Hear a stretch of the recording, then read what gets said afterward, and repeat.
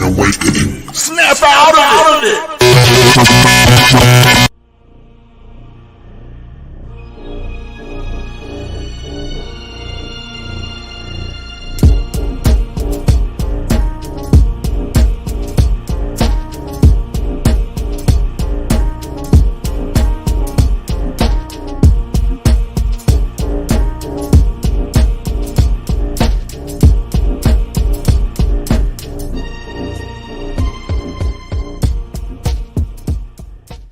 The light dome.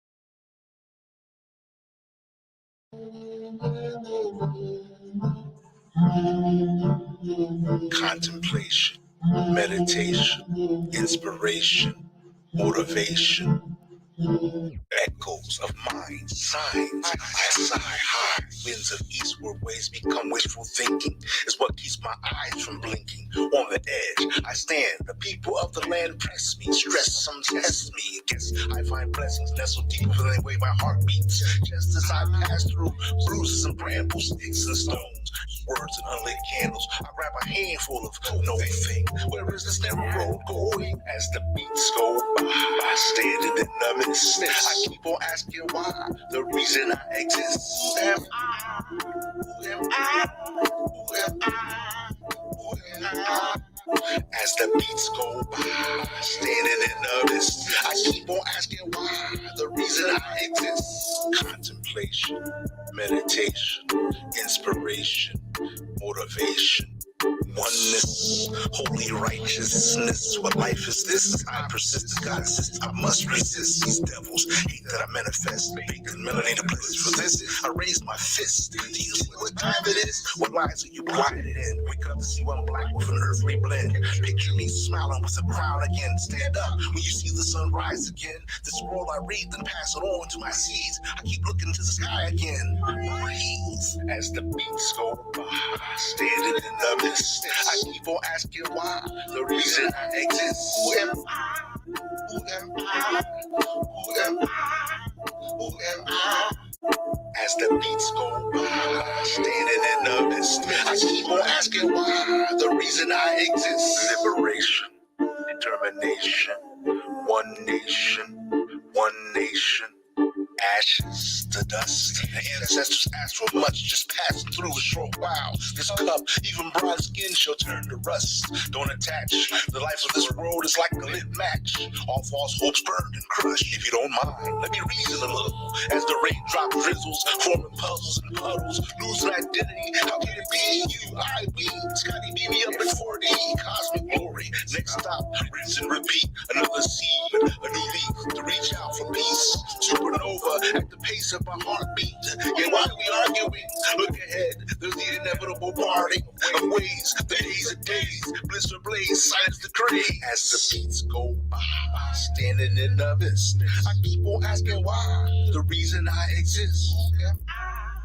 Who am I? Look high in the sky, look high in the sky, look high in the sky, look high in the sky, look high in the sky, look high in the sky, look high in the sky.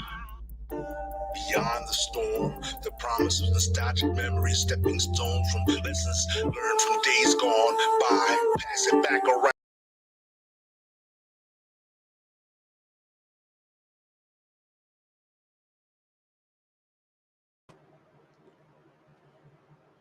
In the name of Allah, the compassionate, the merciful. This is your brother, Abdul Wadud, aka Questman, coming at you live. Soul Journey of Life, conscious social media. Give me a moment. I want to turn down this fan. I think it's a little loud, picking up on this sound.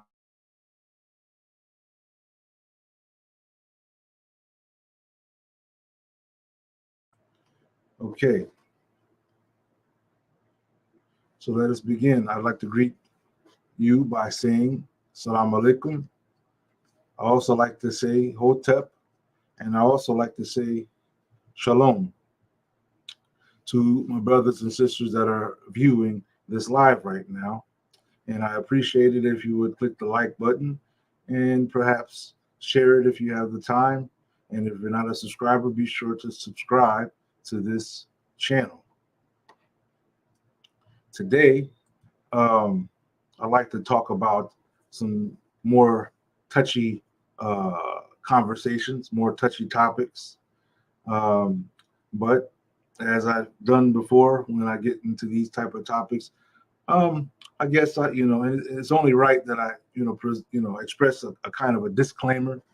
And the disclaimer, is out of respect more than anything of brothers and sisters who may hold different views than I do. And me personally, I respect, um, that we have different views. Um, but my heart yearns for a unity, you understand, and that unity being wherein we have common ground, wherein we agree, and at least to get to the point where we can respect each other where we disagree, and or we can understand the differences of agreements.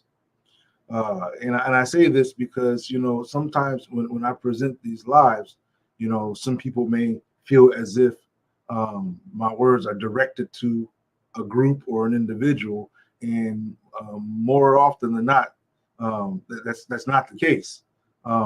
Actually, I'm expressing my thoughts, or observances of thoughts or ideas that either I myself might consider, or I've heard other people consider or express. In any given case, they're observations. And so I say that from a position of your brother, not from a position of, some type of big, huge authority on things, or, like here's me and I've been studying this for thousands of years. And, so my words, you should, you should hold to them because whatever. But instead, I'd like, to see this more as a grab your cup of coffee, let's have a seat, or your tea, or your juice, or whatever the case may be. And let's have a seat and let's have discussion, some sound discussions about things. Um, Hang on here. I wanted to do this. And so, if you haven't noticed, these days I've been kind of digging in on some thoughts, and because the thing that I always reflect upon are the things that hold us back from any kind of real unity. Like why, if you were to observe a people, if you were a foreigner traveling the lands, and you came across a certain people, the people happening to be us, and you come from a land where you might bicker, you might fuss, you might fight, but at least you're unified. If somebody came trying to rough you up, you would unify collectively to resist it somehow, some way, to the best of your ability. You would resist it, or at least find a way to come to terms as a people, as a collective. But imagine if you came to an area or a region and the people were uh, on one level seemingly oblivious to their division, and even those who realize that they are divided, and even maybe they even know the solutions to the division. You say, well, what's holding you back? Then you get to different levels or calibers of the nature of that division, right? Where it's confined to titles, it's confined to interpretations of I don't really want to say dogma or doctrine, but that applies there in some way. And so you end up finding out that in many cases the division be self-imposed division. It don't be division that is acquired from oppressors. There's a kind of division that comes from that. In fact, it gets financed. It gets encouraged by enemy powers that be, who enjoy seeing a people that they are expressing authority over. They enjoy seeing these people in this kind of division. So they'll look at sides that might seem more favorable to their interests, and they'll finance those sides or encourage or promote those sides to keep things stirred up. Or sometimes they'll promote the side that seems to be in the right for the sake of appearing to be allies or whatnot. Sometimes they use this to infiltrate. Um, that COINTELPRO style. They'll join the group that's actually standing for the right, but not for the purpose of really supporting them, either for the purpose of infiltrating, hijacking the movement and making it something else. But the thing that I've learned, when I study history, his story, right? His tale of our story or anybody's story. I find that this has always been the case for a long time, since they have been trying to express authority and control over a people, being their attempt to hijack authority in some form or fashion, be it religious hierarchy, religious authority over our sciences, authority over our thought, you name it. Even if you haven't been paying attention, even authority over our music interest. You understand? If you look at today's music interest, the popular sounds of the day, most of that's as a result of the control of the music industry being in the hands of a people who don't look like you, who don't look like me, but have other motives, other interests, and so they would rather be in control of it, so that way, the effects that music can have, they can control how that works. And so you may think that it's by coincidence that you have certain ideas or certain motivations, or that certain people that don't even seem like they fit the script of being popular are in fact popularized. Well, how did these people, they sound foolish. How are these people so famous? You understand? Sometimes it seems overnight, like, how did they get so famous so fast?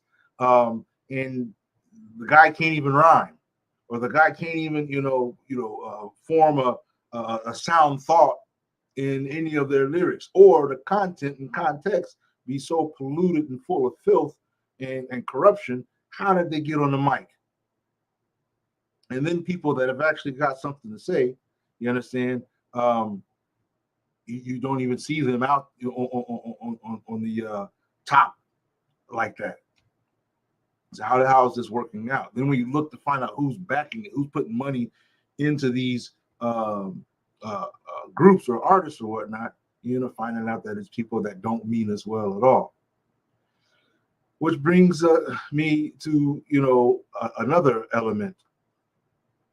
I like to learn a lot about my ancestry, right? And I like to learn a lot about our culture, our traditions, things. I'm not just talking about modern age. I'm talking about things we used to do for hundreds of thousands of years.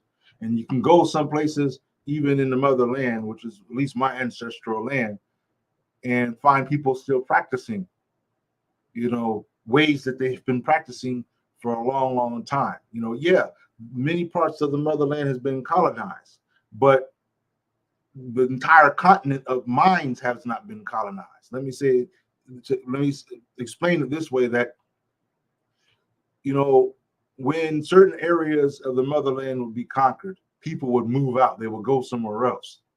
They would take what they knew, they would take what they learned with them, they would go somewhere else, or they would go in a way that they could be left alone. And so they could preserve in that way things they had been doing for a long time. Um, in this, I find that there's a concept that's always applied to us for a long, long, long time. And that concept is that using the term religion, that we were a extremely heavily religious people. Now I want to justify that, and I want to put another disclaimer. What this you see today, 90% of it, if not 99% of it is not the way of our ancestors. You may find glimpses and glimmers and little citations and quotes or misquotes or paraphrasings or corrupted twists of what came from our ancestors, but often you find a lot of commercialization, a lot of things that are put out there because people who know how to make a buck. People who know how to make a buck know how to make a buck that way, this way, and so you'll find an industry out of this, um, as opposed to the times where there were sacred values that were upheld, so much so that you couldn't go outside without sacred being in your mind. You knew that, hey, if I took this road, it's going to lead me to the sacred shrine or the sacred sanctuary or whatnot. If I took this road, it's going to go to the market. And it was like that. And certain people that would live in those times, you knew who was like the holy of holies, so to speak, in the places of the holy of holies. And you had a certain mindset regarding each other as spouses. You understand? There were certain uh, principles and values that you upheld, and just by default, and to think to do it otherwise would be shameful. I mean, I'm talking about even just the nature of the relationship between a husband and a wife, for example, between a parent and a child. These things were tied together by community values, and community values were tied together and uh, what I want to say, firmly held on to by the powers that governed us at the time. And those powers were only able to do so because this is exactly what the people wanted across the land. This was their way. This was something understood by all. Um, I was thinking about something about a movie that I saw once, and many of us have probably saw it, and I could just grab the idea of how much had been taken from our culture. And I'm talking about, I don't know if any of you seen the movie Avatar, which I imagine you have. Now I'm not, you know, digging in particulars of the movie, but there's a scene where they're around a sacred tree, and they're all, holding hands together, and they're sort of chanting a certain thing. And the idea is to uh, resuscitate a person, a human person who had lost their life fighting for these people. You understand? So, in turn, they feel like, hey, let's revive this person. So they do these sacred rituals and whatnot. And the whole element that you would be able to see if you ever watched the Avatar is that everything about their whole everyday life is sacred. From when they want to hunt for food, when they want to go to the water, when they want to go to the sacred tree, when they want to marry, everything they were doing was sacred. Everything, you understand, was everything mattered. Everything was had sacred value in it. And then Okay, but that's a movie, somebody might say. This is the real life. But I'm saying, well, what happened? Was it has it ever been like that for us as a people? Were we ever, if not more so sacred than what even a movie can depict? Then I'll think about the stories that I used to read out of the book called the Bible, and some are even cited in the Quran. These are scriptural books that we have, at our access today.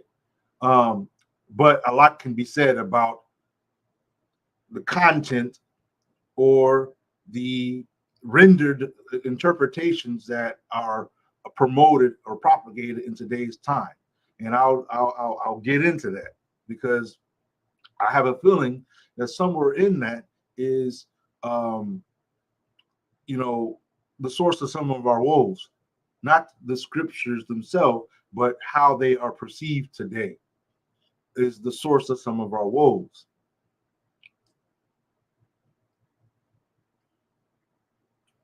Because I used to read these stories and I used to ask myself, well, what happened? What happened to the ones writing the stories? What did they stop? Did they, run out of ink? The eventful, uh, the things that were eventful in the lives of those people stop happening? What about the children of those people? Did they stop having children? And or if they did keep on having children, did the children just give up writing about their lives? I mean, because here you're hearing whole songs. You got a whole chapter in the Bible that's primarily singing the names of a genealogy. It's sung.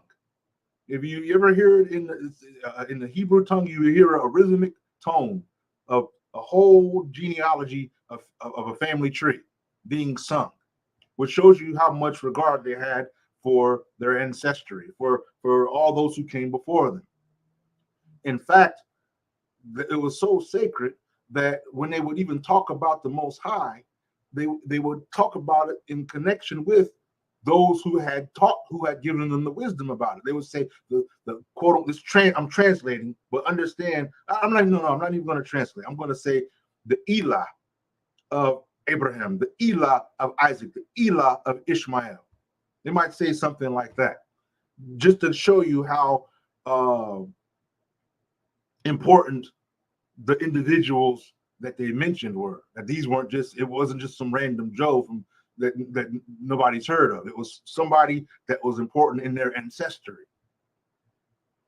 So what happened to these stories? What happened? I'm not talking about the stories that are already been written. I'm talking about the children of those people and their descendants all the way up until today. I know that there's something crazy going on today because there's some other people who are perpetrating the characteristics of these said children. But what do you do about that? Isn't that a story all by itself? Isn't that a whole scenario, a whole tale that needs to be told? Um,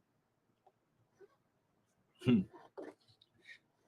thing about your brother is, I have notes, but often, I express things directly from the heart. You understand? I like it that way because for me, that's an expression of authenticity. I'm not, candy coating anything. I'm not. I have my way of words, but I like it to be sincerely from Brother Questman, right? What I think, and the thing that I appreciate most as I manifest, in the presence of the Most High, is the ability to think. I value intelligence. I value knowledge and the pursuit of knowledge, and what comes from that. And that's something that I would refuse to abandon or sacrifice as long as I'm able to, control that aspect about my mind. Um, but what I will say, and this is going to get into what I'm talking about here even now, is I do believe in something called protocol or codes or ways to go about your life. Because after all, I'm an individual and I see that I'm not here in this world alone, which means that there are other people who also have thoughts. Now imagine if our thoughts collide. What do we do then? Imagine if our thoughts become hostile towards each other and they start manifesting in the hostile actions towards each other. What do we do then? What I'm talking about here, family, is law, order, structure. And don't get anything confused with what I'm saying with that which we find demonstrated by the adversary. Anything that I'm talking to you about when it comes to us as a people are things that are relevant to us as a people and derive from us as a people in a virtuous way. Anything else, while it is important to pay attention to, is not for us. It was never for us to begin with. But many of us have bought into it. Many of us have been draped off into the all the forms of whether it be systemic hatred, systemic racism, systemic division, you name it. There are many amongst us, or some amongst us, perhaps many, who bought into it. So much so that you couldn't tell them that this is what's going on. This is what it is. And that's why we have the problems that we have today, even when it comes to this term, this word, religion.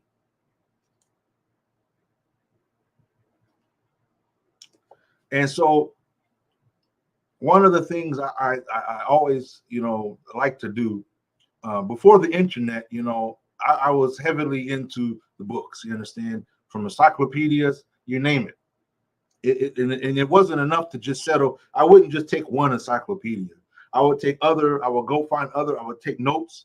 I used to have like stacks of just, legal paper filled with notes that I got from one encyclopedia, and I would compare it with another encyclopedia from another college. Because if you understand anything about colleges, is they take pride in their compilations, especially when it comes to in competition with another college. So if you have Oxford, well, they're going to make sure that this is Oxford and not Cambridge. You understand, and so on and so on. You'll know features, even if they're coming to the same conclusions or expressing the same definitions. You'll see that there's something that's distinct about the way they express their words versus their competitors. And the older times you get, the more that it's clearly so. Which takes me to the meaning of this word, of the words that I want to deal with. The words that I feel like I have to deal with are two at this particular time, and that is spirituality and religion. Now, if you've been, listening, like I said, to these last few lives, I've been building up to certain elements. For example, the element, of the conversation regarding the Most High. You understand? The conversation regarding, things, questions are revolving around that, right? But they're just that. They're questions, they're ponderings, they're reflections. You understand? Moments of thinking outside the box and tying that to research, to any available information that's dealing with the matter. So it leaves plenty of room for anything that I say to be challenged or questioned.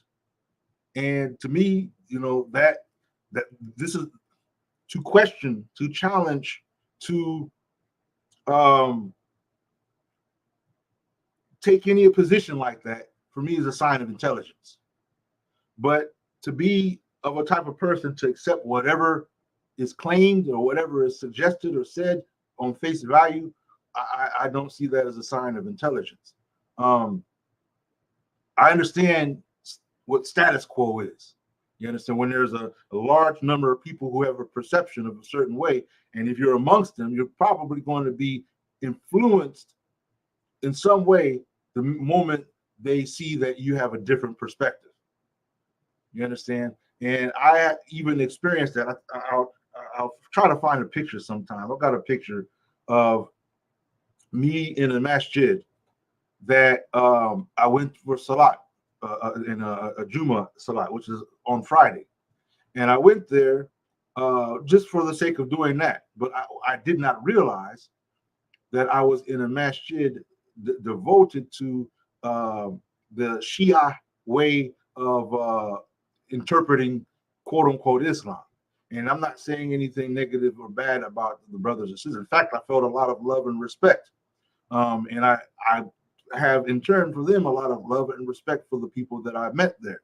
But I did have an interesting experience, at least what I thought was an interesting experience, in that when they saw me, and they see, I don't know if you know, but I I wear a thawb or a kameez of some sort, and of course I'll often wear my imama, my turban, and I noticed that the imam had a turban. I noticed that there was an Iranian representative there, and he had a different color of a turban, a black turban. The imam had a white turban, I believe. No, I'm sorry, reverse that around. The one had the white, the other one had the black. And after the Juma, apparently I was like a spectacle of some sort, because they came to me, they kind of rolled up on me like, brother, where are you from? Um, and of course, I speak American English. So the minute I open my mouth, the heads turn like, where's this guy from? Because I don't speak with a Creole accent or anything like that. So you kind of stand out like a sore thumb, right? But the point is they came and they greeted me and showing me, words of kindness and things like that. But they were asking me about my tarika. Tarika means your way, but specifically, this particular group of brothers understand tarika to mean order. And this is important to understand because it's going to get into what I'm dealing with here. Order, meaning body or brotherhood of a certain way of thought. You understand? A certain path, a certain collection of understanding a thing. In today's time, um, and mind you, that was an interesting experience. And I when they asked me that question at first, I was kind of confused because I didn't think about what they were asking me immediately until the brother repeated the same question. And me, I paused for a minute, then it hit me what the brother was talking about, and then he broke down to me. He asked me, what do I feel about the family of Ali and things of that nature. And of course, me, I, especially when I understand the situation, I express my respect, because for me, I never read anything out of the history of Ali. And when I'm talking about Ali, I'm talking about one of the the nephew of the Prophet Muhammad, as well as one of the earliest companions and authorities, you understand, in the history of the Prophet Muhammad. In fact, uh, I have somewhere,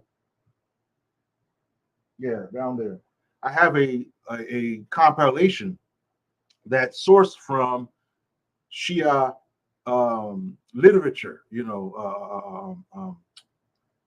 thought. You understand? And it's pretty detailed. I've got quite a bit of literature. I'm not the type of person that just has this or just has that. And you would say, well, are you of this people? Are you of those people? I will say that earlier at some of my earlier or younger stages in life, I did have that type of a way of speaking.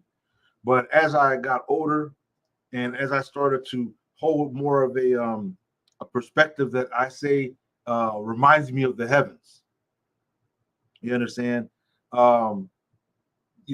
It's hard for me to box myself in. The only what I want to say borders that I might put for myself, or are those that when I see people are upon right in principle, you understand, morally right, um, right in regards to the way we treat one another. You understand? These people I have a respect for, even if our perspectives are different, about different things. You may not realize it, but there are so many different, what you might call factions or sets, but we're not even talking about sets. We're talking about thoughts, like schools of thoughts all across the world in so many different aspects of what people take on and call religion. I have to use that word because this is the word that's commonly understood in educated religious circles, in educated circles that deal with the matter. So I have to use the term.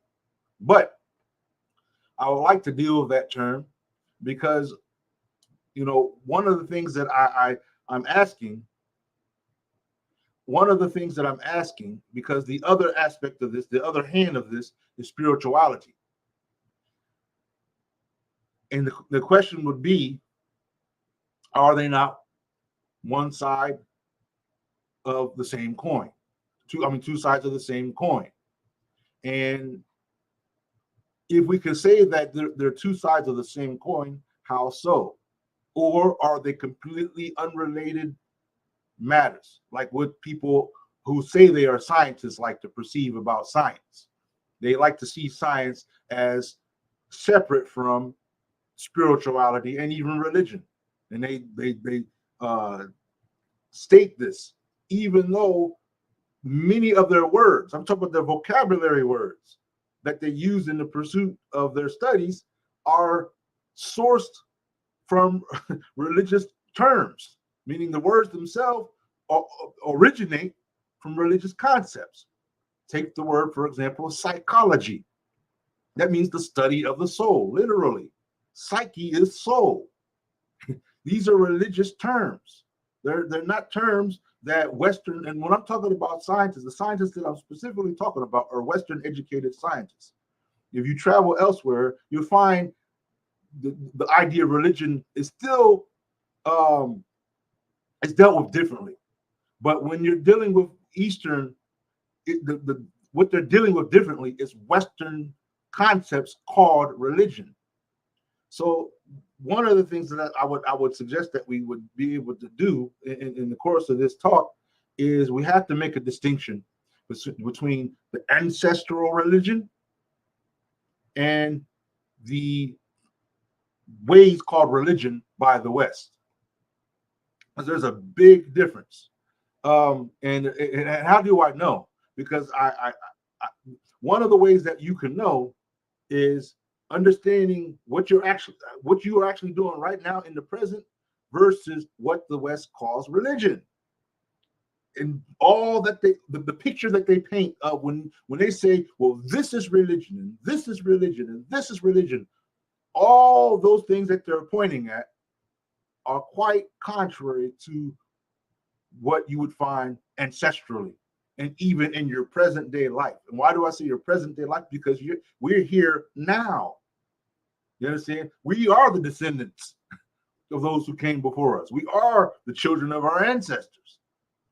So if something was native to us, if something was instinctive even to us, it would still carry on even to this very day. It would never stop. There would never be a reason or a point in time where this connection and the protocols that hold a community together, there would never be a reason for it to stop. So let's just deal with some very some definitions that are given, right? Let's share. I'm gonna share this one here with you. We'll deal with the word religion first, right? And again, this is just this isn't, I mean, this or that.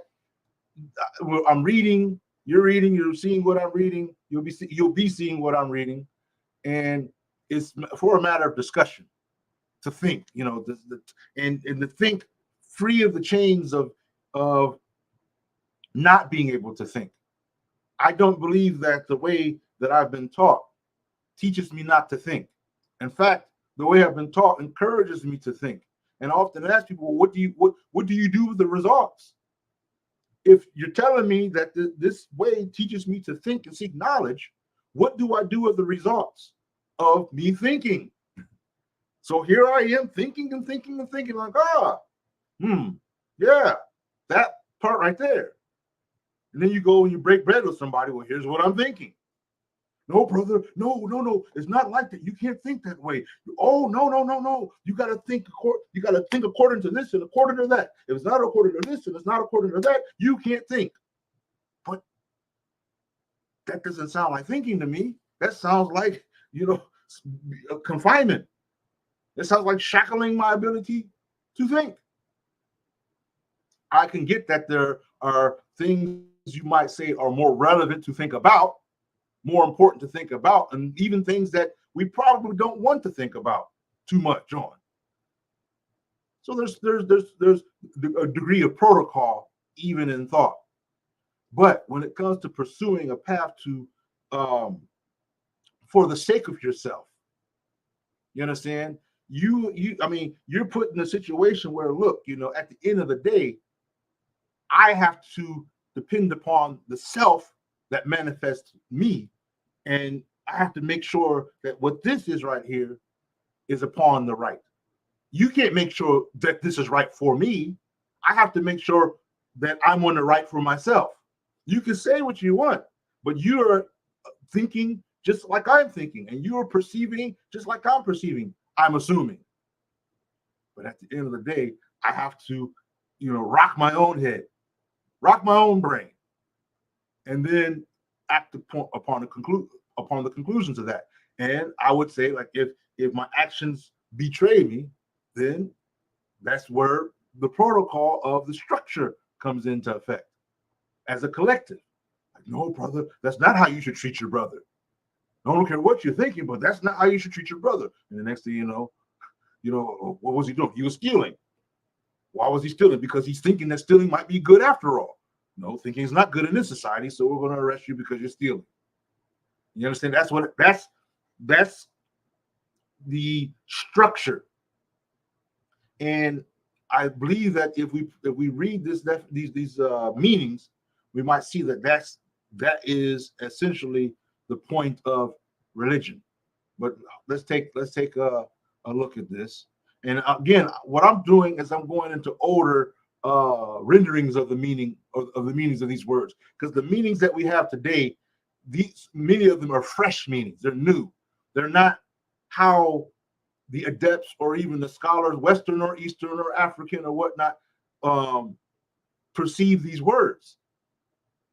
The way our perception is today is much of it has changed compared to how learned people used to be. And I have to make another claim that many of us have not endeavored to actually study as intensively as those who came before us. Many of us, we've looked on a few video clips, a few quotes and posts on YouTube and Facebook and Instagram and things like that, and now we are able to draw all these profound conclusions. You understand? And I'm not saying that I'm exempt or not. I can bear witness to that I've been these things before there was ever an internet. And that bears witness to my age also. So long before there was an internet, I've learned about what Anthony Browder would write. I learned about Ivan Van Sertima, and so on and so on and so on. Before I ever heard of an internet, I was watching Ivan Van Sertima on VHS tape. For those of you of this age, you might not know what a VHS tape is. You understand? I've been watching these type of brothers since then. I didn't even know what an internet was. But that's not saying that to brag, but there's a difference in how we went about acquiring information. There's a difference. Okay, I'm making sure I have the right. So let's start by this one right here. We're going to do this one right here. And this doesn't mean anything as far as being an authority or this or that. We're simply going through the process here. Okay, here. So I want to see if you guys can see that. Hopefully you can see it.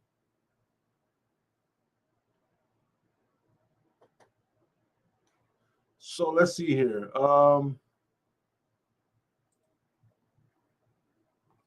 So here, American Dictionary of the English Language, religion. Noun, religion, Latin, religio, relego, to bind anew. Bind, that's like, you like when you put a bunch of rubber bands around something, you bind them together, right? The word seems originally to have signified an oath or vow to the gods, or the obligation of such an oath or vow, which was held very sacred by Romans.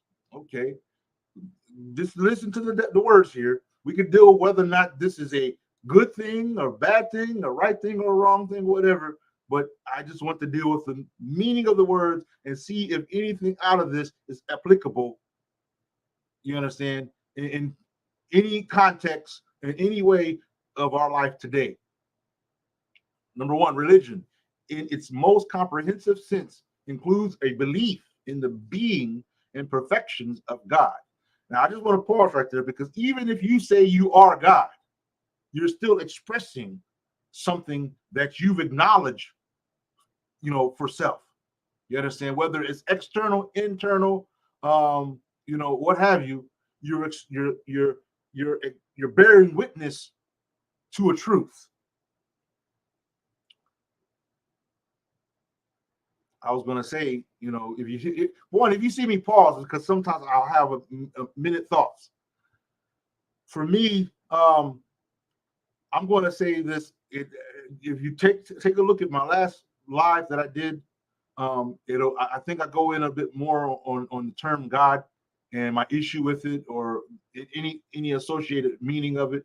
But for what it's worth, when I'm saying the Most High, and if I say the word God to mean that, okay, I could never see that in a plurality. You understand? For me, when I observe myself and that which is around me, when I observe you and me, I only see one. I'm my eyes, if you would, only identify one. And so the plurality uh, for this, for the Most High, doesn't exist. I have yet to find in my own observation evidence contrary to what I'm saying. But let's say it again. One, religion in its most comprehensive. Oh, let me just say it this way. In other words, being a monotheist, for me, that's I find in that approach authenticity. Now let me put a what you call a disclaimer for that. There's a hierarchy. At the height of the hierarchy, just as the name implies, Most High. And aside from Most High, there is no other Most High. Under that Most High, you understand, under that hierarchy, then you have multitudes. And you could take that and take that and take that and take that. So in the multitudes would be where these other formulas would apply if we were to break down their meanings. Because the term, for example, Elohim, is applicable once properly understood. The term, even in Arabic, you hear the term Allahumma. You understand? These are pluralistic terms. So, well, wait a minute, but didn't you say Allahu Ahad? Didn't you say Allah is one? Yes. Okay, we're Allahu Allah, Most High, the Most High, the God, the Most High. But under that hierarchy, see, everything is manifesting hierarchy. Everywhere you look, you see hierarchy. No matter who you are, what you are, there's hierarchy. So religion, in the most comprehensive sense, includes a belief in the being and perfections of God, in the revelation of His will to man, in man's obligation to obey His commands, in a state of reward and punishment, and in man's accountableness to God. I'm battling because I'm seeing all kinds of just what would be spiritual typos to me.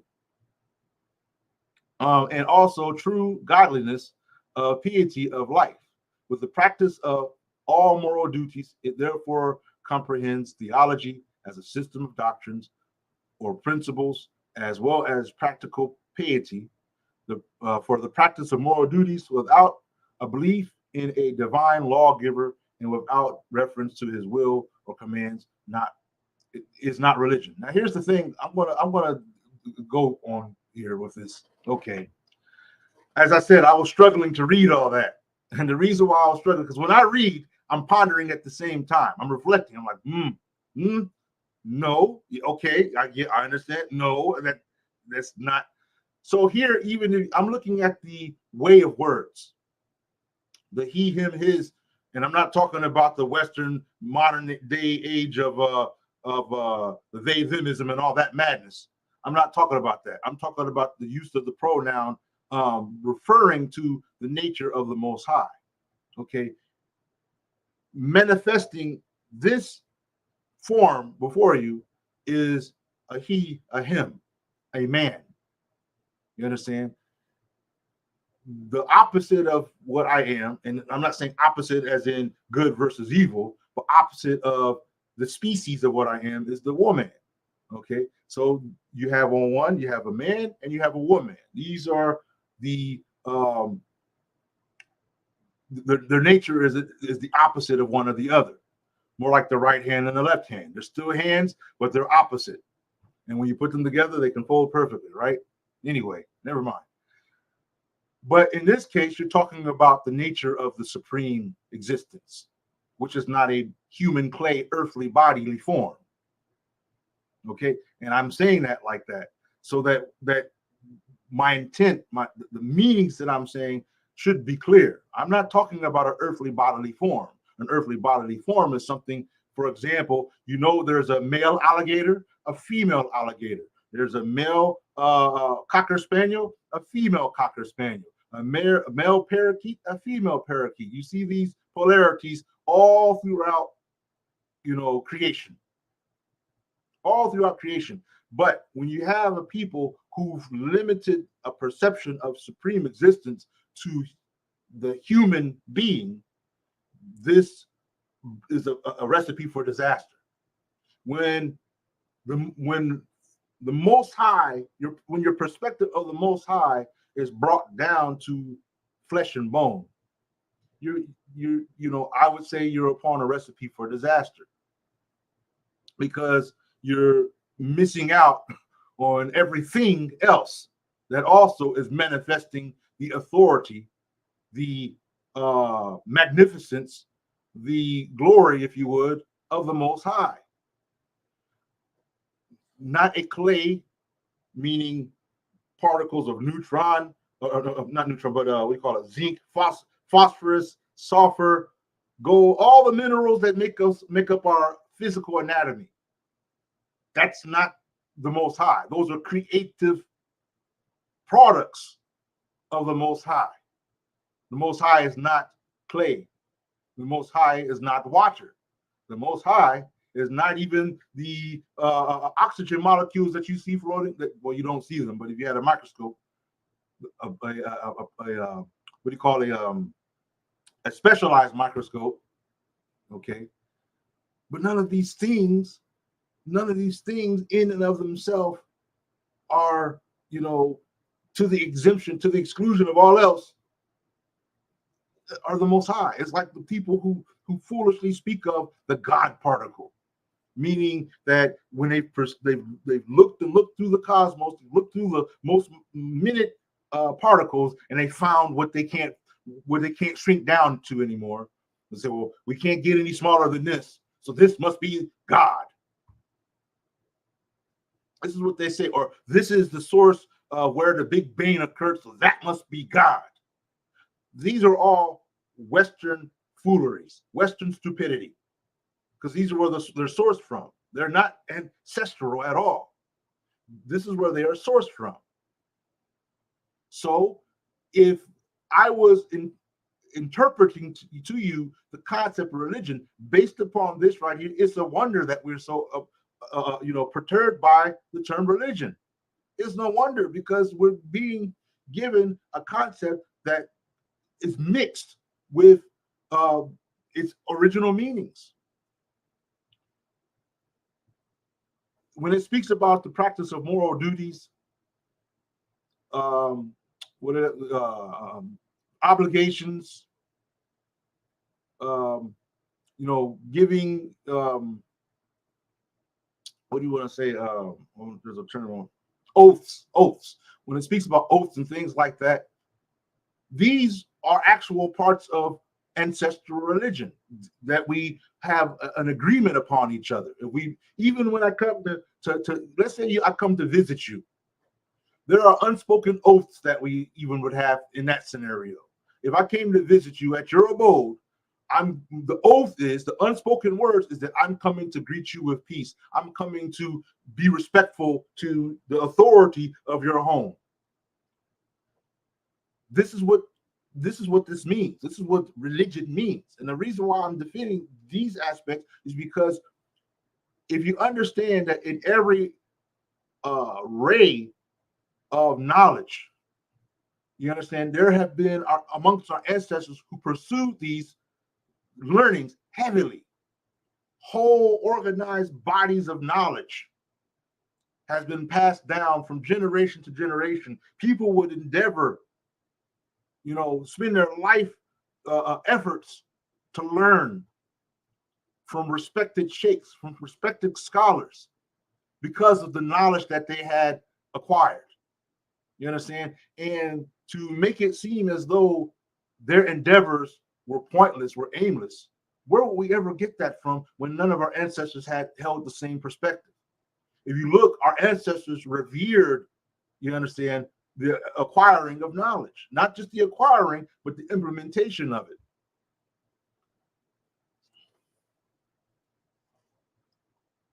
So where will we get this idea to be so abhorrent to religion? The same place that many of us who are abhorrent to the idea of there being, quote unquote, a God. When our vocabulary has been altered and hijacked by the powers that be, by the colonizers, by the influence, you need to understand that when you're ruled by another people, it's their way that's promoted and propagated over you. You may think that you're, quote unquote, thinking your own thoughts, and to a degree we are, but our thoughts are heavily influenced by all the programming that we lived our entire life being programmed under, all the twists and turns in words, so that when we were once meaning one thing, now we are not meaning that any longer. We're now meaning its rendered or its corrupted interpretation through the eyes of the established authority. And you see this again and again. This is not just paintings that have been whitewashed, it's even the meaning behind words. So if you could deal that, when you, for example, when you know that this painting it should have been a melanated man or woman, the melanated man or woman that should be depicted was a real person. That was a real person, but that person has been whitewashed so that now what you see is a lie. But I shouldn't think then, okay, well, since I'm seeing this lie, then the person altogether must have never existed, because I don't see the true expression of the person. So the person must have never existed. Peace and blessings. This is why we really have to do a complete overhaul on our thought processes, because much of it has been so heavily influenced, and many of us fail to realize just how easily programmed we have been. And even when we break this to our attention, our arrogance won't allow us to see that all through our lives, all the information, and it doesn't take too much. It doesn't take much time at all to program a brain. But imagine you've been programmed all through your childhood, all those songs, all those cartoons, all those sitcoms, all those soap operas, all those movies, all those artists of the day.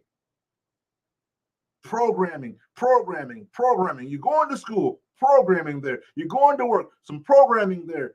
You open up the new revised edition of your Bible, programming there. You open up the revised translation of the Quran, programming there. You don't believe it? I will. Okay, check out the Shahid, because I'm saying this to brothers who might, well, brother, the Quran is not translated. I'm not talking about the Arabic. I'm talking about the translation, because many of us don't know Arabic. All you know is your translation. Many of you have never studied the word Lugat al-Arabi in your entire life. So all you know is translation. And even if you recite al-Fatiha, you're reciting phonetically and not not based upon the grammar.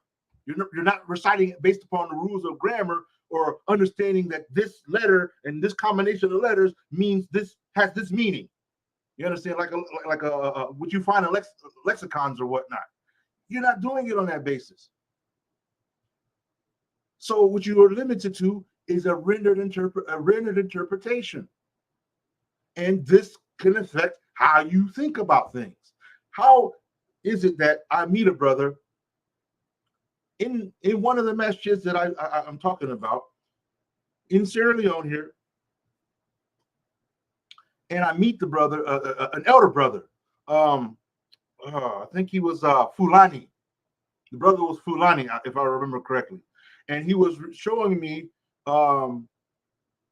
he had a Quran, and in the Quran had commentary, but the commentary was in Fulani, and the Fulani was with Arabic script, meaning the same lettering that you understand Arabic words to be in, and the Arabic script was commentating on the Quran, and that's what he was reading to himself. And he was telling me, he was expressing to me some of the journeys of some of the scholars from where he had come from. You understand? And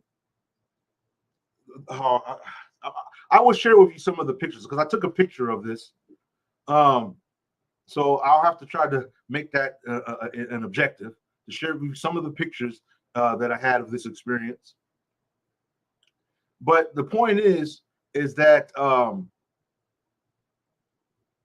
these journeys that these brothers and sheikhs go through, they're nothing to sleep on. You understand? They're nothing to sleep on, especially when you understand just how deep their journeys would be. And this is just one sheikh out of the many sheikhs that I've met in my life. And everyone that I've met in the motherland, I'm talking about, and some in the United States. Some in the United States. But my bigger experiences were those that I met in the motherland, where when they share you, when they express their experiences, no, we're not talking about like people sitting there in front of a laptop or the internet all day Googling. We're talking about people who traveled, who don't even have an iPhone. You understand? Who don't even have an iPhone. And they've traveled from here to Bangladesh, to Indonesia, you name it, for the sake of knowledge. This is something that's rare to the populations today, because we're so stuck to the internet. It's like all of our answers, it's like the internet is the holy of holies now. And that's a scary thing when you think on that a bit. So my point is, in this particular element, is the concept of religion upon our ancestors, and the concept of religion upon the West, upon Western thought. Historically speaking, as I mentioned, you'll find that Western powers, for a long time, for a long, mighty long time, since they've been trying to express authority over our ancestors and colonizers, one of the things that they were adamant about doing was becoming an authority in matters of religion. Once they were able to do that, you understand, that's when they were able to control us. Can you imagine if they were to try to invade Africa and colonize it without religion?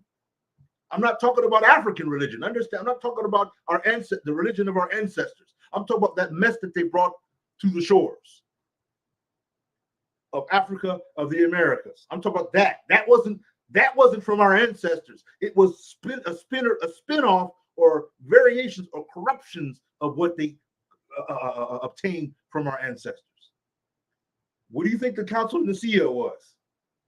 The whole thing of the Council of Nicaea was them taking what they had from those amongst the adepts of the Fertile Crescent of the time, taking what they had. Some of these stories were stories that came from ancient what is that?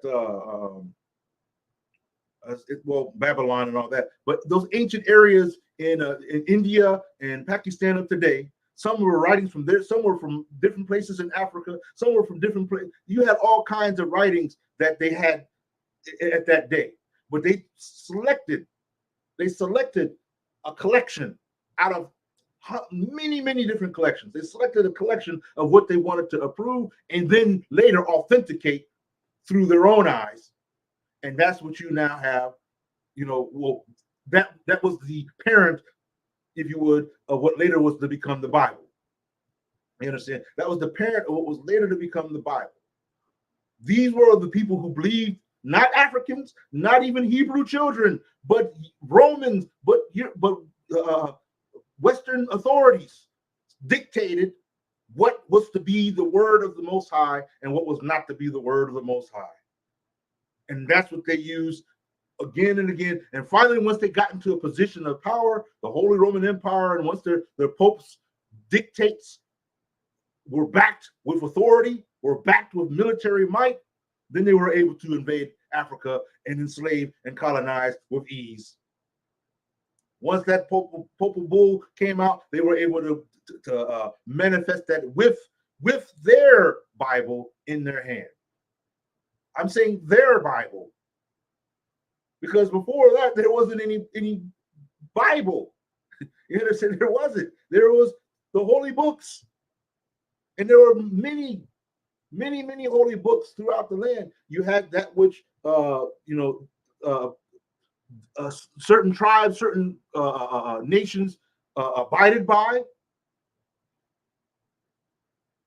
Yeah, you can say, well, is there a form of division? There's a form of division, but even that kind of division, it didn't cause the people to break apart from being a nation necessarily. Some people, they say, well, sometimes it would be differences. It'd be little differences of opinions on something as simple as how much taxes a person should collect, or how much, the color of the garments. Sometimes the differences be that simple. You understand? It would be that simple. But that was what was going on. You need to understand that before Western invaders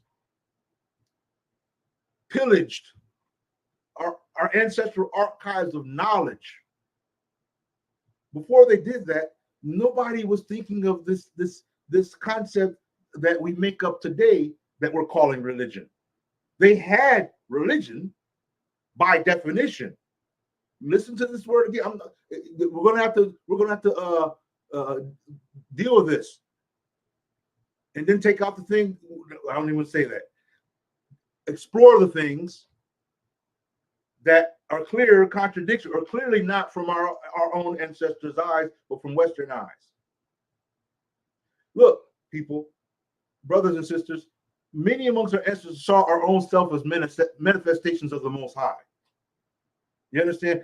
When we looked upon each other, we were proof of the Most High's existence. Not saying that our existence was necessary to prove the Most High, but that's how we identified with each other. We recognize holiness in each other, especially when we would elevate. You understand? Much like I mentioned to you, orders. They would elevate. And there's a term that they call the elevation, and I can't think of it right now. But the more they would elevate, the more the credentials, would strengthen and whatnot. You understand? The more respect, the holier they would, be recognized as. You understand? But one of the things I want to say here is that, like, for example, when we talk about the spiritual experiences that we have today, and that of our ancestors, They were not random, willy-nilly experiences. They weren't just, oops, he just happened to get a divine inspiration. Oops, she just happened to heal, the wounded over there. Oops, no. See, if you haven't noticed, in everything that exists, there is precision. There is intellectual design behind it. Nothing is randomly placed where it is. No design. If you look at some of the mathematical designs, the numerical designs that are expressed in art, you will find that every part of it there is a precision to it, even if it looks random to your eyes. There's a precision to every leaf on a tree. There's a precision to every cell on the hand of your palm, on the skin of your palm. Precision. You understand? Nothing randomly placed, but precise. And so what I'm saying here is that even these events that were experienced, they were not random. It wasn't like, well, somebody just took it upon themselves and decided to go meditate, and it just happened to have this divine experience. No, this was a part of that design. This was a part of that flow. They were where they were supposed to be. And they were manifesting in the way that they were supposed to be manifesting, and the results that were to be had were what they experienced. Any spiritual adept in this type of conversation would have to admit, you understand, that when you are where you should be, you would get the outcome that you would expect. If you're where you should be and manifesting as you should, you would get the outcome that you would expect. There's nothing random about that. It's exactly as it should be. If I strike a match, what do you think is going to happen when I strike the match? And all things are fair in the scenario. It's going to strike a flame. If I connect it to a piece of paper, what should happen? If all things are fair, meaning everything is as it should be. The paper is dry. It's not wet. It's not damp with water. The paper will catch flame. So if you can apply that rule to a piece of paper and a match, what about when you are properly meditating? What about when you are properly reflecting, introspectively, extrospectively even? What about the outcome of that? Like I said, what about the outcome when you do think? What about the outcome that derives from that? What happens next? Time, place, everything, much like a clock, much like all the parts in the clock, all of them are turning, but what you get to see is the face or the hands move without realizing that there's so many mechanical components that work together, operate together as a whole to make it happen. That clock, if you want to understand what religion is versus spirituality, is like a clock. Spirituality is you looking at the clock. Okay, so there's that. So protocol, meaning that in order for this clock to work, it has to follow the rules of its mechanics. If it doesn't follow the rules of the mechanics, you don't have a working clock. If we are to be a people who boast of the desire to be unified, we have to have a common code. We have to have a common common ideals. That is religion. That's what that is. By definition. I'm not talking about, again, you have to these intertwined words that you see in this definition here, those we have to exclude because they don't apply to our ancestor. And I said that with a singular, our ancestor. They don't apply.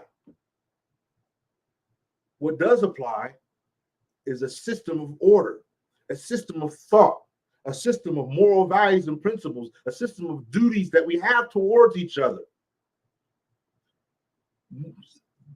The reason why it's easy for us to kill each other is because we don't see each other as sacred. When you remove our religion from us, when you remove our experiences from us, you remove, the concept that caused us to see one another as sacred. If a life was to be taken, it would have been taken because laws were violated, not out of vanity, not out of greed, not out of selfishness, not out of false pride. Without our ancestral religion, we can never be unified, because there's nothing that ties us, there's nothing that puts on us responsibility. You can say, well, I'll just take this certain path, but if you're not in sync with your brother and sister in some way, how will you be unified? How will you have a common code of conduct? How will you have a common moral values? If you look in the if you look in the U.S. today, us as a people, I'm talking about, you will find so many things contaminating our way of thought. It's a wonder that, the Hebrew brothers don't want to mix with the other brothers, because there's so much contaminating. It's a wonder that these brothers don't want to mix with these brothers, because there's things that they're doing that's contaminating the effort towards unity. Some cases, the reason for us not wanting to unify is because we want to be at the top of the hierarchy. We want to be the boss. But that's not how this clock works.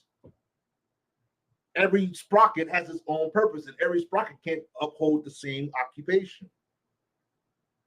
That's just how it is. But if we were to understand that what you are doing right here and now, even if you're observing this live, family, you're practicing religion. It's inevitable. You can't do other than whatever you do when you rise up in the day. When you go, if you do this same thing every day, or in a way where it can be calculated, you're practicing religion. Again, I'm not talking about anything, from the powers that be or colonizers, anything like that. I'm talking about what you do. I'm talking about what you do. And I'm not even talking about what you experience. Because then if I were to talk about your experiences, then we're talking about spirituality. When Moses, according to a story, ascended the mount, he had experiences. What was his practice? His practice was the way of the Hebrew peoples. That was his practice. That's what he did. That was how they lived their life. That's how they operated. But his experience that he had, you understand? Well, at that time, his experience would have been the ways of the people of Kemet, because that's how he was raised, according to the story. So he would have been practicing, in principle, the ways of the people of Kemet, which is something to take notice of. That means he knew their laws, he knew their values, he knew their morals. You understand? He knew their rights and their wrongs. He knew their law, their legislation, their you name it. Whatever sciences were prevailing at the time, he would have been aware of had he been educated in their institutions of the day. That was his religious development. But when he saw the quote unquote burning bush, that was his spiritual experience. Nobody else was experiencing any burning bushes at that time. That was a unique experience that he experienced in his journey. And all the little things that he experienced along his way was his spiritual experiences. I think that, if we break the chains of the rigidness that we've been taught by the West, that causes us to freeze up on things that were once heavily relevant to us as a people, you understand? Once we break that, we will start realizing that in order to organize as a people, we have to have commonality in our principles. There has to be a higher, I'm going to say it this way, a higher someone or higher oneness that pulls us all together. Without that higher oneness, there's no unity. You can't think that you're somehow flying at the bottom, this higher oneness, without the higher oneness, and somehow you'll find, well, we unify here and here. Okay, we'll get together. No, it can't happen that way. If two people sit together on a common accord, there's something that brings them together deeper than just the moment that they spend. Whether it be from transaction, this or that, there's a deeper element unifying them when they start to, be brotherly or whatnot. Let me close that one. We already saw that one, so I'm trying to save some space here. See, I think, brothers and sisters, that living under this heavy dosage of this heavy injection, this virus that we've been injected with of programming, is caused us to look at everything in a very skewed way, so that we end up hating the very things that are actually in our better interest. But the problem is, see, what the enemy has done is they've infiltrated all these things, so that the minute we start saying, for example, Black Power, they've got something where they can say Black Power too, and then our attention goes to whatever they said Black Power about. If we were thinking Black Power about this, and everybody's all frenzied up and excited, they take that energy, relabel whatever they've got going on, and now Black Power means this. If you don't believe me, look at what's happening this month. You don't have to take my word for it. Look at what's happening this month. I'm asking you, where do you get so-called Juneteenth, where it once had red, black, green, and you knew what it meant?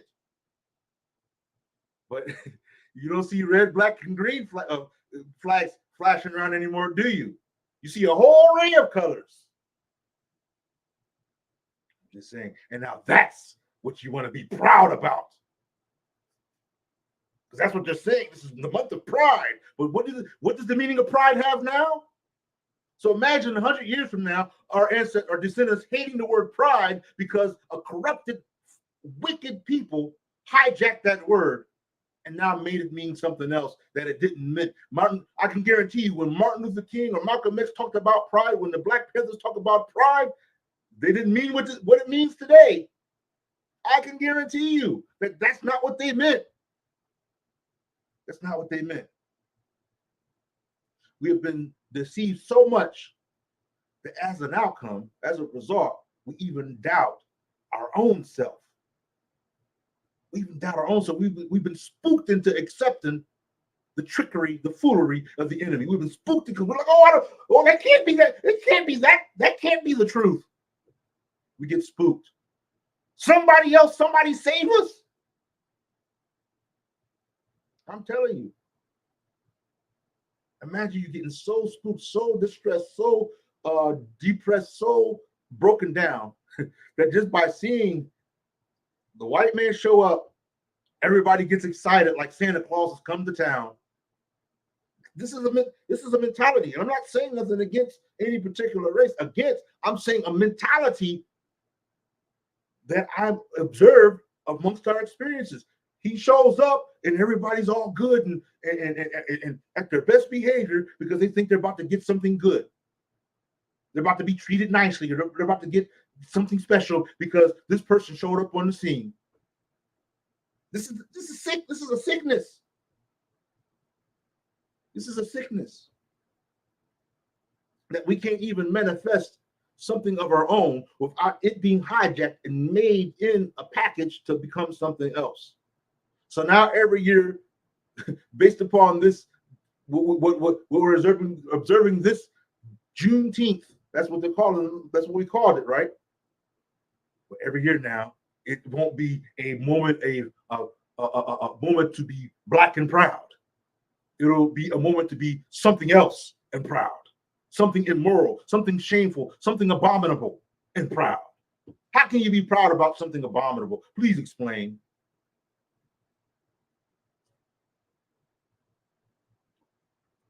But this is what's happened. This is what happened. And so the same thing has happened regarding the concept of religion. This was the tool that they used to invade. But how were they able to use this tool to invade? Because they knew that we were religious people. So they already knew that we were on something. So they had to come with our language. Today, they know we are a people who thirst for unity as melanated people.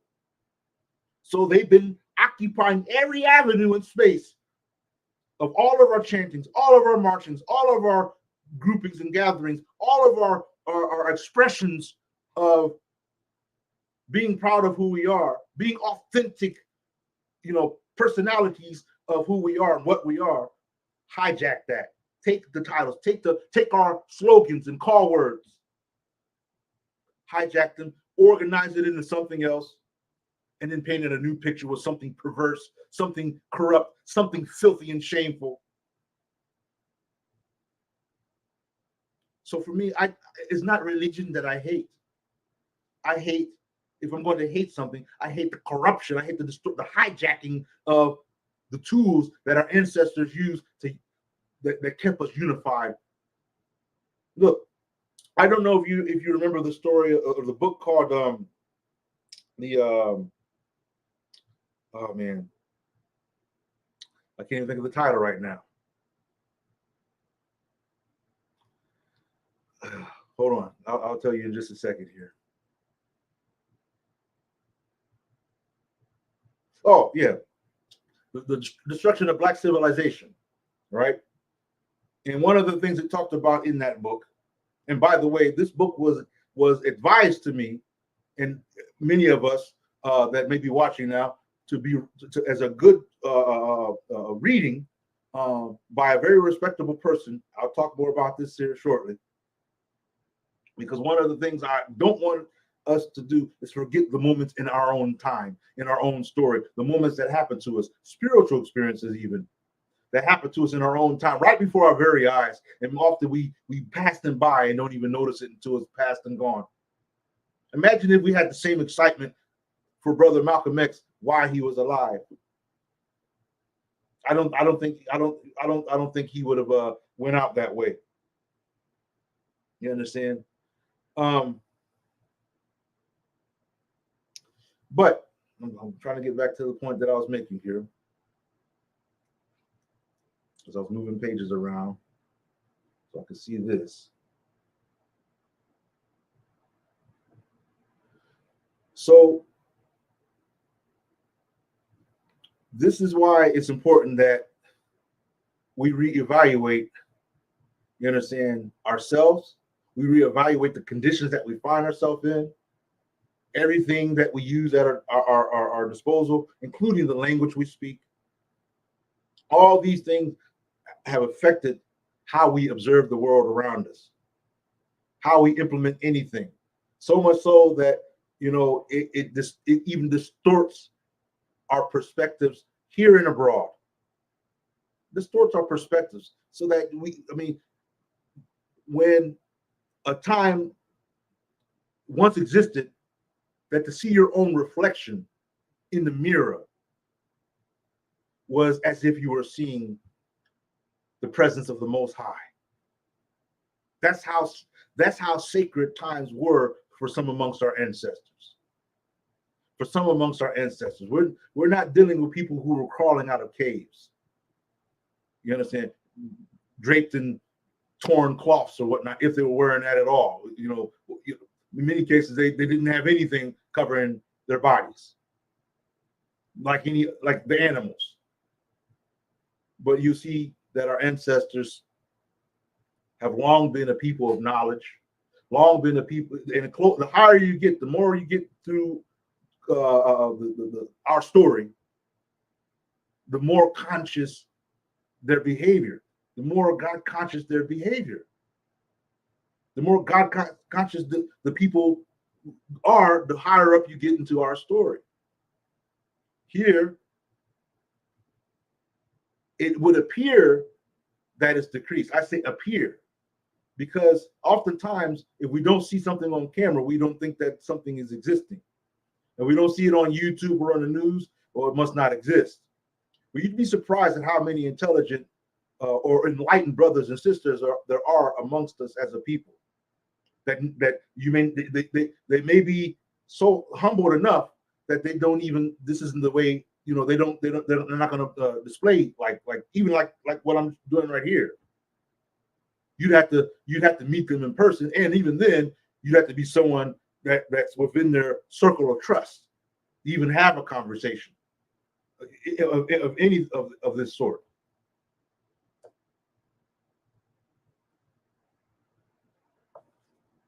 But brothers and sisters, even if we said with words that we're not religious, it's only words that we're saying that with.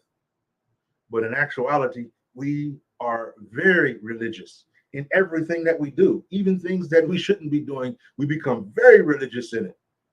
You understand? We become very religious if we decide to participate in some type of gang organized body. We take it to heart.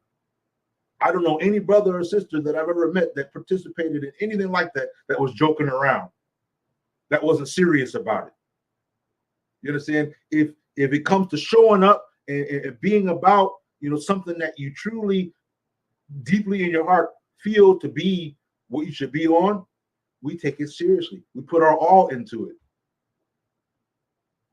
And when you remove all that away, we become lazy people. We become selfish people, even people without a cause, people without a song to sing. But you may not realize it, even from the household of your parent. You know, if you were raised in a family, you know, when your mother's telling you to, you know, to pick up your clothes, that's protocol. That's household protocol. You know, clean your room. That's ablution for your room. You're making sure your room is clean for what? So that evil things don't come into your room. What evil things? Germs, pollutants. Dishes are clean, so that way when you eat your sacred food, it's not contaminated with pollutants and whatnot. Through and through, washing, even washing your temple of God, your body. Hold that thought. Let me share something with you. I think I've got it prepared for us. So right here, yeah. Let's listen to what this brother has to say about that word. I know they're going to want a commercial, so let me go ahead and refresh this one right here. They're going to want a commercial. There it is. There's that commercial.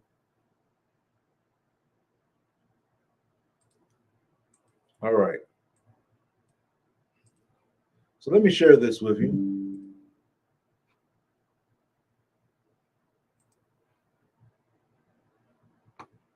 And hopefully what I'm saying, I'm conversating about or talking about here, you know, I know sometimes I go from here to here because there's so much information. There's so much, you know, to think on in this area. Many waters, family, many waters. But I'm hoping that I'm hoping that there are valid, that there are clear points that you're able to take in. So let me go to this, share screen. Listen to what he has to say. Dead. So now you're not teaching church. They tricky people. Your body is a temple of God. But the head of the church is Jesus. Not your head now. The temple head of God is your head. Yeah, they don't like to teach people that God is yourself. You notice that?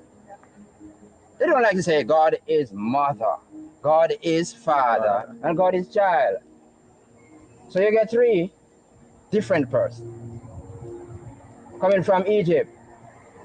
And it come from Egypt now. The Romans changed it. So they give you God the Father, God the Son, and they give you the woman. What they call it, woman? Good gosh, no, call yourself a ghost, my dear.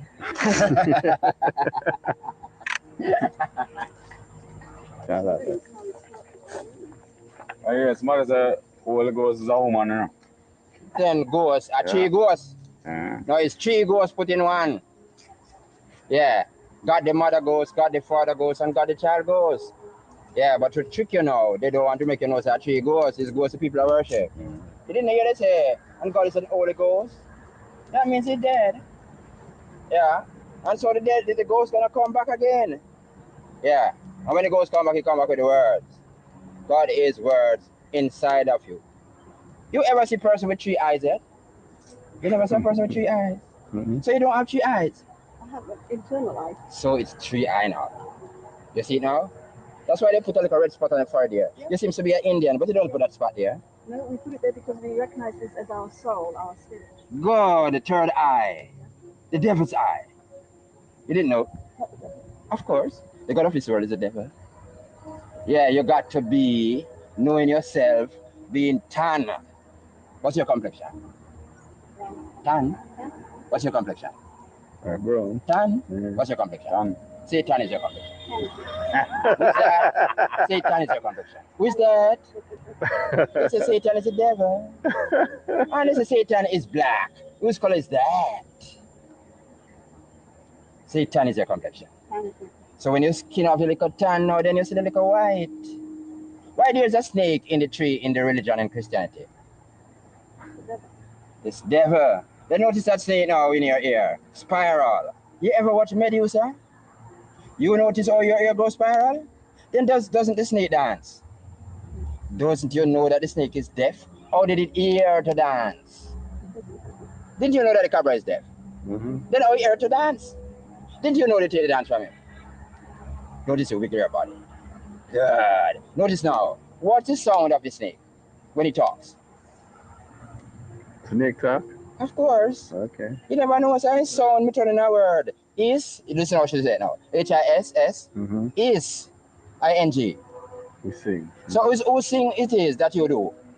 It's the snake own. You didn't know? Yeah. He sing. So while you play the flute, the snake dance while you're singing, but you didn't know you take it from him.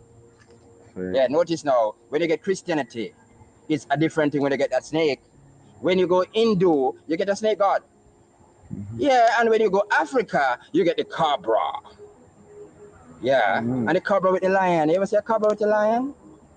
What do you call the cobra with the lion? You call him a sphinx. All right. So now notice this now. Egyptian sun god. What do you call him? You call him Ra? You ever heard that word Ra? Now notice this now. When Ra connect to Judah is a lion cub. How did a lion turn into a snake? Cub and Ra. What do you pronounce? Cobra. Exactly. All right, yeah. Yeah, man. Have a good day, you know?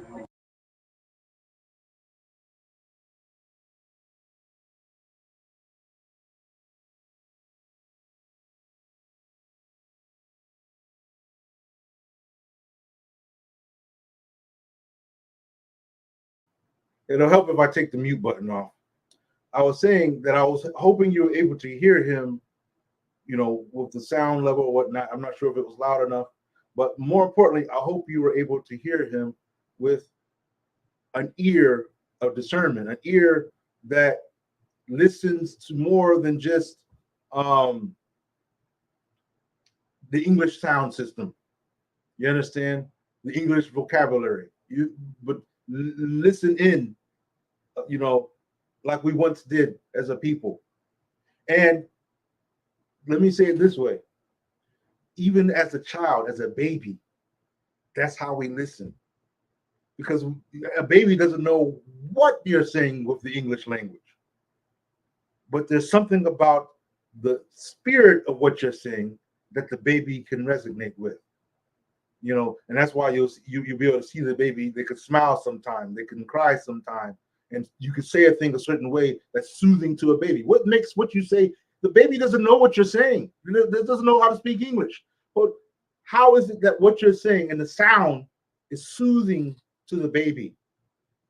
You understand? Even if the mother is singing a sweet, soothing song, it's soothing. irrespective of the word. It could be in English, it could be in Swahili, it could be in Chinese, but it's soothing to the baby because of the sound, the phonetic sound. That's why I say we really need to dig in our homework, digging into phonetic sound systems. And you'd be surprised at how many commonalities you'll find in the sound systems across the world when it comes to what something means. You understand? If something is, if somebody is in danger, there's a sound that people tend to use to express concern for danger. Regardless of the word, you can put any word in that place, but the sound is what you'll hear. When somebody's sad, there's a way that we may sound, regardless of what we might say, to express in words that sadness. On and on and on it goes. One of the things that I think would be in our interest, because, you know, for me, our path has to contain a desire to break free from the chains of devilry. And one of the teachings that has come to us from devilry is the idea that we're just another kind of animal. And even if you don't think literally that way, that, oh, I'm just another animal, there's something psychologically, like our mindset has belittled our sense of self, so that we're just flesh and bones, and that's it. Just flesh and bones. And why is that important? Why is it important for us to restore a sense of knowing that we manifest the presence of the Most High, while at the same time it is true that we are in a humbled form upon the surface of the earth, but we manifest the presence of the Most High? Come on! If that's not a joyful noise unto the Lord, what is? That you brothers and sisters, you manifest the breath, the divine breath of the Most High. You manifest the Most High here on the planet Earth. So it would behoove us not to think of ourselves as just another kind of animal. When we have that mindset, like I said, you may not say, oh, I'm just another animal, but there's a mindset where you shrunk yourself down to no more than just flesh and bone. That you're just operating off of simple, basic, animalistic instinct and nothing more. That everything, because this is how we're taught. This is what we've been taught by this adversary, because the adversary has animal heritage in their ancestry. It must also apply to those who were brought into being, you understand, carrying the breath of the Most High.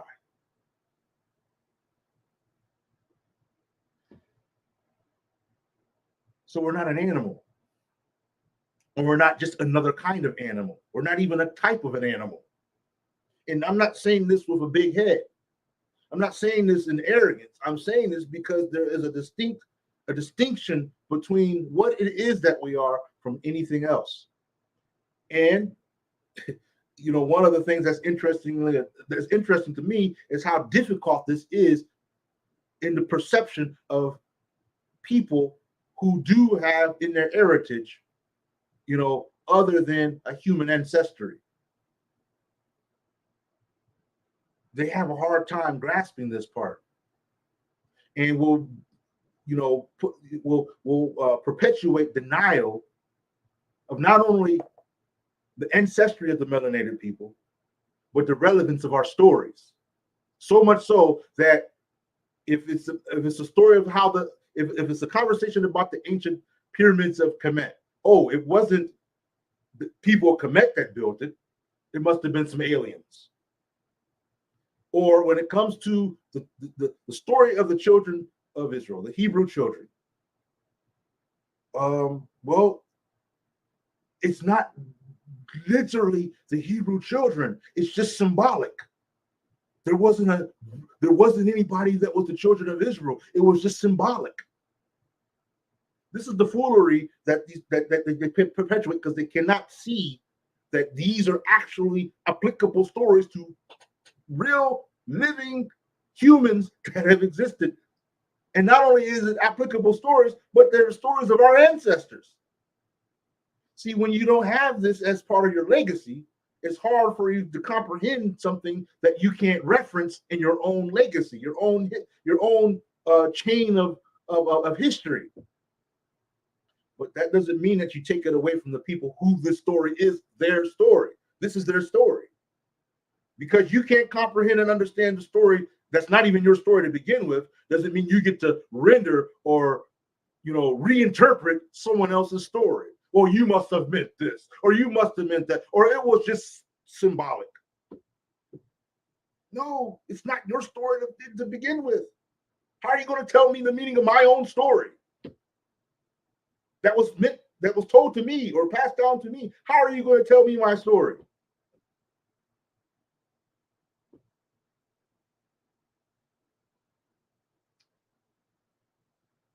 So let me see.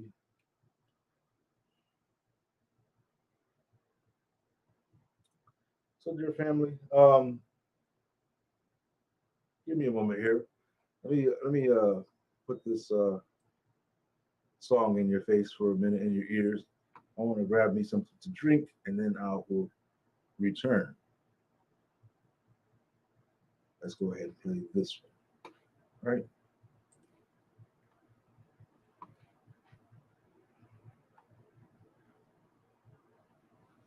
I'm thinking here because relevance matters.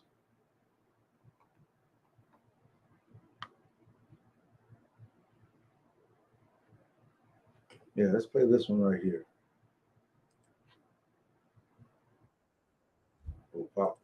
Without the commercial.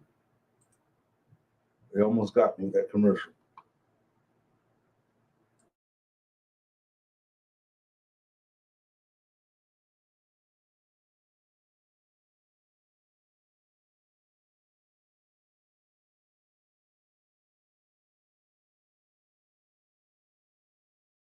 What time is it? So journey of life. You're running out of time. You're running out of time. What time is it? Enough is enough. What? This could well be your final message. I sparked the candlelight. Wait. Come closer so you can hear me. Look closer. Peek through the eye of a needle. See the people. Signs of the time, but I said nothing new. You already know. Foggy streets cover the place. So many fall up like bodies pass through the ancient portal. I can hear the ancestral voices echo. Stop falling for the same old dirty tricks of the same old devils. Puppeteer strings, lost little lemmings.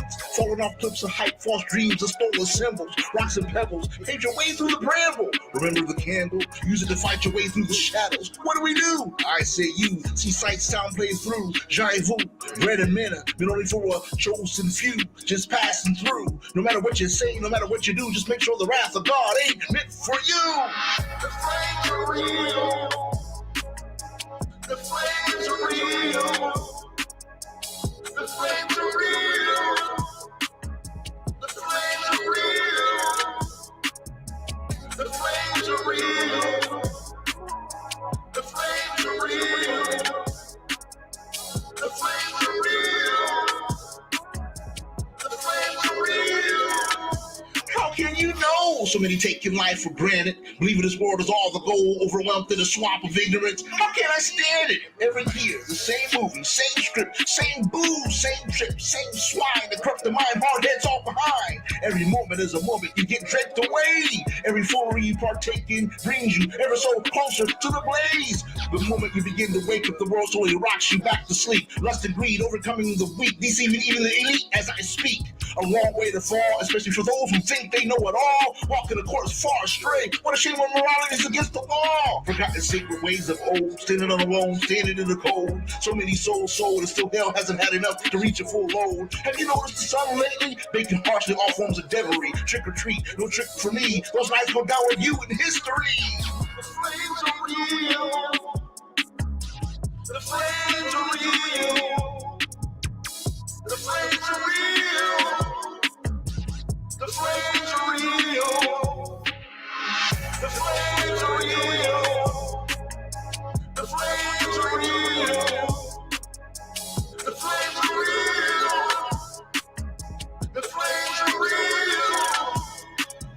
When they are cast therein, they will hear the terrible drawing in of its breath, even as it blazes forth.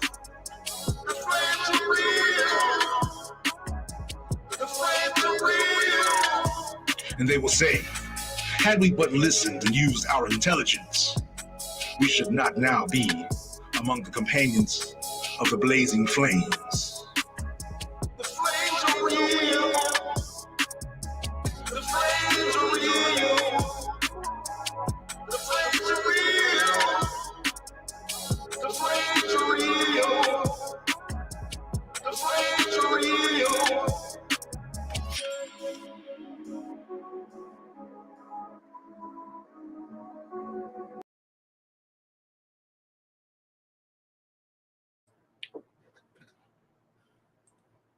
Okay, peace and blessings.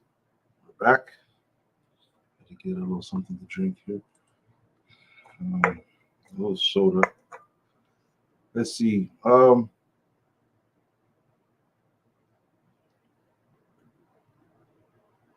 Pursuit of knowledge and increase of wisdom. Experiencing wisdom, manifesting knowledge. For me, that's the manifestation of religiosity and spirituality. For me, it's something that cannot be separated. In other words, I can't only be one and not the other. I embark upon my spiritual journey, but I understand in this world there are principles, there are codes of conduct, ways that I should behave. You know, for example, imagine if in my spiritual journey, you know, I develop love for, you know, my kindred or whatnot, but that love is as much as it could be expressed, that love has to have parameters so that it remains safe, so that it remains respectful towards brothers and sisters. You understand? That's protocol. How to treat my sister, how to show her respect, how to treat my brother, how to show him respect, how not to cross the boundaries of one another. That's the obligation of the religious structure, to set the rules of how, for example, how should the husband approach the wife or the wife approach the husband? How should we behave towards one another as a community? You understand? What happens when we suffer from poverty? How should my fellow brother and sister treat me? What happens when I encounter someone who's suffering poverty amongst us? How should I treat that person? These are all aspects of what is the structure of religion.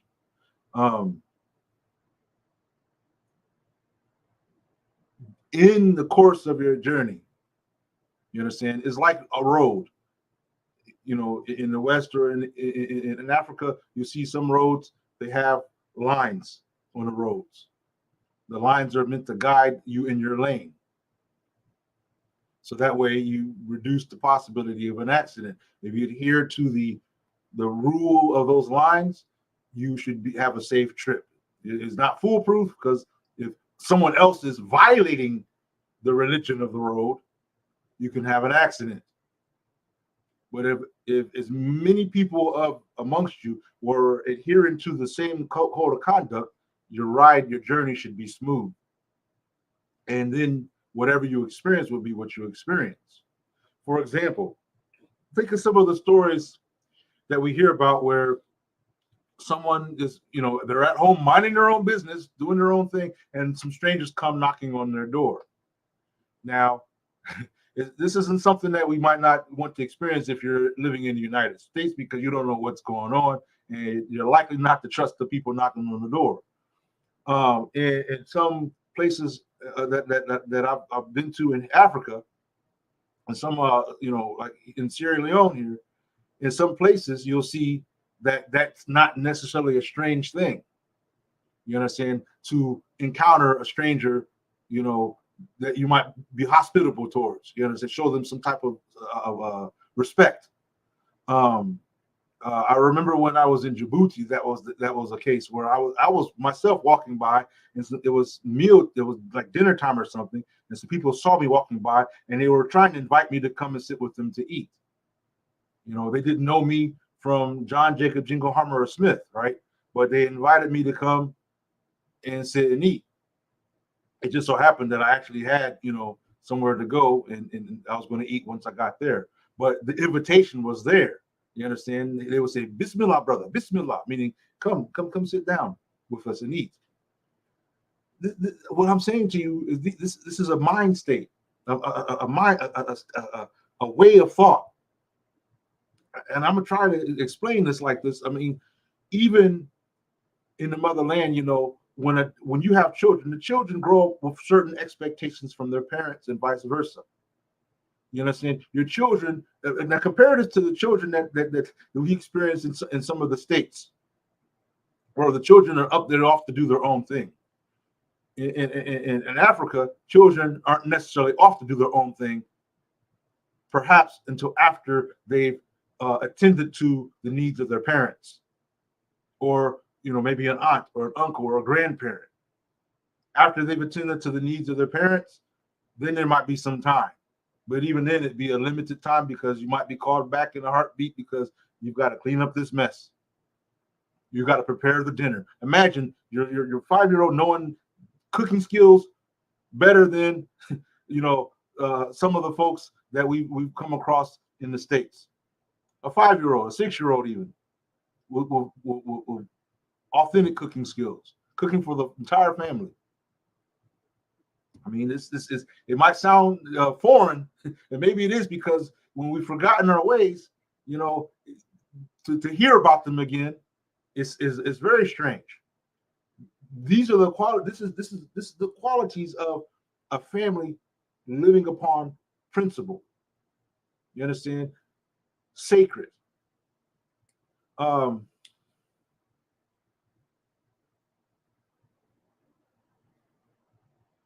So my point is that you go upon your journey, you're going to have whatever spiritual experiences that you have, and you're going to manifest your spirituality accordingly. But that doesn't change the parameters. That doesn't change the borderlines of the extremes. You understand? Without these parameters, a person can literally lose their mind. Seriously. I'm telling you, they could go out of their mind. And history has had cases where people have become so infatuated with the divine, and it's not saying there's nothing wrong with being in touch with a greater love of self, but it can cause a person to become distant from the reality on ground level. For example, yeah, that's all fine and good, but you're late for work. Or that's all fine and good, but you're a month behind on the rent, and in this world, I need my rent. I've got mouths to feed too, so please pay your rent.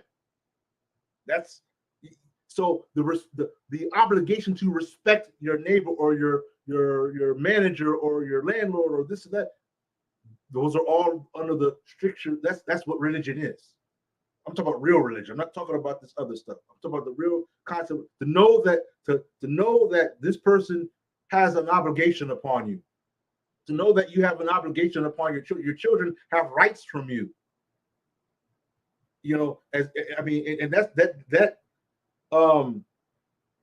Irrespective of what you may experience in your life, your children have obligations upon you. Your parents have rights from us, their children. You understand? What are all those rights? Now imagine if you were not a part of a community of people in common accord, in a religious accord, and you didn't know, let's say you're coming in from out of town, you weren't raised with these people, and everybody's looking at you, let's say you're all at the meal time, and you're digging in with your left hand, You're just smashing the food. You're digging in with both hands. They're going to look at you like you're crazy. Why? Because you're violating the principles observed at mealtime. This is not the way we eat our food. You understand? In a religious family structure, they're going to look at you like, first of all, brother, you didn't even say Bismillah before you began your meal. You didn't begin with your right hand. Your hands aren't even clean. You didn't even wash your hands. They're filthy. I mean, and this may sound odd to some people, but understand why that would be important. Why that would be important to be on a common accord even at mealtime. It's not taking anything away from what you're going to eat and what your preferences are, but that you approach this matter as a matter of sacredness. You're about to consume something for your daily intake. Isn't that important to you? Isn't that something that you should seek virtue from? Would you sit down to something that will contaminate you, that will corrupt you, that will pollute you and make you sick? So wouldn't you agree that you want that you sit down here and eat something that's wholesome for your body? And what purpose would you want your body to be healthy for? So that your mind can operate properly. Why would you want your mind to operate properly? So that your journey has a better chance of success, has a better opportunity for success. Your objective, your goal of seeking spiritual clarity, oneness, and so on, has a better outcome each step of the way. So even on the most basic stuff, doesn't it make sense that they all add up to you approaching these things, these aspects, with sacredness? I mean, and within the parameters of respect and protocol. The protocol that I keep talking about, that is what religion is.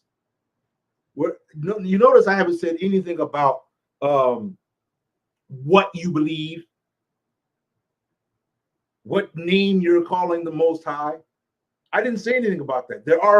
If you're a community, then even that starts to come under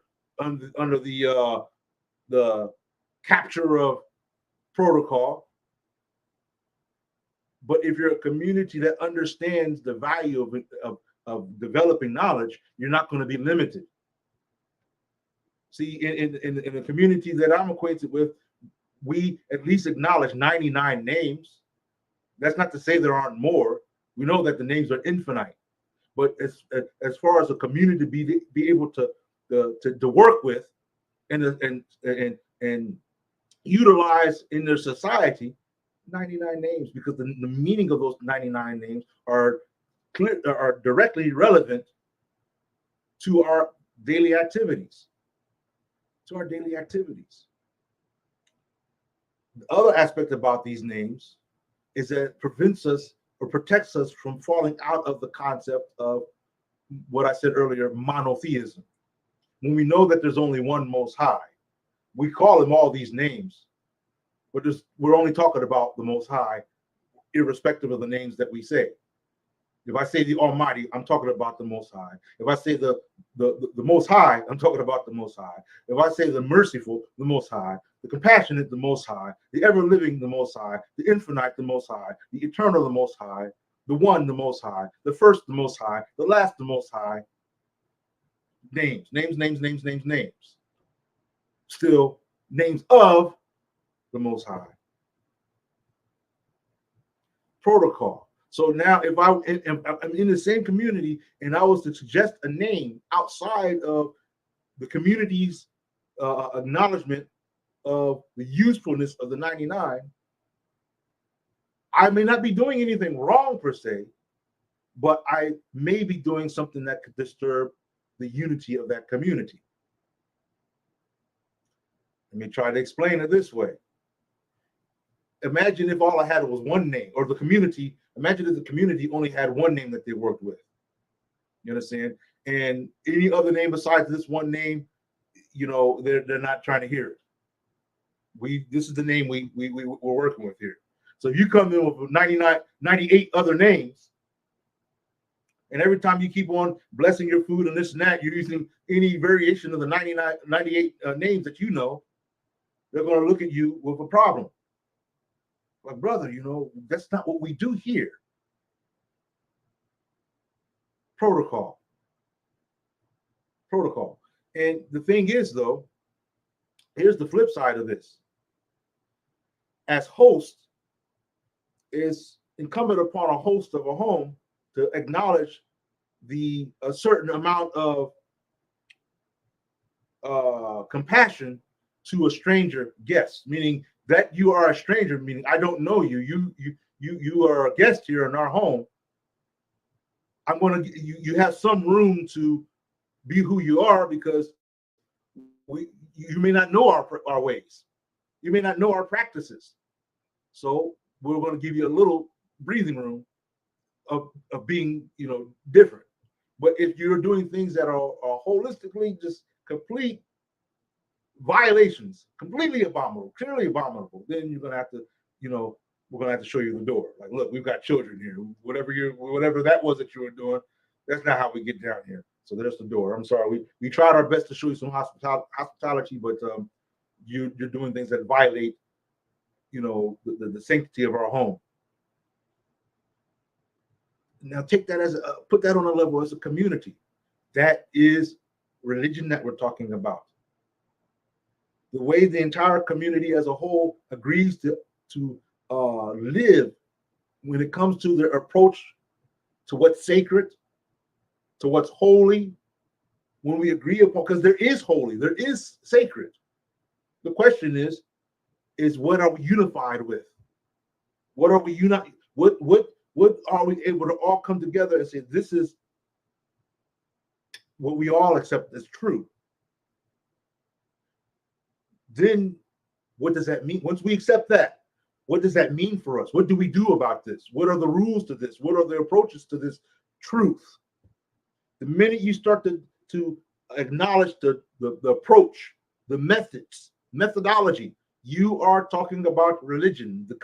In principle, you're talking about religion. Now, what a person experiences through all of that, through all of their day-to-day life, that's their spiritual journey. That's your spiritual journey.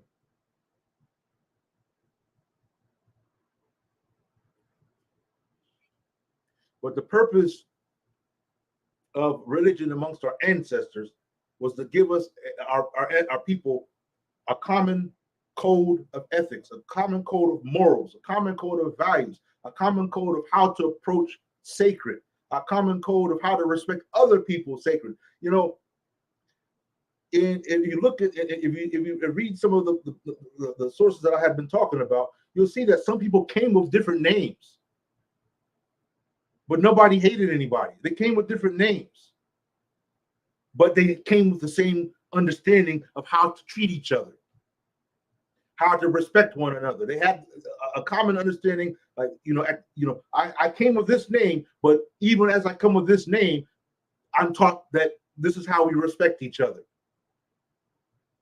This is how we approach each other. This is how we regard one another in this unified body of people. Brotherhood, sisterhood, familyhood, nationhood. But the problem of today is in the land of the West, primarily US of A, we're taught to disregard humility. We're taught to put humility on the side, and instead, feed the ego, fatten the ego even. The ego is more important than anything else.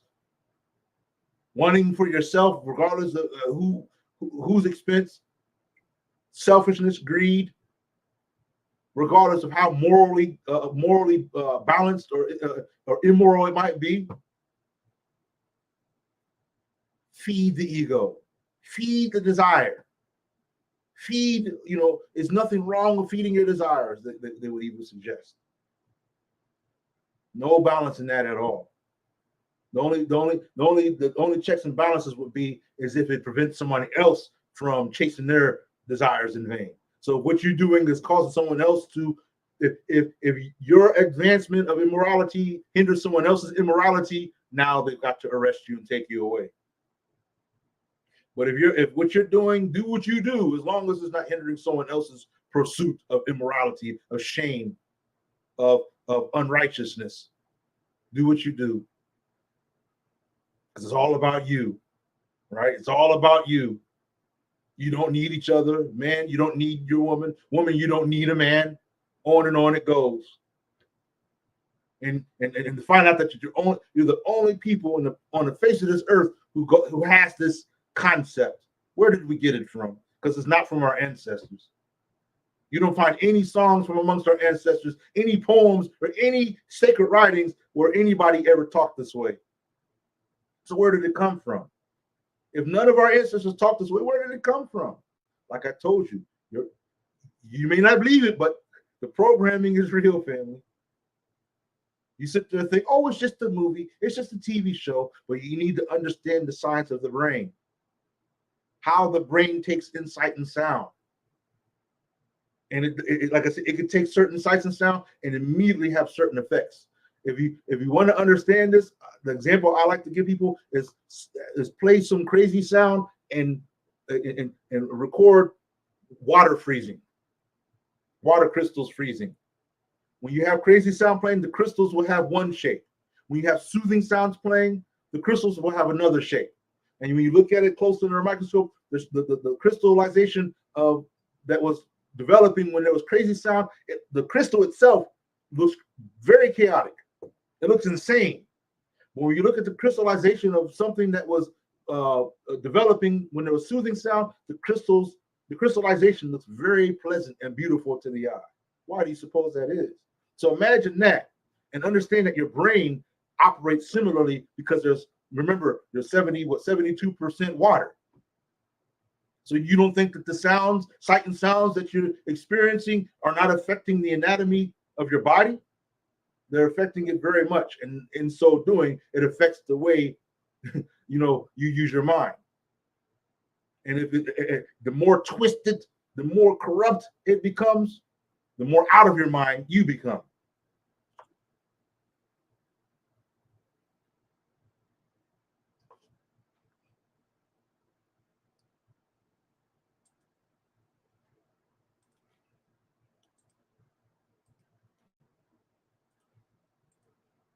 So hopefully you can see this one here.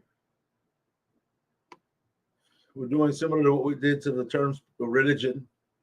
But like I said, you got to understand that often what we're dealing with is Western versions of or expressions of these terms, and through the eyes of what I might call Western idealism, just the perspective from that angle and not necessarily that of our ancestors. The way that brother was talking that I showed you earlier, he was talking English, but if you followed the flow of his way of words, he was talking like an ancestor. He was talking like an ancestor. And again, I'm not talking about the language, the English language. I'm talking about his manner of manifesting his thought and in response to whatever comments the listeners were saying back to him. He was speaking in an ancestral way.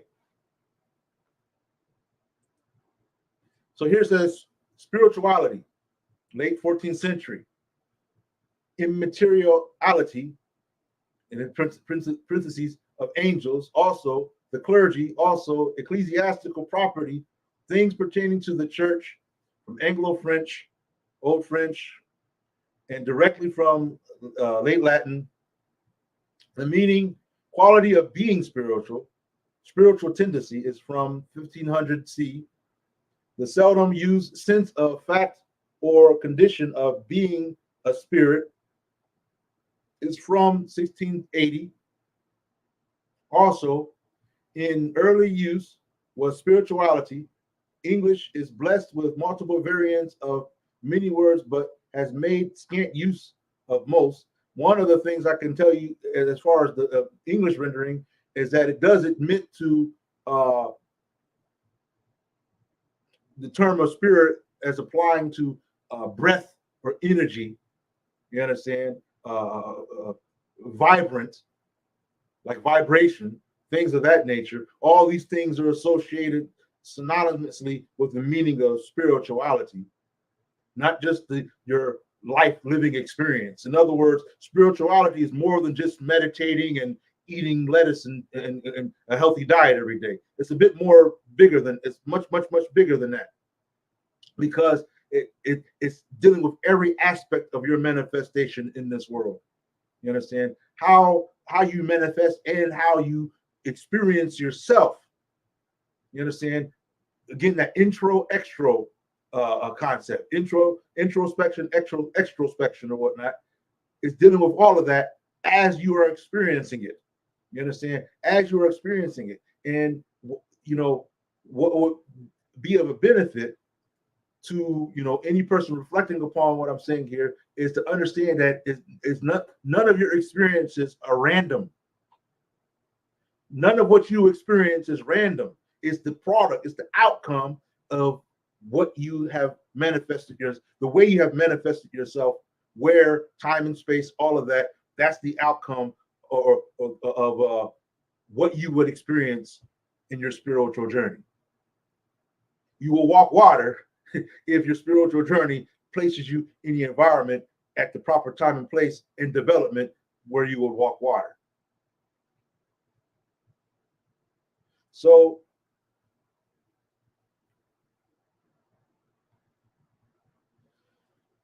they mention here about the immaterial.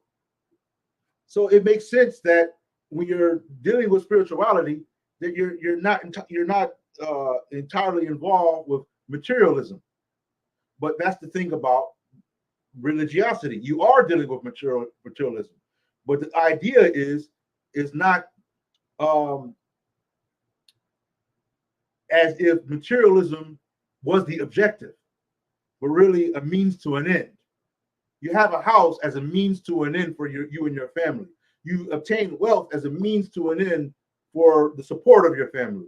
You have clothing and this and that, all means to end for the benefit of your family and your community. But they're not what your objective is not that. You understand? They're simply a means to an end. But religion gives you the parameters of how to utilize these materials in association with your spiritual journey, if you would. So you have money, and as you travel, you see someone in poverty, and religion teaches you what? To listen to your heart. That's what it teaches. Imagine that, right? Just follow your heart. Listen to your heart. Let your heart be the advisor in that scenario. Your heart would let you know what to do about the situation, because you have the right to decline giving to someone, but that might say something about your heart, good or bad. You might have noticed something that has turned you away from giving. You have that right. Giving is it's a duty upon the self, and it has measures of discretion depending on the scenario. But let's say you come upon this situation and your ego's in the way. It wouldn't be you consulting the heart. It would be you being distracted by the ego and saying, well, why would I need to give to that person? What do I need to give to them for? Why can't you just get up and work? I've worked this job myself. Why can't you get up and work? We do stuff like that, right? And instead of the spiritual journey would be seeing this as an opportunity to release, to lighten your burden. You understand? By giving to this person. Give it, carry on, don't look back.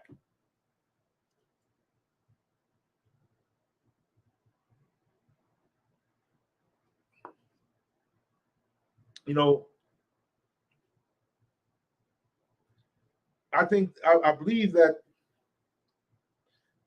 if we truly reflect and take the patience, right? That means we take the time to really take in what we are experiencing in our day-to-day life.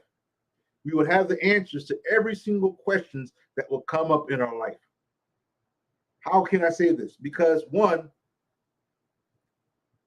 the awareness that the Most High is closer to me than my jugular vein. That means truth, wisdom, knowledge is always present.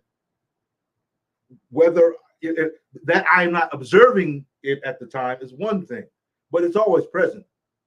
Math was aware before it was in a book. Let me say this again.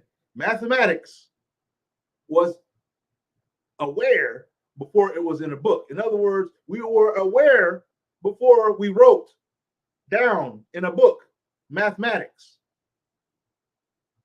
It's always been with us.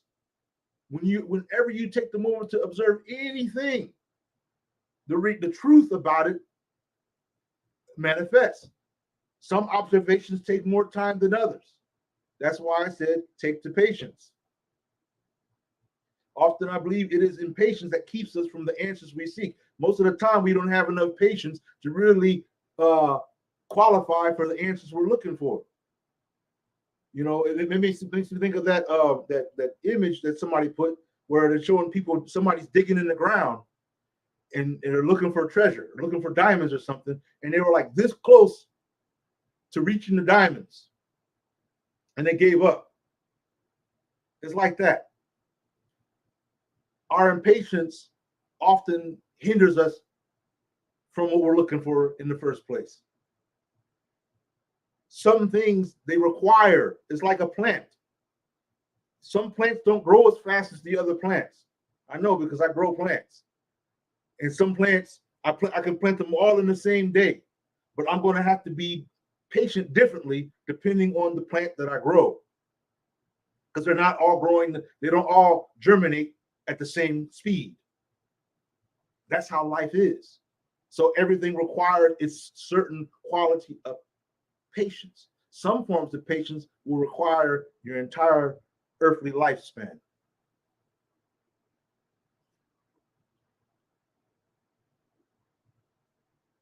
But in the case, like I said, religion, spirituality, two sides of the same coin. You can't have one without the other. You can't live in this world and think that you're going to succeed without the prescription of religion. You can't think that you're going to develop inspirationally, you're going to elevate without embarking upon your spiritual journey. If you don't move spiritually, you're not going anywhere. You're not going anywhere with a purpose, sacred. That's just what it is. You have to have one or the other. If you're amongst people, you've got to be religious. You understand? You have to have a way that you interact with each other that's a common accord, where there's things that you expect from each other, manners of approaching one another. You understand? Manners in how we raise our families. All of these things that the prescription of religion has to be there. And again, do not confuse what I'm saying with the Western concept of religion. I'm saying look at what our ancestors prescribed long before us, long before our people were colonized. Look at the prescriptions there. You know, the reason if I do take to reading Bible or Quran is because I know that essentially at some point the context was associated with something from our ancestors. Let me show you what I'm talking about. Take, for example, I'm going to show you something here. This is let me stop sharing that. I don't know if you've heard, you may have heard, but it's often called the tree of life, right? And like I said, we're talking about heavy knowledge circles, heavy knowledge orders with, you know, very, very deep learning circles. You understand? Not something to sleep on. If you've never embarked upon a path of knowledge, this is going to confuse the mess out of you. But anybody who's done any pursuit of knowledge, you know you're going to come across things where it gets intensive, it gets deep. I mean, and the more you read or the more you study or the more you explore, the deeper it gets. And in my journeys, this was one of the things that I encountered, was a study about the tree of life. I was in the same time I was learning, I was studying, I was dealing with like numerology, the science of numerology, the science of geometry. These are sciences, the science of metaphysics. All these aspects were on the table for me to consume. You understand? And like they say, you are what you consume. The objective for any mindful person is to handle with care what they intend to consume. Don't just open your mouth and toss it in carelessly, but be mindful. So here is an example of the tree of life, right? And on face value, you see it's depicting certain concepts, certain principles. At the bottom, or what would appear to be the bottom, where it says Malakut, it translates as sovereignty. And above that, you have foundation. Then to the right, victory. To the left, empathy. Above that, beauty. To the right, loving kindness. To the left, strength. Keep on going, wisdom, understanding, and then crown. Right? This is something that you would learn. You would read about in some of the what do I want to say? I'm looking. Hold on, let me, because I gotta pay attention to what I'm doing while I'm talking at the same time. Did I show that one right here? Let me see here. I'm gonna see if I can find this other one.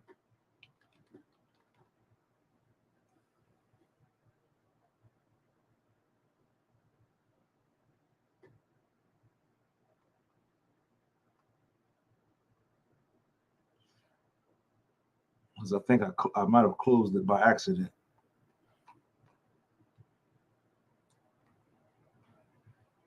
Because sometimes when you have a page set, if you leave it for a long time, you have to refresh it.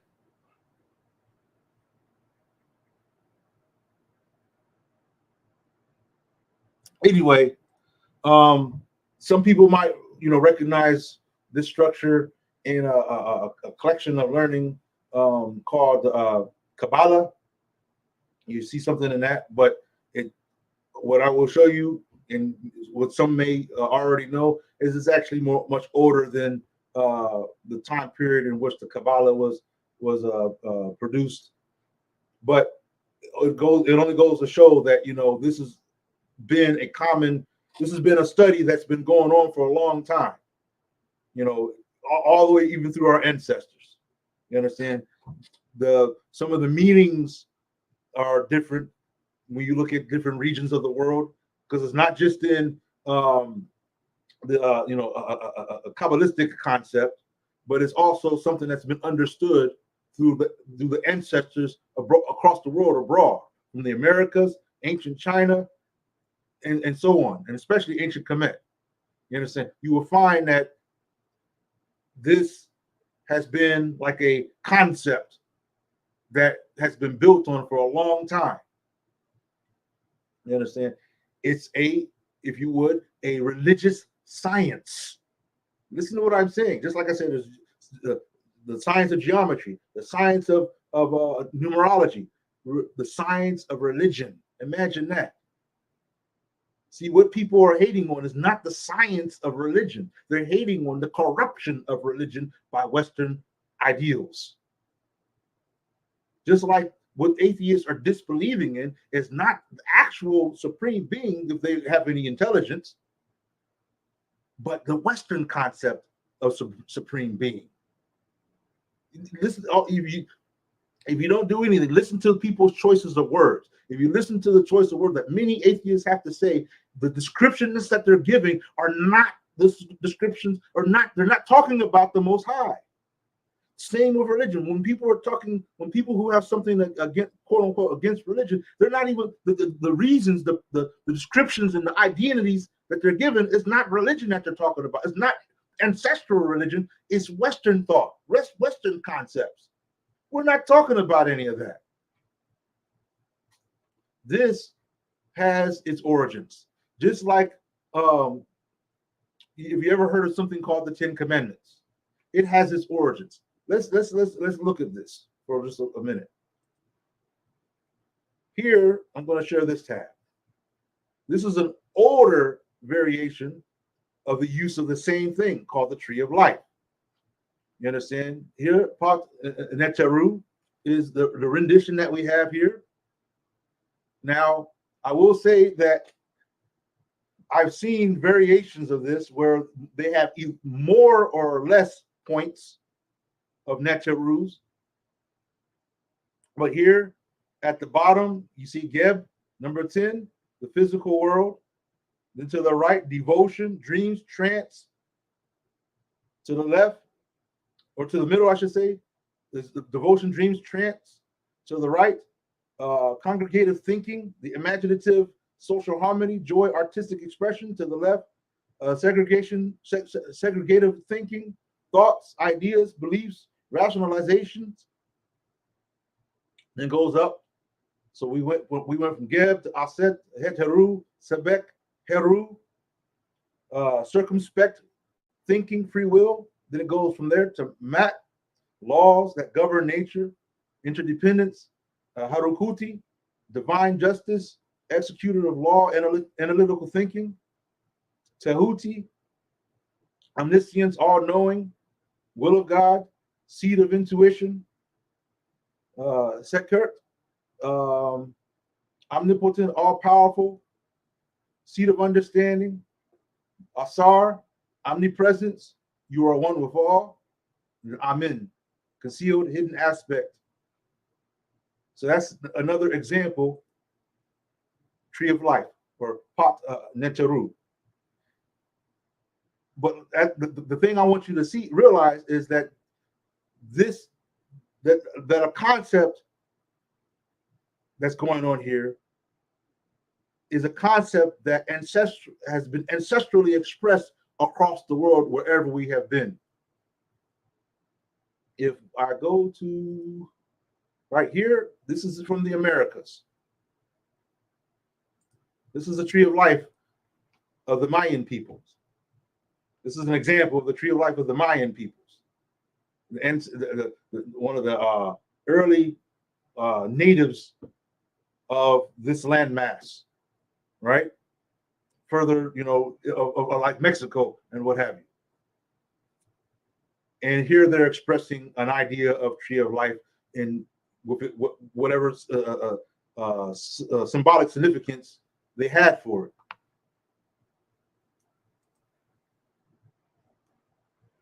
Here we have, if I remember, this one's an Asiatic example of tree of life.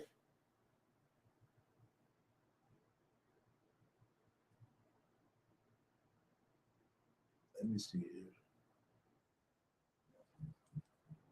Okay, let me refresh this page because I don't want a commercial. Oh man.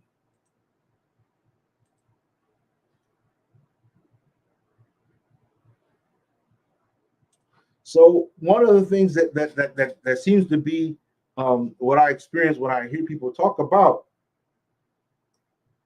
religion and spirituality, in one lens is they will speak about it as if one was adverse to the other, like the enemy of the other. Then when I hear them define the term for the one, I no longer hear them speaking about religion as our ancestors once knew it, but religion as has been broadcast by Western thought. Even the science of thought itself has been reinterpreted by the West. You understand? If you go further in the journey or pursuit of knowledge, you'll find that educated or adept thinkers had even a different idea behind the pursuit or manifestation of thought compared to how it is dealt with today. Just the very, very act of thinking. You understand? There were tools that were, to be benefited from when it came to the pursuit of thought. One book that I could remember reading in my teenage years even was The Philosophy of Thought. I believe it was titled The Philosophy of Thought. And while it has its some issues, it also had some profound elements in the way that the scholars that are the participants of its content. It shows a lot about how rigorous their pursuit for learning was. You understand how rigorous their pursuit for learning was. It wasn't something they took lightly. And many of the people who have something to say against any of these paths, many of them have never endeavored upon any real path of serious learning. That's one thing that I've learned. I hear people that are just they talk, but when you ask them where did they, how did they get to this point, then they come up empty-handed because they really didn't embark upon a path pursuing the knowledge about a thing. This even perturbs me with people who follow expressly a path similar to I, or at least in its scholastic method. And because in their mind, knowledge is limited to a select collection of sources, outside of which is no man's land, meaning they don't perceive certain aspects as important. So they say, even though the context that they're pointing me to, that they're saying these are their primary sources or the sources that they limit their pursuit to, point them into a direction that if they were to do it, actually, they would be compelled to open their avenues for knowledge. I'll say, for example, even in my earlier days, and I'm not saying, understand, if someone tells me, for example, Quran and Sunnah, that's the expressed method, Quran and Sunnah.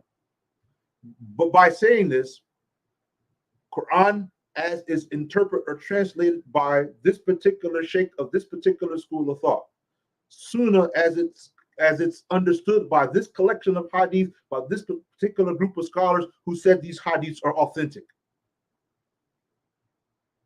So basically, the room for thinking is removed out of that. The only context for knowledge or space for knowledge is whatever is contained herein, outside of which there's nothing else.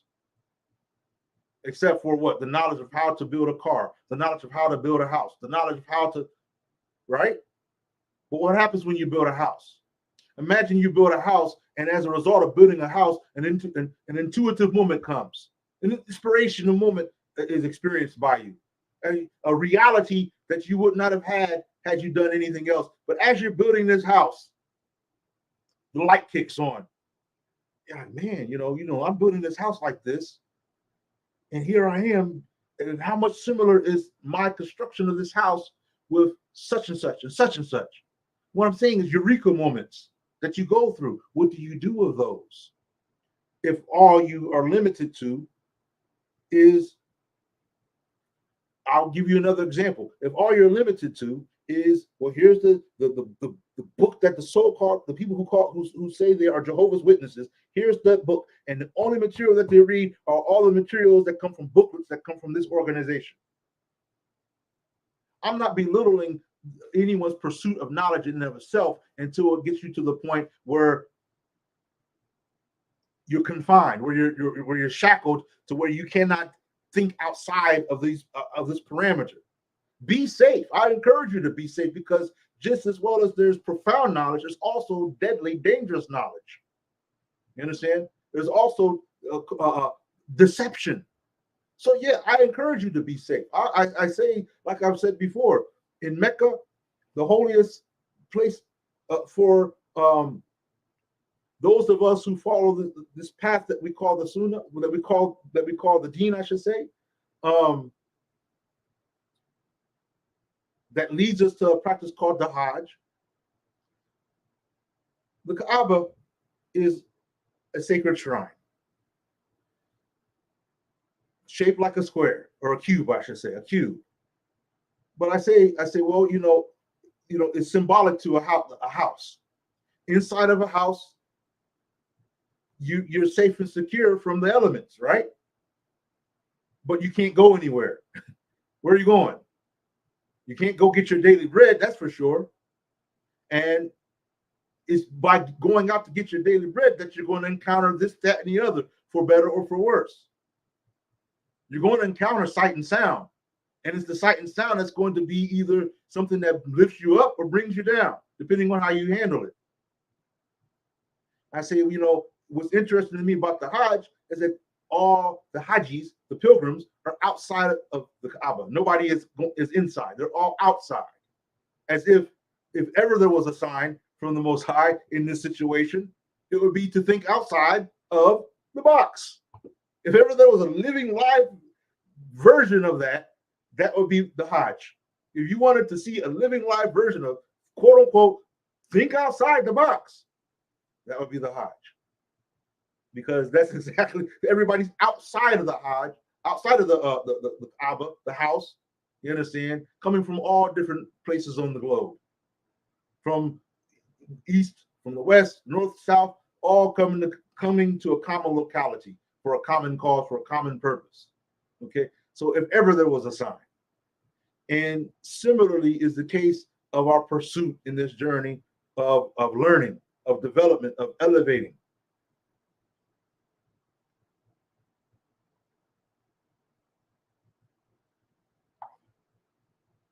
When I traveled, and whether it be Sierra Leone, Djibouti, or even Istanbul, I had a bigger objective in my heart. You understand? More than just limited or worldly things per se, but a purpose of fulfillment. You understand? Of fulfilling building blocks of things that would affect long after I've expired this form, long after I've left this life as I manifest it now. That is a spiritual journey, if you would. But while I was embarking upon that spiritual journey, if I'm in Istanbul, there are a way of life or codes of conduct that people would expect of me. Imagine if I got off the airplane as a drunkie with bottle in hand, that would offend quite a many people. Why? Because the people there are agreed upon a certain way of behavior. Same when in Sierra Leone. Same when I went to Djibouti. There's a way of conduct that people expect. That's the benefit of religion, to know that when you go to that location, that this is the characteristic that as a whole you should expect. I'm not talking about whether somebody is doing wickedness or evil. I'm talking about basic standards that we live by when we encounter one another. When the light goes off, when the door is shut, nobody knows. What? I don't know. I can't see you behind your door. But when we're in public and when I encounter you, that's when I can interact with you. That's when I know how you would treat me, and you will know how I will treat you. When you would expect me to treat you with respect, and vice versa. But imagine I don't know what you take as respect. Imagine you don't take handshakes. Like there's some cultures where the men won't shake the lady's hand out of respect. They won't shake her hand. They're not being disrespectful, but they see her as sacred. that treating her this way is sacred and special. So they don't shake her hand. But imagine wherever you came from, you don't know that. And shaking anybody's hand is seen as acceptable. So you go there and yeah, how are you doing? Assalamu alaikum, brother. And you see the wife and the children, and you come brushing your hand right there. Hi, just like that. This big hand and how are you doing? Just like that.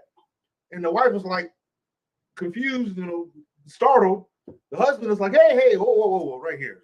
I'll shake your hand. Because that is the way that to do that is not acceptable for them. Protocol. So when when you're on the same accord, because you've been studying something similar to what they are studying, then when you come there, you're going to have an understanding. You're going to know, generally speaking, that look, their path is similar to mine. You understand? Their path is similar to mine. When I go to a masjid, I know there's some similar things that I will recognize. You understand? Because I know we're operating off of something similar. There are differences. As I'm sitting here talking about, there are differences because, some people don't take well to free thought. And when I'm saying free, meaning you don't have chains that limit you to a certain selection of how to express what you think. I do believe that we have to have parameters even on our thought, because we can if not, we become disrespectful. We can not know how to channel properly or respectfully, I should say, what we think. So that's what religious protocol comes into effect. But it should never hinder your progress for thought. It should never hinder your development. At the same time, I would say to the person who's on the path of thought that you should be mindful where you are and what your thoughts, how your thoughts will be responded to when you manifest them wherever you are. You understand? How will this environment receive what my thoughts that I might share? How will they receive it? It's your job. It's your job to be, regardful of yourself as well as anyone else. Protecting myself means also protecting my vitality. You understand? Knowing that, hey, I may have some thoughts that these people are offended by. You understand? I'm not afraid. I'm not going to bite my tongue, but I'm going to be mindful and respectful, at least while I'm here, so that way nobody feels intimidated by me. Nobody feels offended by me. But at the same time, I'm going to protect my values. And if I feel like something that people are doing here violate my values, either I will ask them to respect my values like they want me to respect theirs, or I will leave the scene. You understand? I will leave the scene. That's the options that a traveler has. That's the options that a person on this journey has. You can be amongst whoever you choose to be, but doesn't it make sense to understand the people you are among? You understand? To understand them well enough so that way they're safe from any danger from you. You're safe from any danger from them to the best that can be had.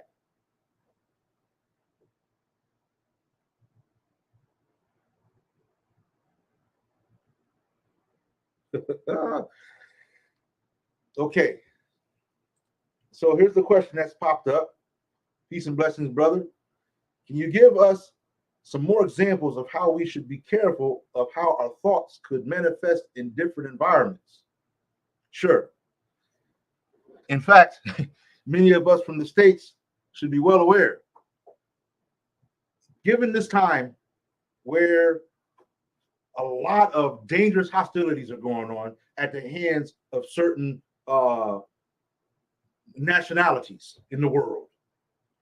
But we know that the minute we say certain names associated with said nationality, it incurs, kinds of wrath and hatred, or offense is taken. You understand? So it makes sense that, if I'm going to say, if I have something to say in that regard, that I handle my choice of words with care. I'm still telling you the truth about the matter. You understand? But I'm making it edible, consumable to the people that that this content is intended for. And at the same time, I'm making it null for the people it's not intended for. Now they can say, "Oh, you're talking about these people." Am I? Or is that what you said? I just may be, but did you hear that come from me? You have to be wise. There's an old saying I learned growing up: be as wise as a serpent, as soft as a dove, right? For whatever that's worth. And if a serpent is very crafty when necessary. These symbols that we always hear about, my advice is not see one symbol as this is an evil symbol, this is a good symbol. Rather, these are symbols of wisdom. A serpent is a symbol of wisdom. You understand? It's not necessarily a good thing or a bad thing. It's a symbol of wisdom. You understand? A symbol of being crafty. If you're involved in any type of what I want to say, if you're a military strategist and you're an upright man, you have to learn how to be tactful in how you plan your maneuvering. That means the other guy can't know what you're up to. Is that wrong for him not to know what you're up to? Does he have the right to know what your tactics are that are going to be against him? Of course not. You understand? You have a right to protect your interest. Person has a right to protect their interest. If they feel like their interest is to stop you from advancing in yours, then they have to make the move that they see fit. Similarly, if you feel that their position is a threat to your interest, you have to move accordingly. That's the nature of things. You understand? That's the nature of things. The minute that what do you call him? A wildebeest thinks the lion just might attack, he has to make a decision. Either we're going to run or we're going to fight back. One or the other, because the lion is about to attack. But does he tell the lion, you know what? The lion can hear us, but you know what? Never mind, he can hear. I know he can hear. I know. We're going to all form a circle around our young, and all our horns will be poking out, so the lions can't get us, and they can't attack our young. No, he doesn't have to do all that. It's something understood amongst their own. What's understood amongst your own is understood amongst your own. But when you're dealing with people, and we're in a time where, imagine, some people they insist that you utilize certain pronouns when talking about them. Well, I'd rather not talk about them at all. If I have to settle to alter my communication skills and the things that I've learned through the rules of grammar and morality, I'd rather keep my morality by remaining silent. You understand? Than being forced to speak something that violates my principles of morality. These are examples, in each scenario, you have to find out what fits. Sometimes it's better to be silent. Sometimes it's better to speak up. At the end of the day, you have to measure out when those times are.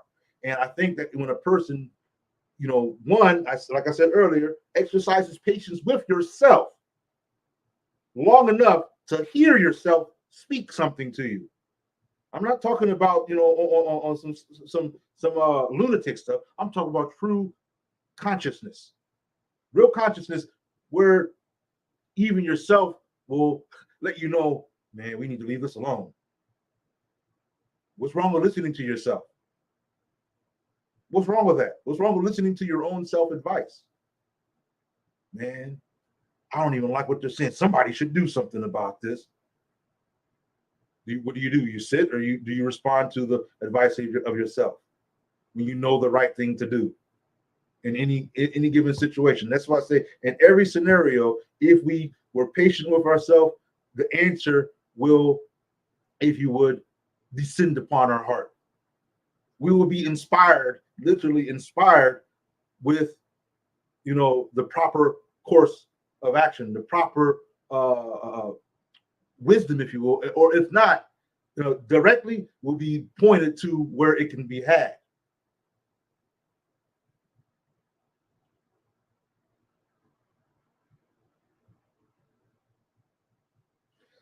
But here's the thing: in the case of what I'm speaking of here, I've found, like I said, I found it interesting to me that some people who say they are religious are abhorrent to spirituality. And then yet some people who say they are spiritual, I'm spiritual, I'm not religious. You see that they're perturbed, they're abhorrent to religiosity.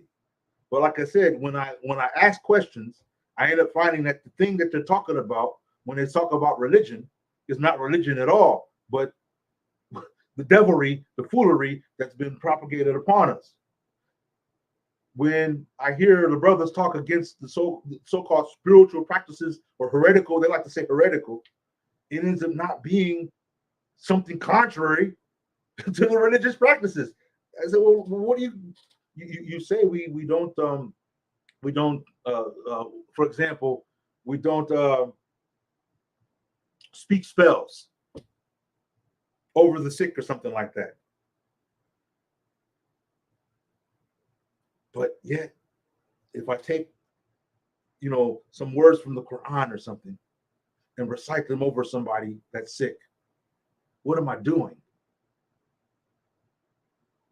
Because I'm reciting sacred words.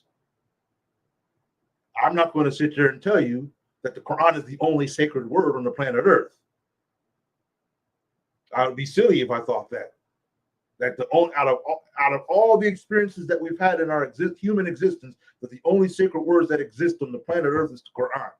That's nonsense, and it's not true. I can benefit off of the sacred words of the Quran, but likewise, I can benefit off of the sacred words wherever I may find them. At the end of the day, is the inner self, is the true self, I should say, that resonates with those sacred words. If I cited to you something from the Tao Te Ching, now some people go, well, that's my sacred words. Says who? Explain to me how the Tao Te Ching is not sacred. I'll wait for that one. But what people will do is they would do this home team defense. Because this is not from that which I've been brought up upon, it must not be sacred because I was brought up upon this. I was taught this. But, me personally, I believe that, I'm going to say it this way, because this has been something I heard growing up. And it's more true today than ever it was before. I believe in the living Most High.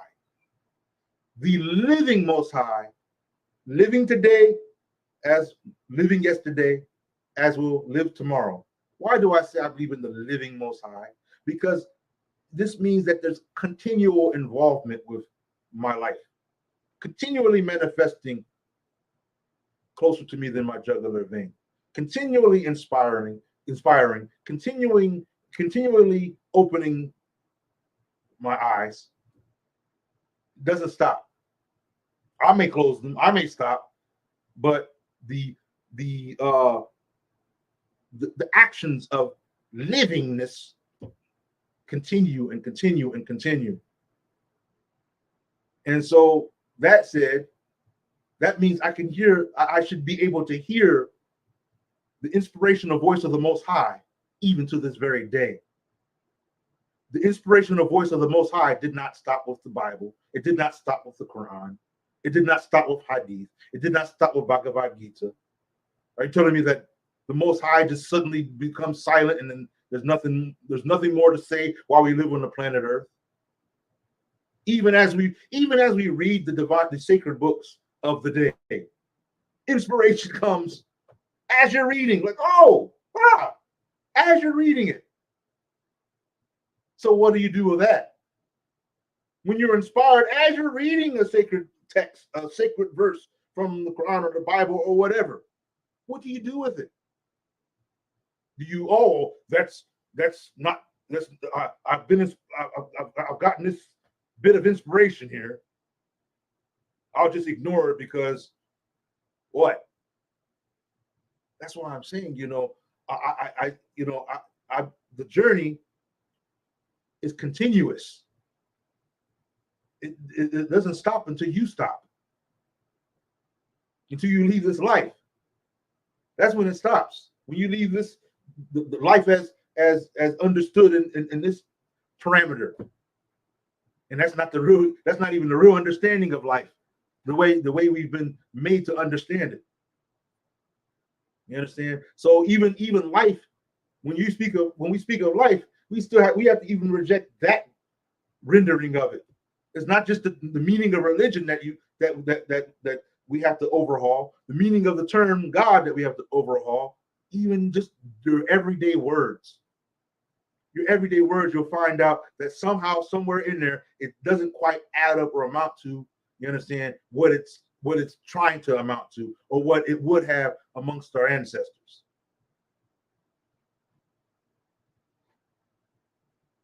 So that tree of life we were talking about.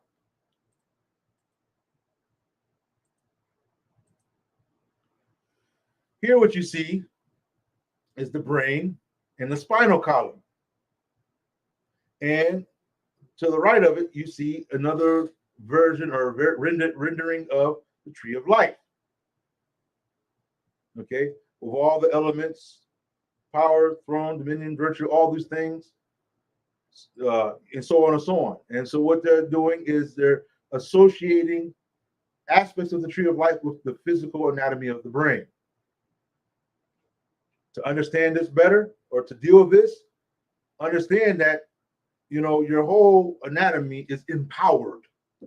You are empowered. That's why you're animate. That's why you're vibrant, and you're walking around and sitting down and seeing and breathing and perceiving, whatever.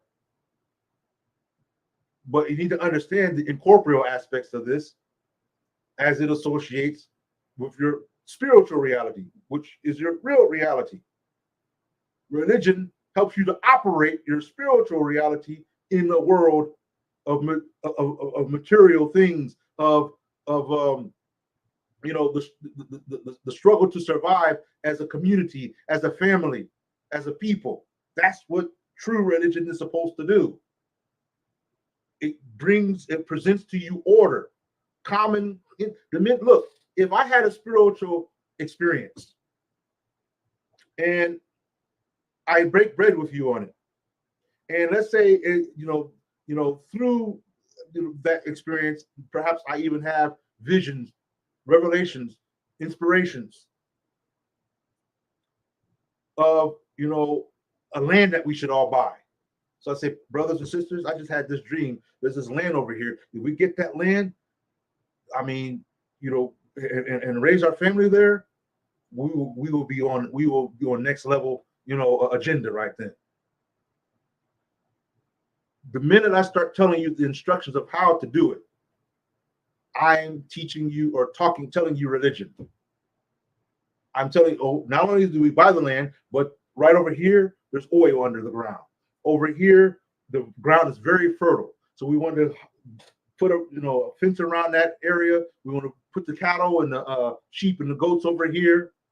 All this is instruction, or the how-to with the inspiration. Even if all you did was tell me how to meditate, the tools, the rules, the way to meditate, the way to do it, that's protocol. That's religion. If I'm doing the same thing that you're doing, the same way that you're doing, and we're doing it so much that you would say that this is what? A ritual. That this is, and then next thing you know, a whole community of us are doing it. And if we go into this building, you say, take off your shoes before you enter. Make sure your hands and face are clean before you enter this, before you meditate. Your mat faces this direction towards the window. Religion, religion, religion. There's no way out of that. Let me say it this way: religion as understood by our ancestors. Any part by itself will fall short of the goal. We cannot even think to be successful as parts, separate.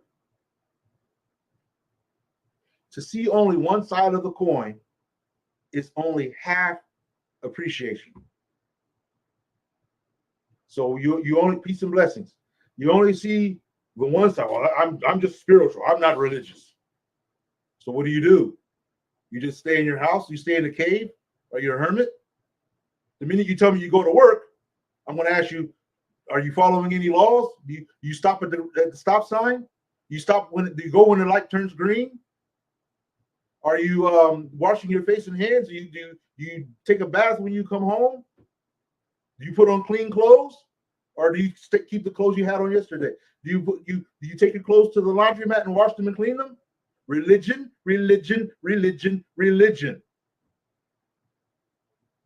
What you experience along the way, spirituality. What you manifest along the way, spirituality. How you interact with others, and that connection you may have or not have, it could be adverse. Spirituality. All of that you will get, whether it be from without, within, it's not just what you experience through the meditation and closing your eyes. In fact, sometimes you'll have just as much when your eyes are open. Imagine all your perceiving faculties being open, wide open to see as you operated throughout the day. Imagine how you would be. You'd be very much like a sage, like a prophet, like a holy one. You'd be very much like that. Then maybe you'd have something you'd want to write down too. Or maybe you might say something that might inspire other ones to write them down too. Because what compels people to take into the interest of spiritually minded people? If you look, I ask the person, I say, well, how come Messiah Isa, Yeshua, Jesus, never said the word religion? He did say, he did speak of the way or the law of Moses or the law of something like that. He said law. Okay. The way he was living, he wasn't doing something strange. He didn't, when he got up to brush his hair, he wasn't doing something that was unusual. He brushed his hair like every other child of the Hebrew peoples did. He put on clothes and cleaned his clothes and everything just like anybody else. Nothing unusual, but his enlightenment is what kind of made him stand out.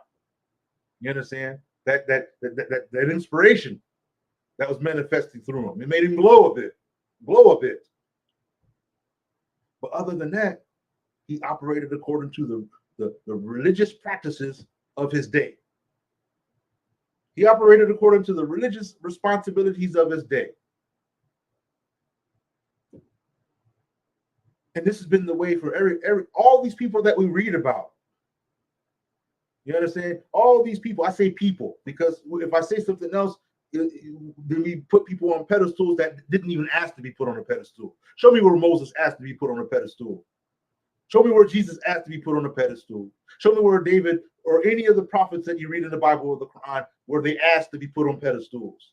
Show me that. In fact, I find I find people who are humbled, who is as much endowed with wisdom as they were humble. They were brotherly. They were humane. They were realistic amongst their people. You understand? And if we didn't even have a story about it, if we went in their time when before the story could be written down, how would you know who's who?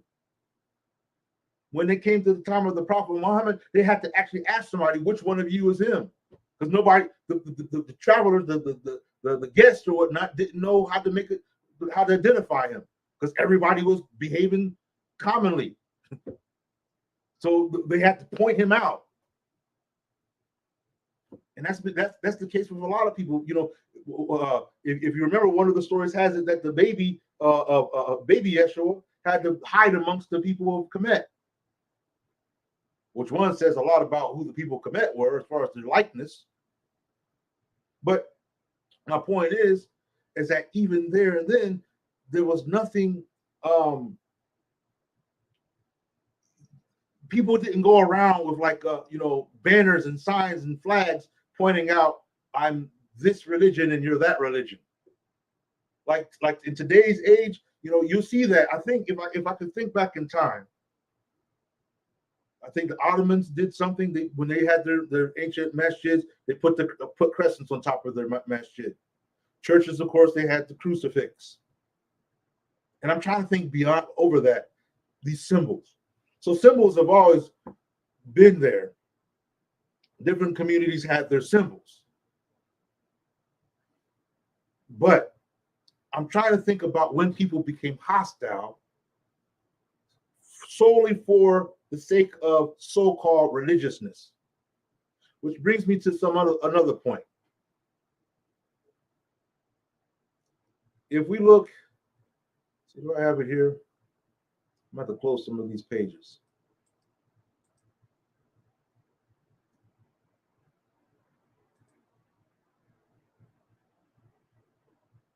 If we look, where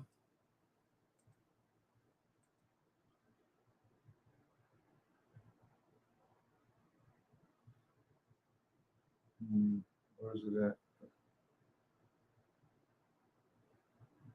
I think maybe let me go back to this tab.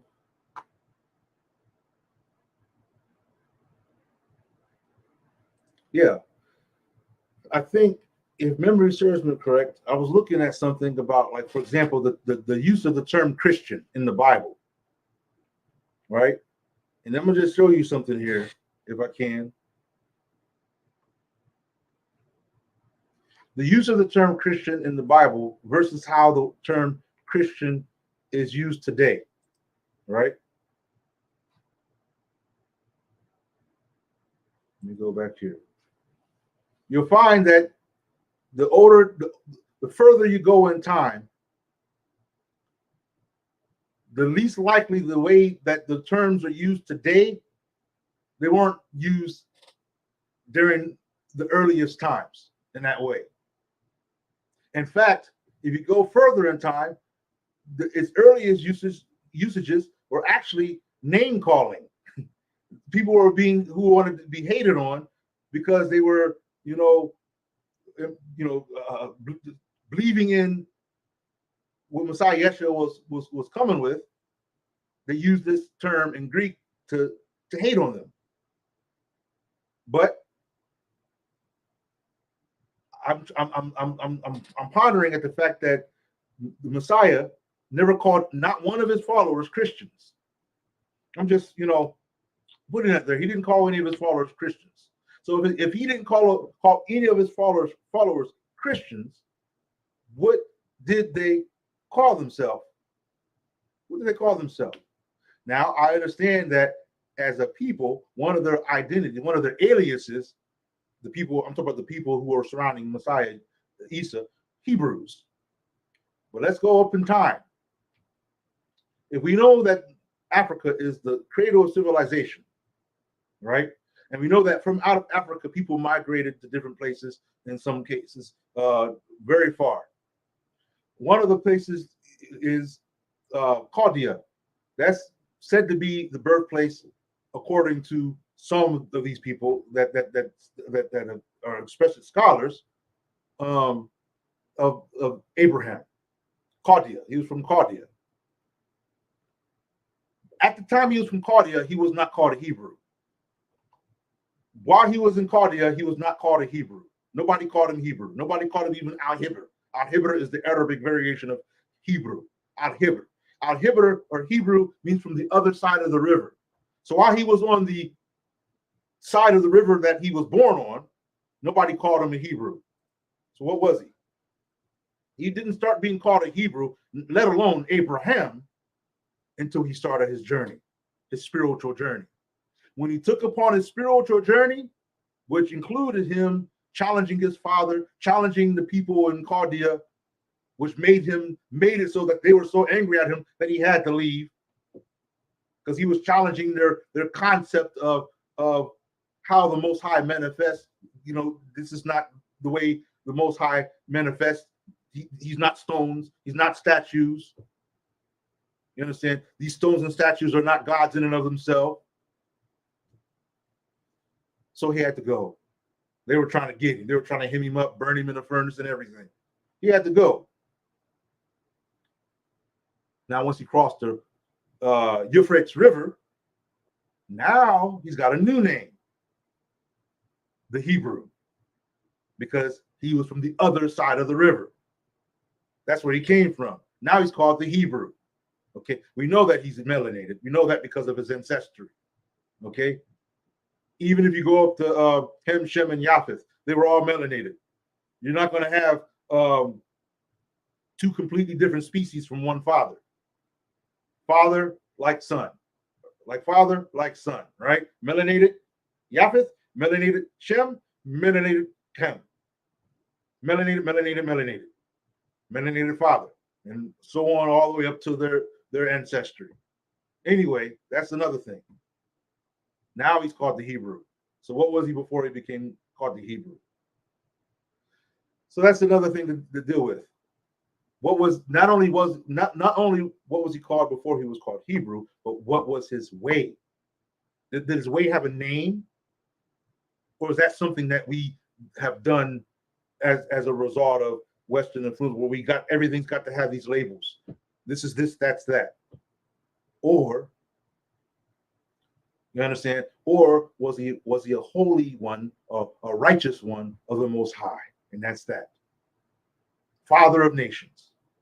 The name means father of mercy. Abraham, Ibrahim, father of mercy. That's what the name means. But my point is that this real religion, this real meaning, is what he was upon. It was what he was doing. It's his everyday life. It was even divinely inspired upon him as he walked. Human, not a Superman, nothing a human. Although you can rightfully say that melanated people have the capacity, the potential to be super, but when you're asleep, that's kind of hard to see. Let's go to Moses. Like I said, he was raised in the house of Kemet, one of the rulers of Kemet. That means, one, he knew the law of the land, which means he also knew the laws of Ma'at.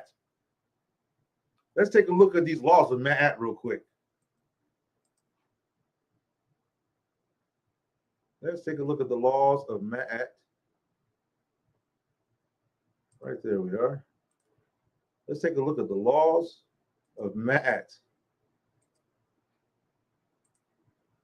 which I like the phrase as checks and balances. Ma'at, you got 42 laws described here. Moses or Moshe would have been aware of all 42 of them. There wouldn't have been nothing to inspire him because he already knows these. He learned them in elementary. As a first grade, he would have had to get into the front of the class to recite them to his peers.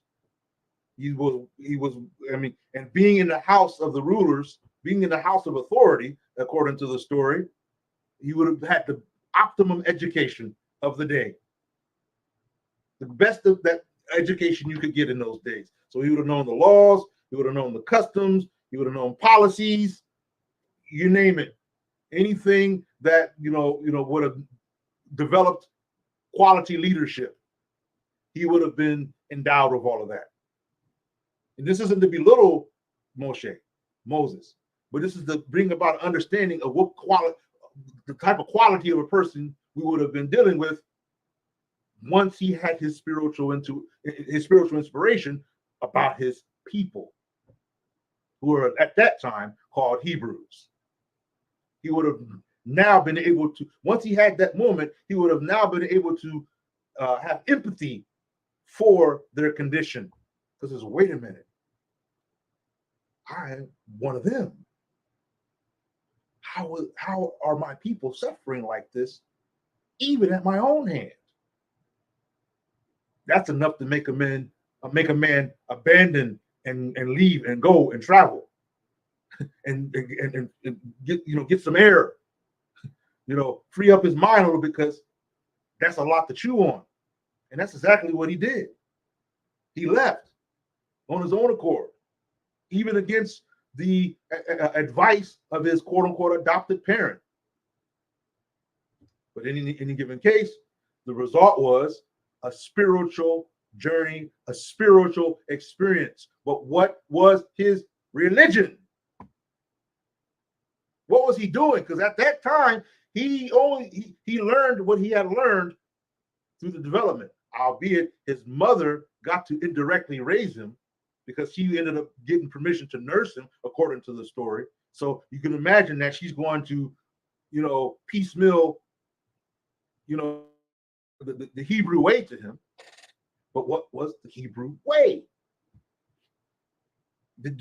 Were they in the habit of labeling and titling and holding these banners up? Here we are. We are these people. See, look at the banner, the big old sign. Here's our color, here's our flag, here's everything.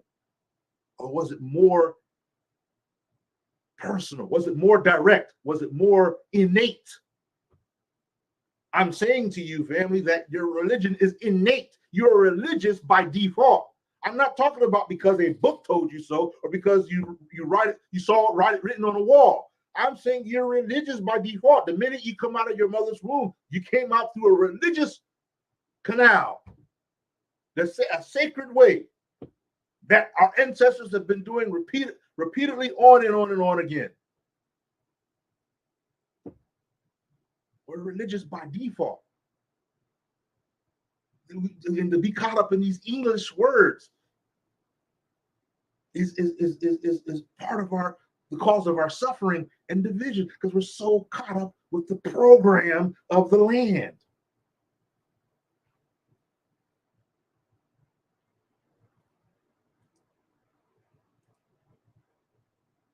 And so Moshe knew that he had to do something about his people's suffering. He was already God conscious. He even knew how to, he even had the experience of communicating with the Most High, manifesting the Most High's power through the oratory from a bush. And you can take that as symbolically as you can. But like I said, when we use patience, then these experiences, you understand, they can be taken on. They can be taken on. If you remember when I talked about the tree, I think I closed the page already. But one of the lower branches, devotion, dreams, trance, congregative thinking, the imagination, social harmony, joy, artistic expression. All these are features or qualities, you understand, of a person, upon the path of spirituality, with the objective of reaching higher spiritual attainment or spiritual development. Well, here we have 10 commandments. Where would you suppose Moses got these from? We need to understand what it means to interact with the Most High.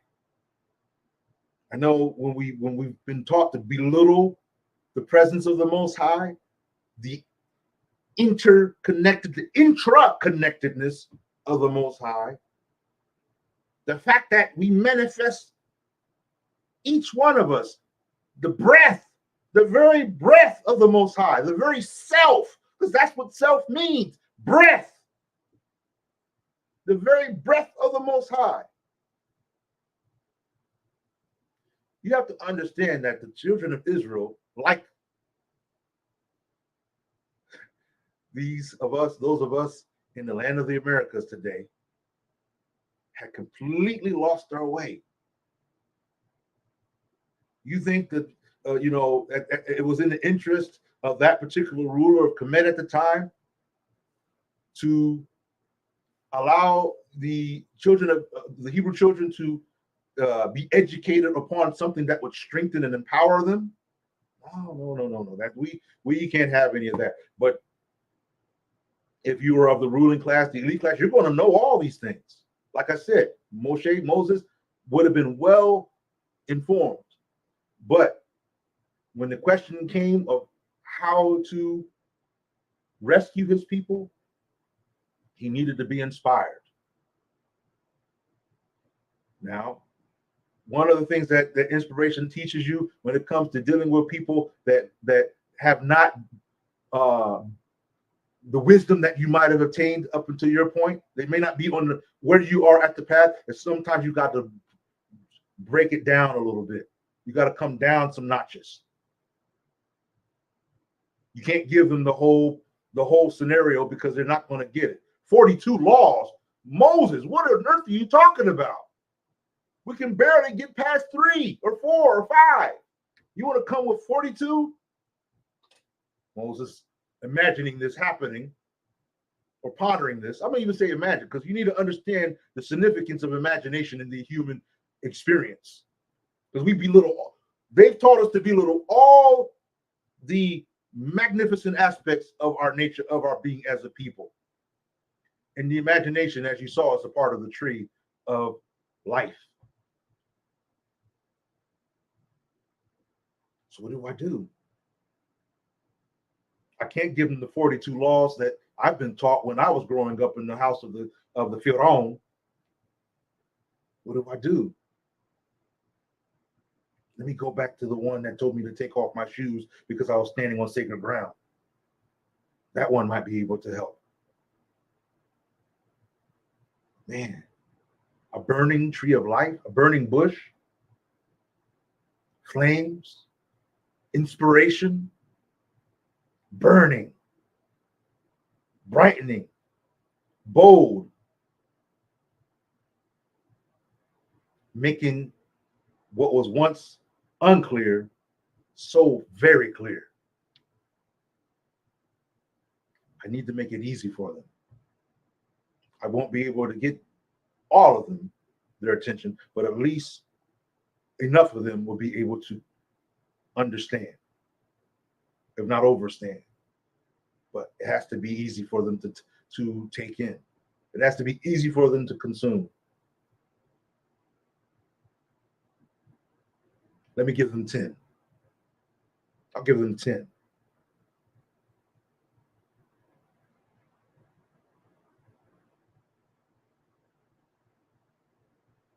And that takes time to think about it. That takes time to think about it. It takes time to be in a clear state of devotion. Like I said, patience. With enough patience, answers.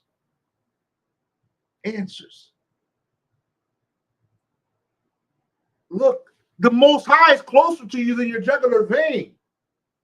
If the Most High is talking to thousands and thousands of adepts throughout history, are you excluded? And yet here you are manifesting what the Most High has fashioned and created, that's been given the name that you have.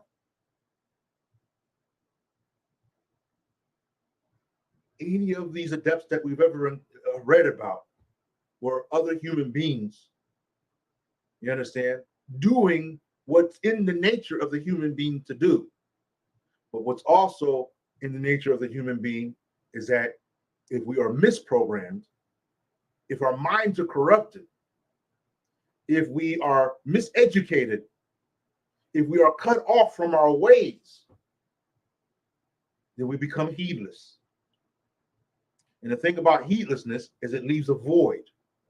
And that void has to have something there, because otherwise we feel lonely, we feel frustrated, we feel upset, we feel disturbed, perturbed even. So why not just fill that up with whatever this adversary is presenting to us? We got to put something there, right? Something's got to be there. It might as well be whatever junk they're shoving down our throats. Something doesn't seem right about that.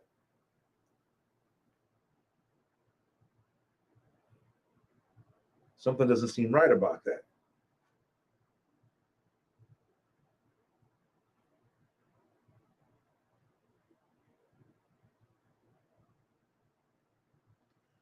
Religion is learned.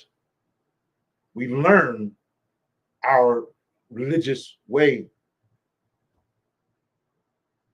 It's innate. It's a part of us. It's who we are. But how this is implemented in society with one another, we learn. Just like the example I gave you with the mother and the bird and the other lie.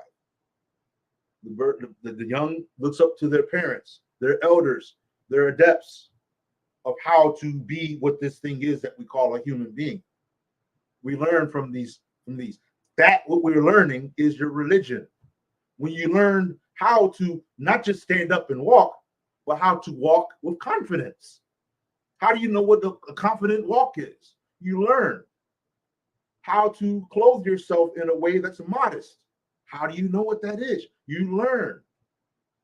You would know that, like, I want to be modest. I want to cover, myself properly. But you will learn that there's a proper way to do it. That the people as a whole are acceptable with. You learn that. That's religion. That's religion. Obviously, you're not going to be able to learn 42 laws as a young boy. But as you get older, the protocols for how you should operate would become more refined. You understand? It's one thing to say, for example, "Thou shalt have no other gods before me," even though it's perfectly clear, but that it's irrational to have other gods before you.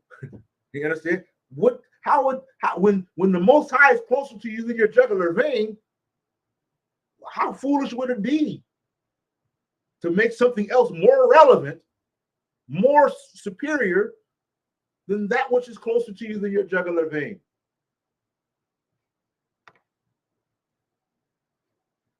Remember, it's not a new teaching that this body is a temple. It's not a new teaching. That's not a temple for whom? For what? What resides in this holy of holies? What lives there? What manifests there? What's present there? If this body, listen to what Merkabah, the body, you are not a body. You are nobody. Okay. You're nobody. Literally. We're nobodies thinking we're somebodies. But you're nobody. You have a body. You clearly, but you're nobody.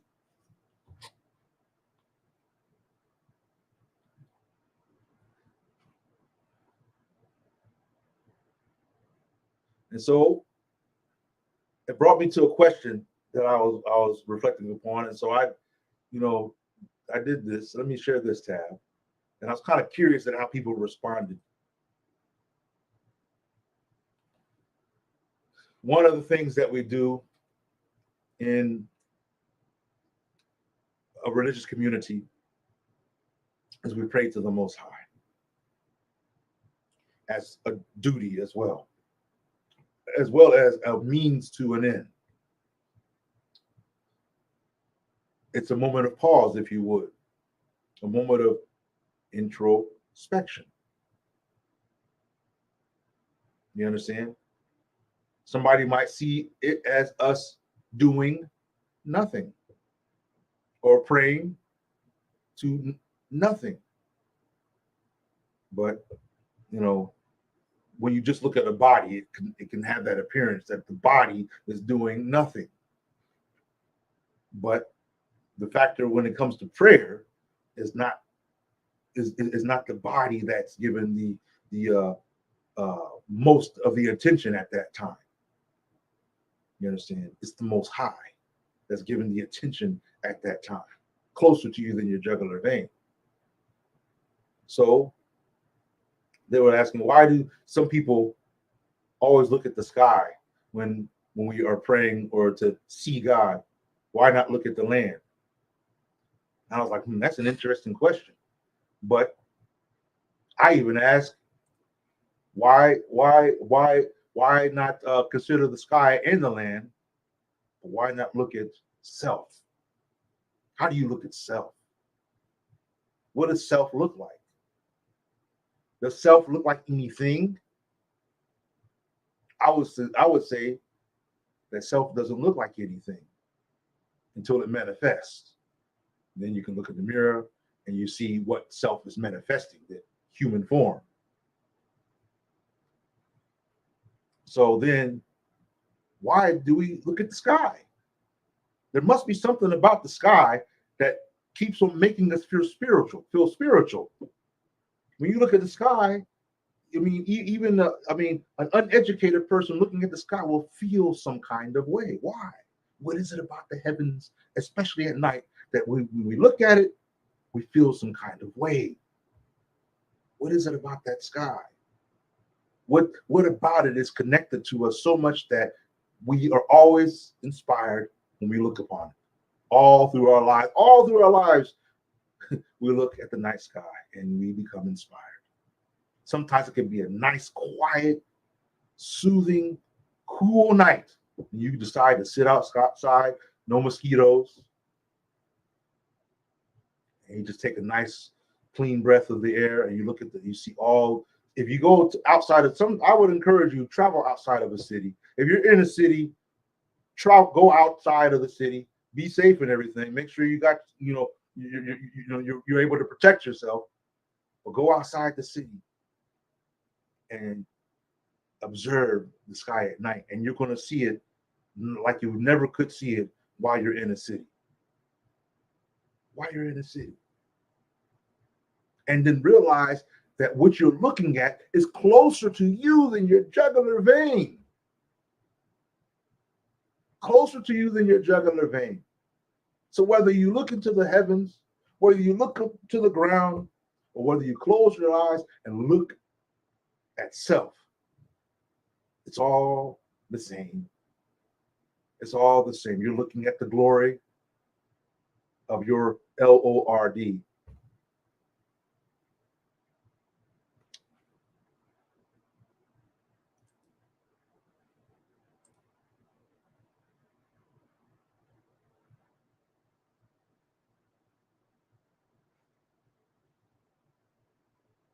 So yeah, it is in the heavens that we see with our eyes wonder and amazement.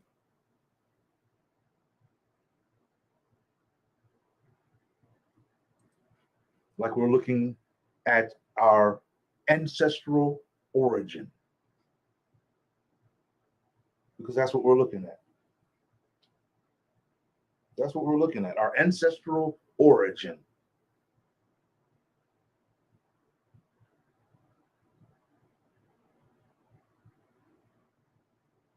So when we abandon our own native, intuitive, innate, natural, instinctive religion, we fail to advance in it. And it leaves us in the darkness, wondering why. And then the outcome is we end up rejecting it whole scale. And then we embrace something else. You know, the thing about innate religion is it's natural to you. It qualifies you. It's about you. It has something to do with you. Just like the examples I keep giving about creatures in nature. You know, you got a caterpillar that lives on a certain tree. It feeds on that tree. And its whole nature is a product from what comes from that tree. It's natural to it. And if you take it away from that tree and put it on a different tree, it might die because that tree doesn't have the content that this tree does. Because this tree is natural, is essential for the development of this particular creature. It's important to understand, if not overstand, what I'm saying. But when we abandon our way and fill that void in with foreign things, you ever wondered how we would be confused? You ever wonder why we would be so confused and even so distressed that we would abandon any concept? Why we would even hate to use the word religion at all? That's how much we've abhorred the whole term, because we've experienced something that we have been taught to call religion. That's not religion, at least for us at all, but something that's kept us continually in chains and shackles throughout the years of our life. I was talking to you about that the word Christian was mentioned, like I believe, like 3 times in the New Testament, not by Messiah Isa, not by Jesus. And historically, it was used at earlier times as a way to make fun of. Now, what about the word Muslim? How is it used? Is it used the way that people use it today?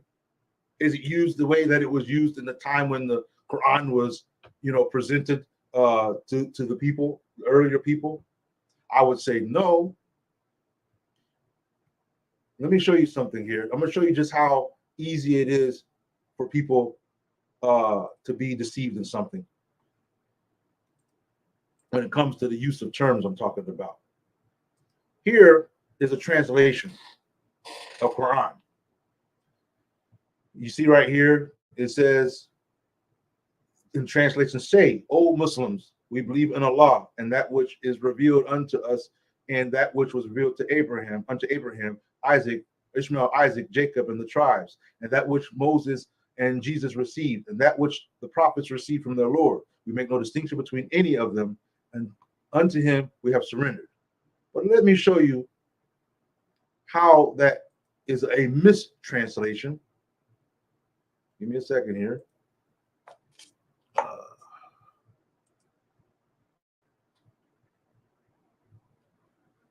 Let me go to this tab.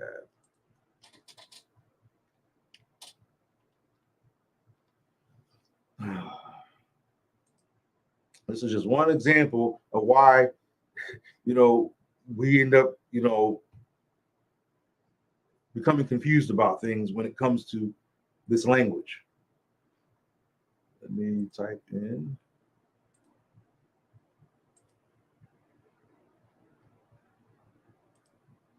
That. And then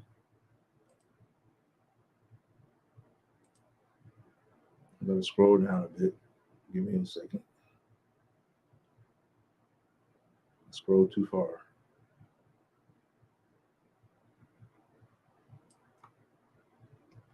Okay. So now I'm going to show you this page.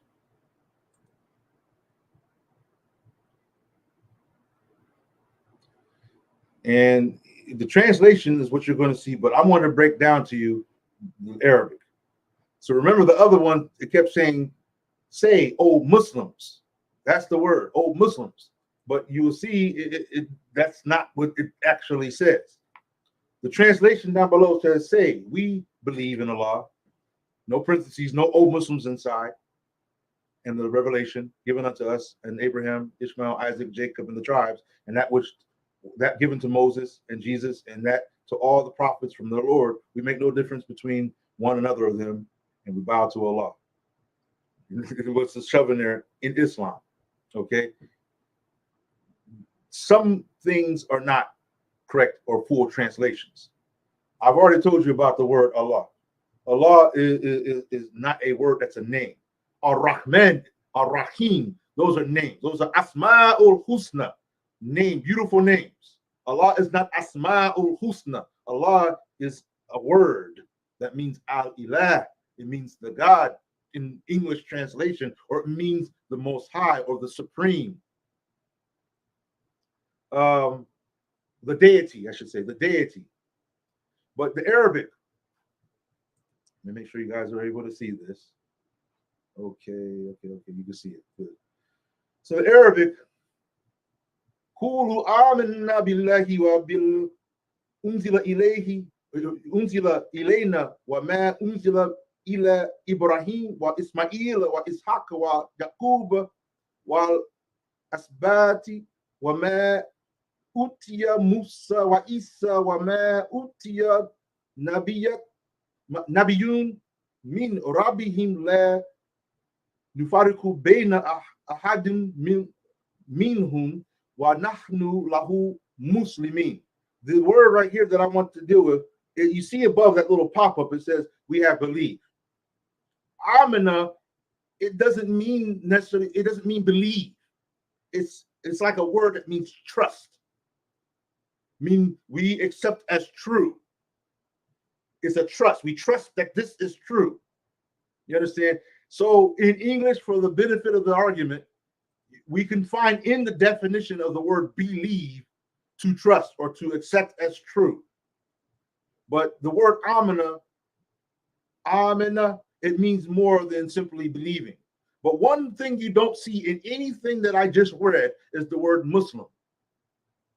I will tell you, and anyone can take me up to challenge on this, that you will not find the word Muslim used anywhere in the Arabic the way that it's popularized today in the world.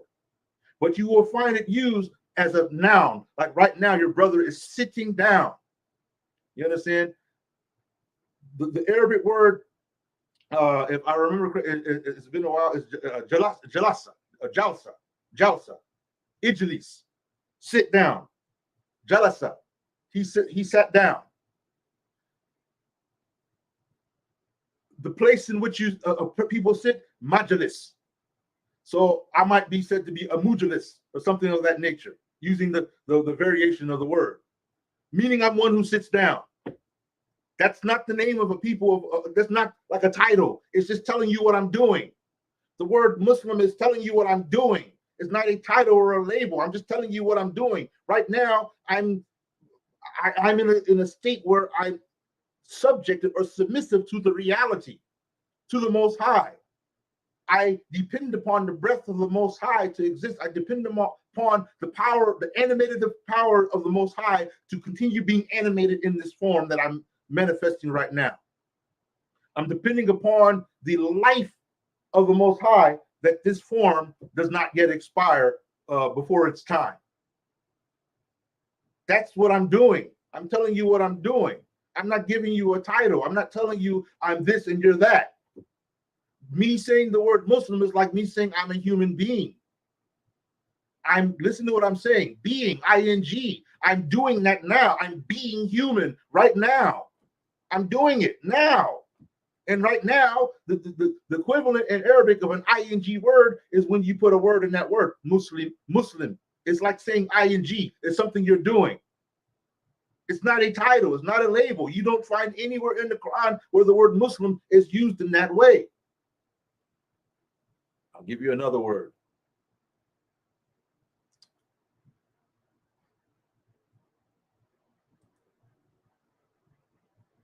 Let's see here.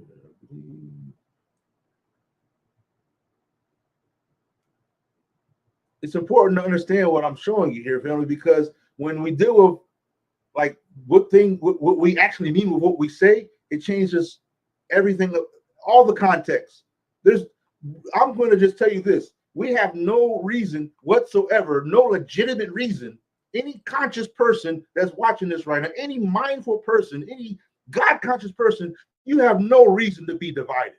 If you are divided, you're divided because of your own ego. We have I'm telling you, we have no reason to be divided. If you look at any word we read anywhere that's supposed to be sacred scripture or anything, you don't find anything excusing me from you or anything excusing you from me if we say we're upon what's right. I'm just saying. There's nothing in there telling me that I should go around, I am a Muslim, I'm not a Christian. There's nothing in here telling me that. Even the word Christian is not in the Quran. Nasara does not mean Christian. It's translated to mean Christian. Nasara means those who are helping the Messiah.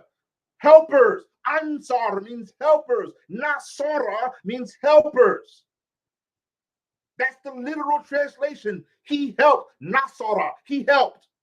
That's the literal translation. It doesn't translate as Christian.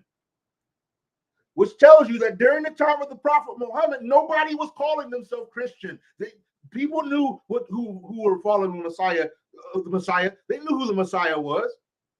All in that area, anybody that had anything to do with the Hebrew peoples knew what was happening. It wasn't a mystery. That's front page news. Announcers all over the people would have been talking about things that were going on. I'm just saying to you, all these little things in this corrupt so-called religion is keeping us stupidly divided over the silliest stuff, and we don't have no reason. We have no excuse. I'm still waiting for someone to show me in the Quran in Arabic where I'm told to call myself Muslim like a capital M. Show me the terms that's in here. What I'm showing you here, let's go down to, oh, I didn't even get to it yet. Okay. La ikraha fi din, qad tabayyana rushdu min al-ghayy. فمن يكفر بالطاغوت ويؤمن بالله فقد استمسك بالعروة والوثقى لا انفصام لها والله سميع عليم. The word that I want to get us to is okay. First of all, I'll deal with deen.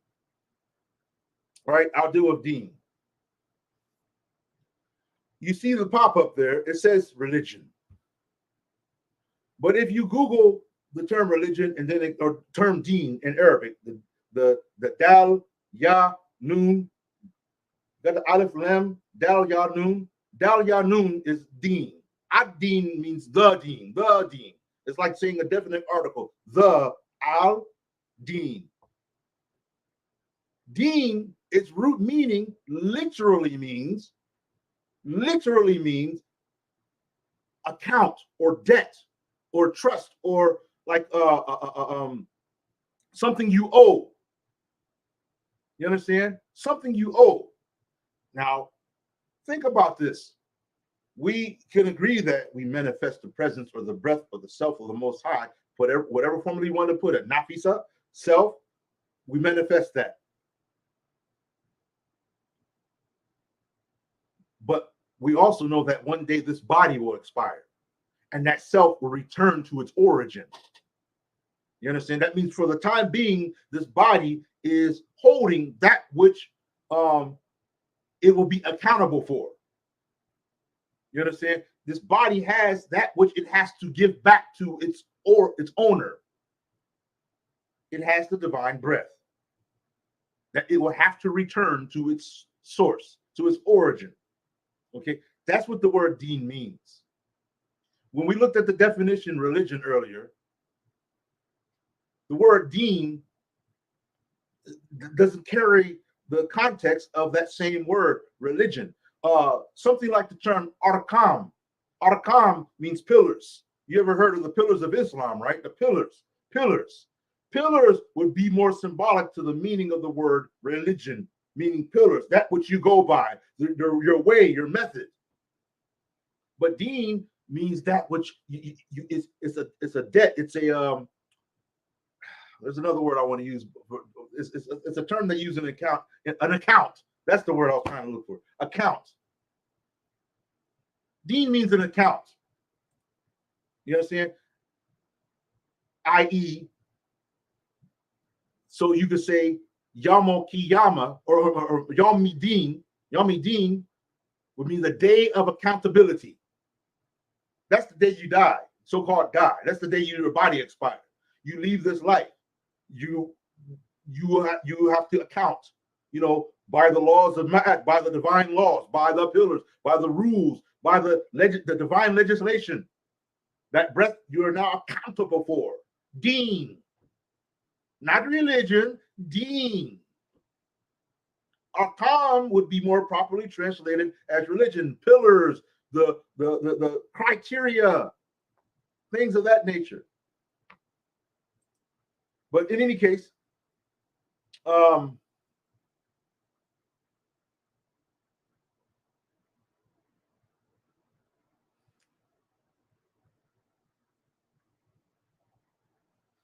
Let me show you. Let me go to a different one.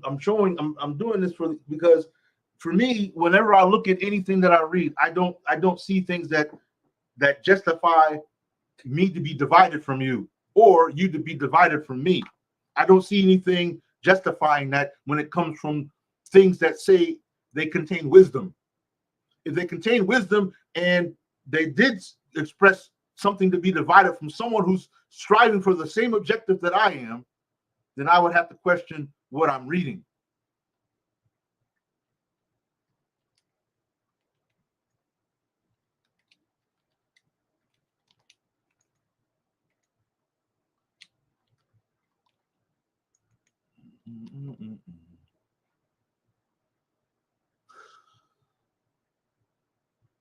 Let's see here. Let's go to down here.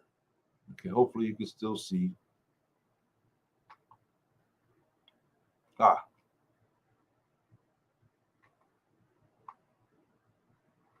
Let's go right here. So I'm not going to recite this whole thing to you in Arabic, but I want to get down to this word right here. Al-Islam is another word that's been made like a this, like these people, this land, this area, this is Islam. And that's not what that word means. Again, it's another verb. This is what you call a verbal noun. That means the word in and of itself, while it's an action, is a conditional. It's like an action in the state of a condition. It's like you're in this condition. You understand? You're in this situation. For example, right now, you could say that that all of us that are watching this live right now, we're benefiting somehow from what we might say muhyi, which is living, the living. You understand? The living is one of the names of the Most High. When we are manifesting the qualities of living, if you're watching this, that's the condition, that's the state, that's the actual condition that you are in right now. If you weren't in that condition, then we would be bidding you farewell, and we would be talking, the things, the noble things that you've done in your honor. You would not be in this world right now, or this aspect manifesting like this right now. That's what the word Islam means.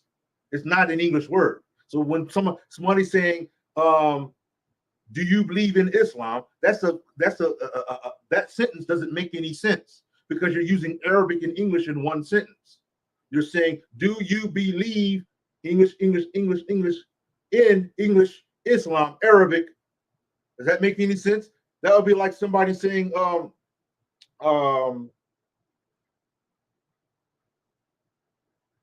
something like, I'll give you an example here.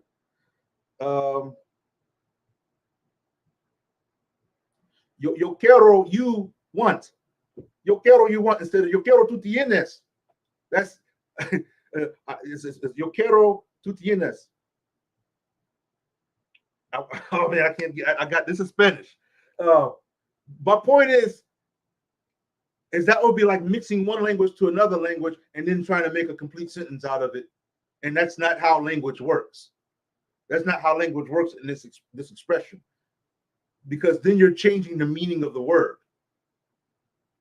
The meaning of al-Islam in Arabic simply implies a state of submission. But that's a rendered meaning, actually. When I say submission, a state of submission. Why did it get that term? Because when you're in a state of peace, that means you're still. There's nothing active going on. You're still. You understand? You're like in a situation where nothing is bothering you or harming you, and you're not bothering or harming anyone else. That's the expressed meaning of al-Islam. It's not a title. It's not a title. It's not a title. It's not a title. If we were to look in the time, if we were looking the history of the Prophet Muhammad, why he was reciting the Quran, nobody was thinking that a title was being given to them. You understand? They understood what he said.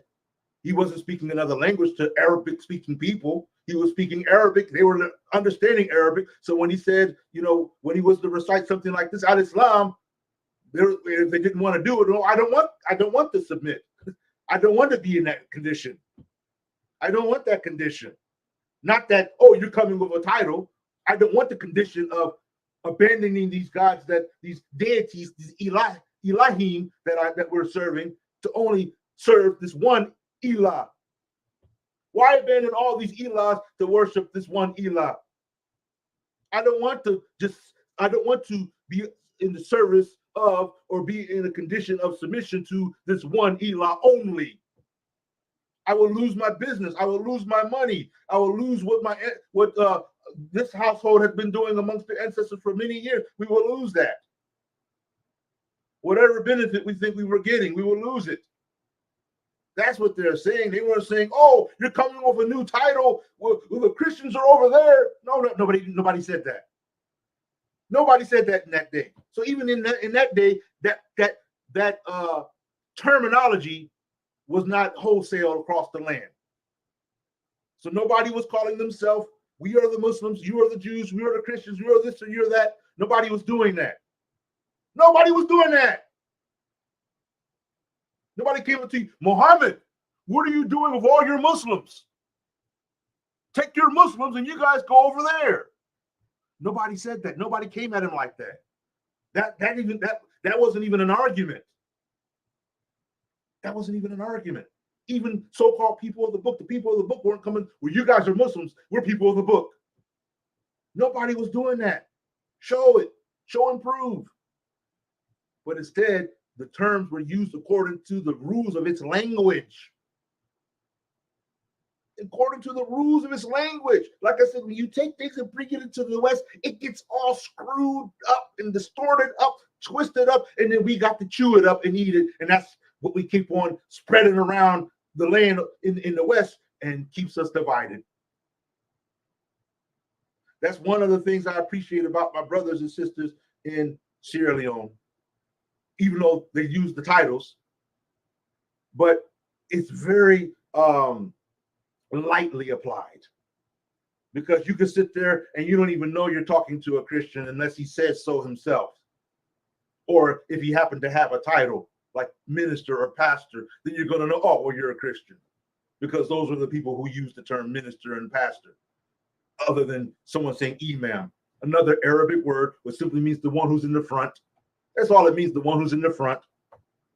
It doesn't mean doctor. It doesn't mean scientist. It doesn't mean this or that. It just means the one who's in the front. Meaning of words. I think it's important for us, if anything you could get out of this, is for us to take on a comprehensive study of the words that we use. And we'll end up finding out, that a lot of the words we've been taught, we've been miseducated, misinformed about it. And as a result, it skews our perspectives of one another.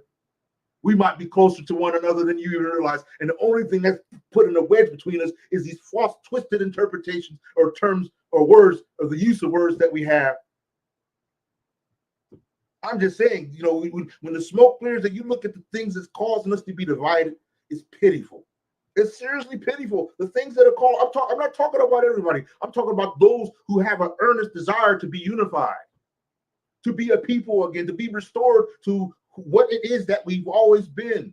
And we still are. We just, for some reason, we become blind to it.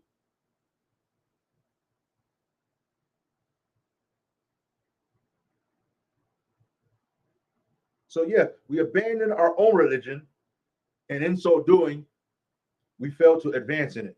Instead, we embrace something else and call it religion.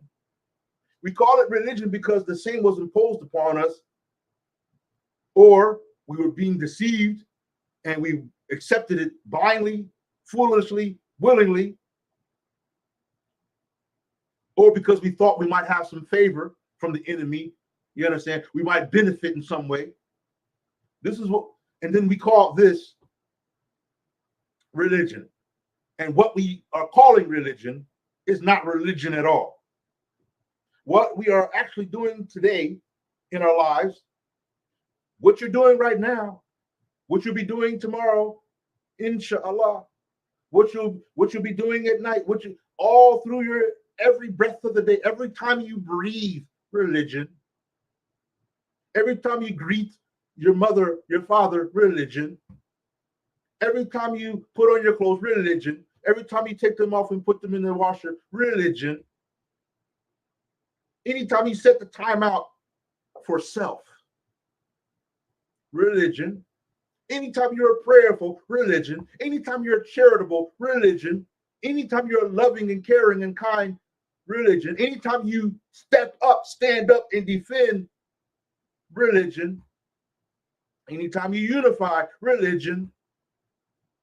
Anytime you sit down at a wholesome meal in the name of the Most High, religion. On and on and on and on. When you die, religion. And when I'm saying die, I mean when you expire from this form, religion, this form metamorphosizes into something else. You continue on, just you aren't being manifested in that form you once had, or possessed, I should say. Possessed is a good word. But religion, when you are born into this world, religion. The moment you suckle from your mother, religion. This is religion. If I didn't say it, if it's not included or any way related to any of this, that's not religion. It's not. It's not. Look at the verbs. Look at the action words. That's what verbs are, action words. What are we doing? What are we talking about? We're talking people. We're what's the word? Oh, I can't think of it right now. I was going to give you another word. But the whole point is, every moving step, you're either being religious or anti-religious. When you hurt your brother without right, you're being anti-religious. Like I just told you, what I wanted to show you here, all through, for example, the Quran, the term that's used whenever I used to give khutbahs, but whenever I give khutbahs, it would start off with Ya ayyuhalladhina amanu. Amanu means those who say they trust. Some people say those who say you believe. Oh, you who say you believe. Oh, you who say you believe. Or oh, you believers. That's what some people say. But like I said, the word amanu in this case, is not belief. It's trust. It's like holding on to something.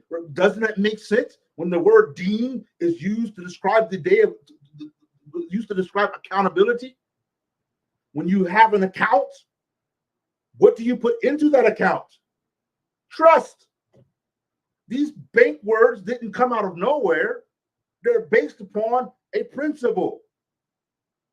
It's not just a monetary definition. It's based upon a principle. Trust. Trust in your deen. You understand? Your account. The only reason why you would not trust in your account is if you're not worthy. In other words, if you got something in that account, that's betrayal. That's filth. That's shame. Then yeah, you're not going to be wanting to trust or quote unquote believe in your deen. Because your ma'at is going to come up wanting. Your balance, your scale, your mizan. That's the Arabic word for ma'at. Mizan. Your mizan is going to be like, oh.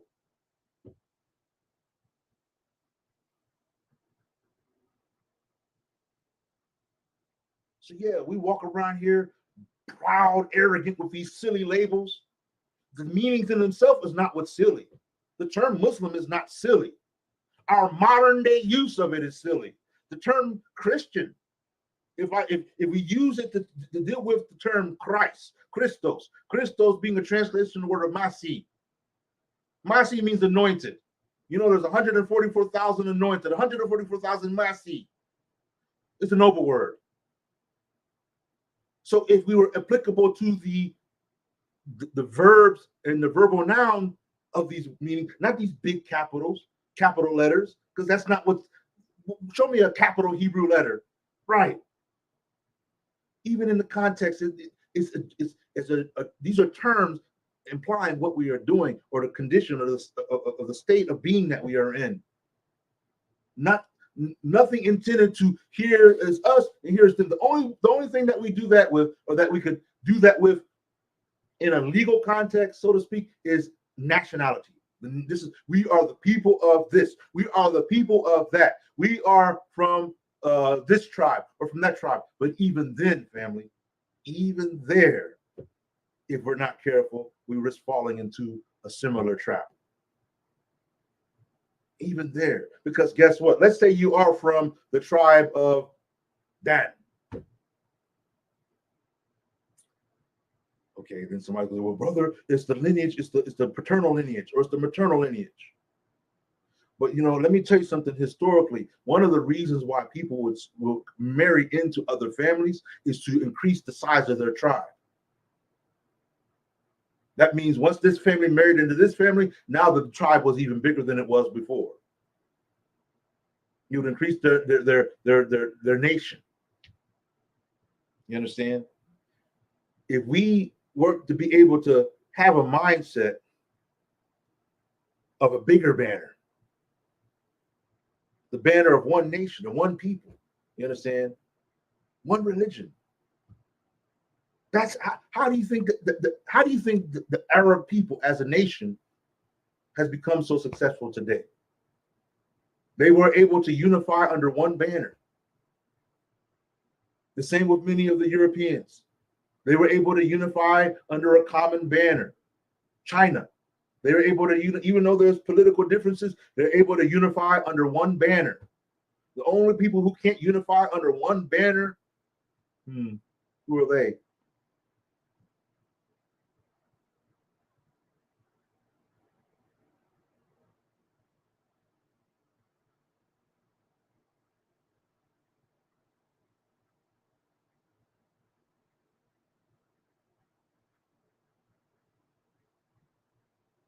And just, for the record, because I know some brother, in the Quran, Ibrahim is saying, I am a Muslim, or Moses is saying, I am, they're speaking, the Arabic word that's talking about the story is one fluid statement. Bear witness, I am of those who submit. That's the translation. Remember, Muslim is an Arabic word, not English. So when you use it like it's an English word, you're misusing a word from another language. If you were to translate the entire sentence, bear witness, I am one of those who submit. So there's that.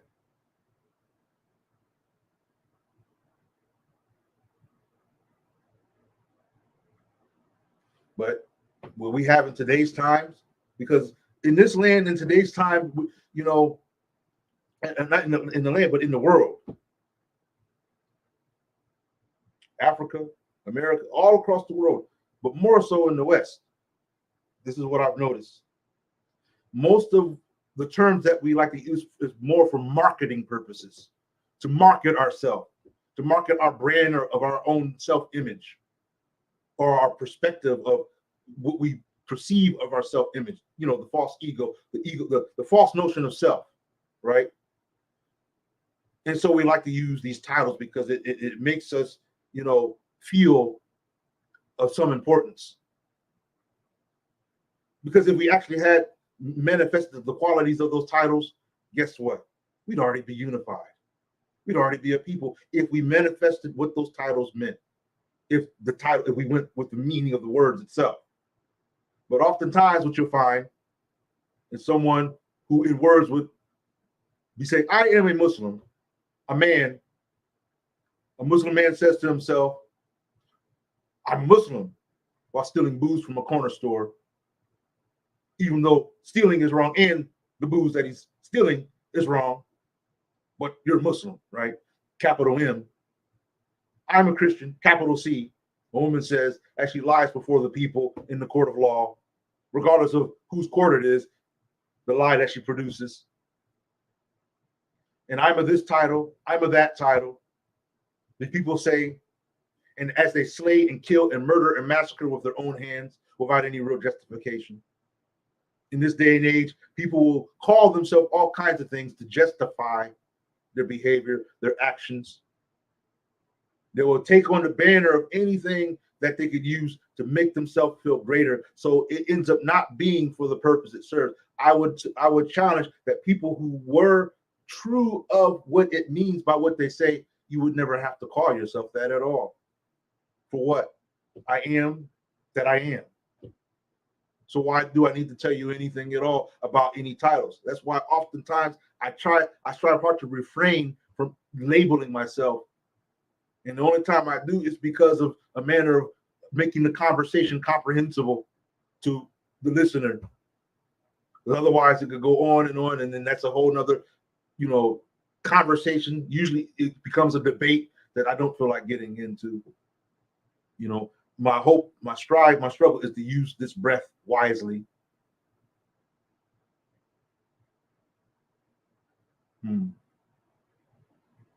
That's what it is. So I want to say these words to you after this song. That's how we do it. Be right back. Sometimes I wonder if that be the voice of God within the force of the heartbeat when it thunders. In the land, through it all, the way, words, divine, must say,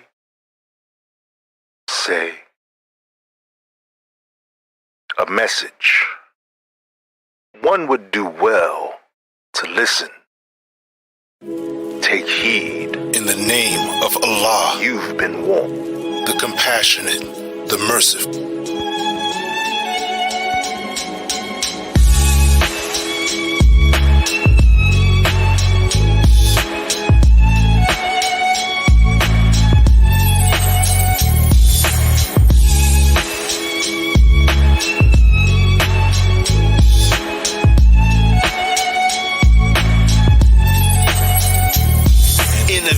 I saw the approaching of a storm, people fearing for their lives, despair, regret, and their cries. It's amazing how we turn to the God only when the drama rise. Meanwhile, see the hypocrisy at an all-time high. Immoralities seen as a token of pride. Imagine looking at the world through a God's eye view, observing the hearts of men, the evil that people do. Imagine the effects on the mind of a newborn child.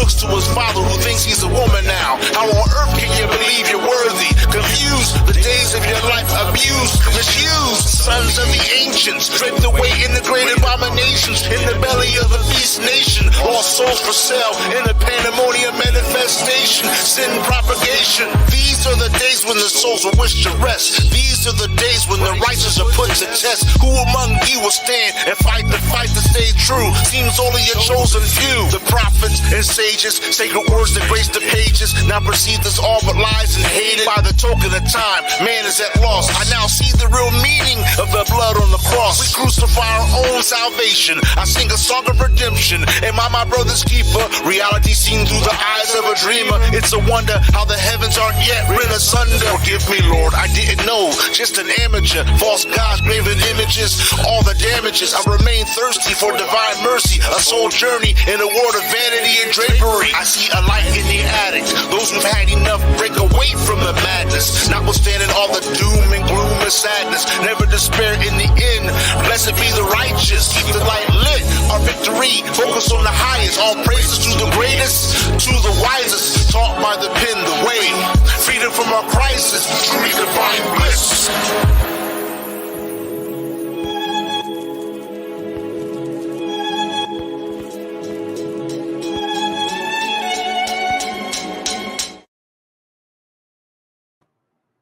Yes, indeed, family. Got some final words for tonight to give you, and I'll say them along with this right here.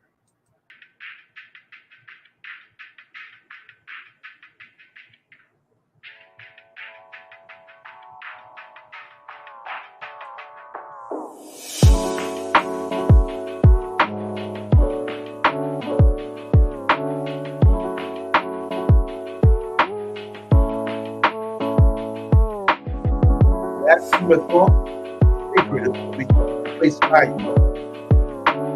What happens when what once was sacred now holds no value? The meaning of sacred continues. Sight down, period, fight for holy ground, and women worthy of their secret crown. Those who reward the greatest, most hideous of life, that's the crown. The death, majesty, seemingly defeated, lost in the dust, forgotten and haven't forgotten the crowns they once wore. Sacred sound on grounds they once roared. Under its inspiration, gracious elevation. A lad, woman of thought, worthy to be heard and observed. One's right hand be the key, one's left hand be a lantern for the road. Shackles, those upon the narrow path. Either road, he said, will surely know. Further, a truth that manifests all throughout the nation.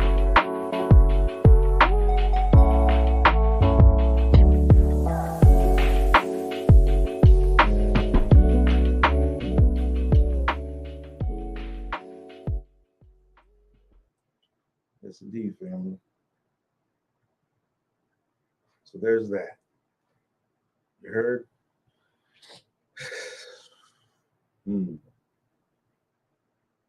Yeah, sometimes you just got to take a breath, sit and reflect, let it all in. You know, those who are going to be together, you're going to be with those you love, plain and simple. Because love doesn't make any excuses. When there's real love, when there's a real love for someone, something, some people, you're going to do whatever it takes to reach the one you love. You're going to do whatever it takes to be with the one you love.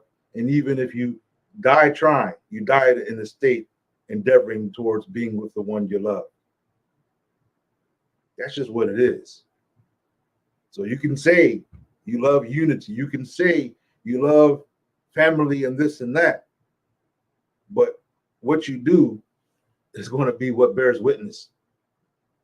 You can say you love the Most High. But what do you manifest? Do you manifest the Most High? Or do you manifest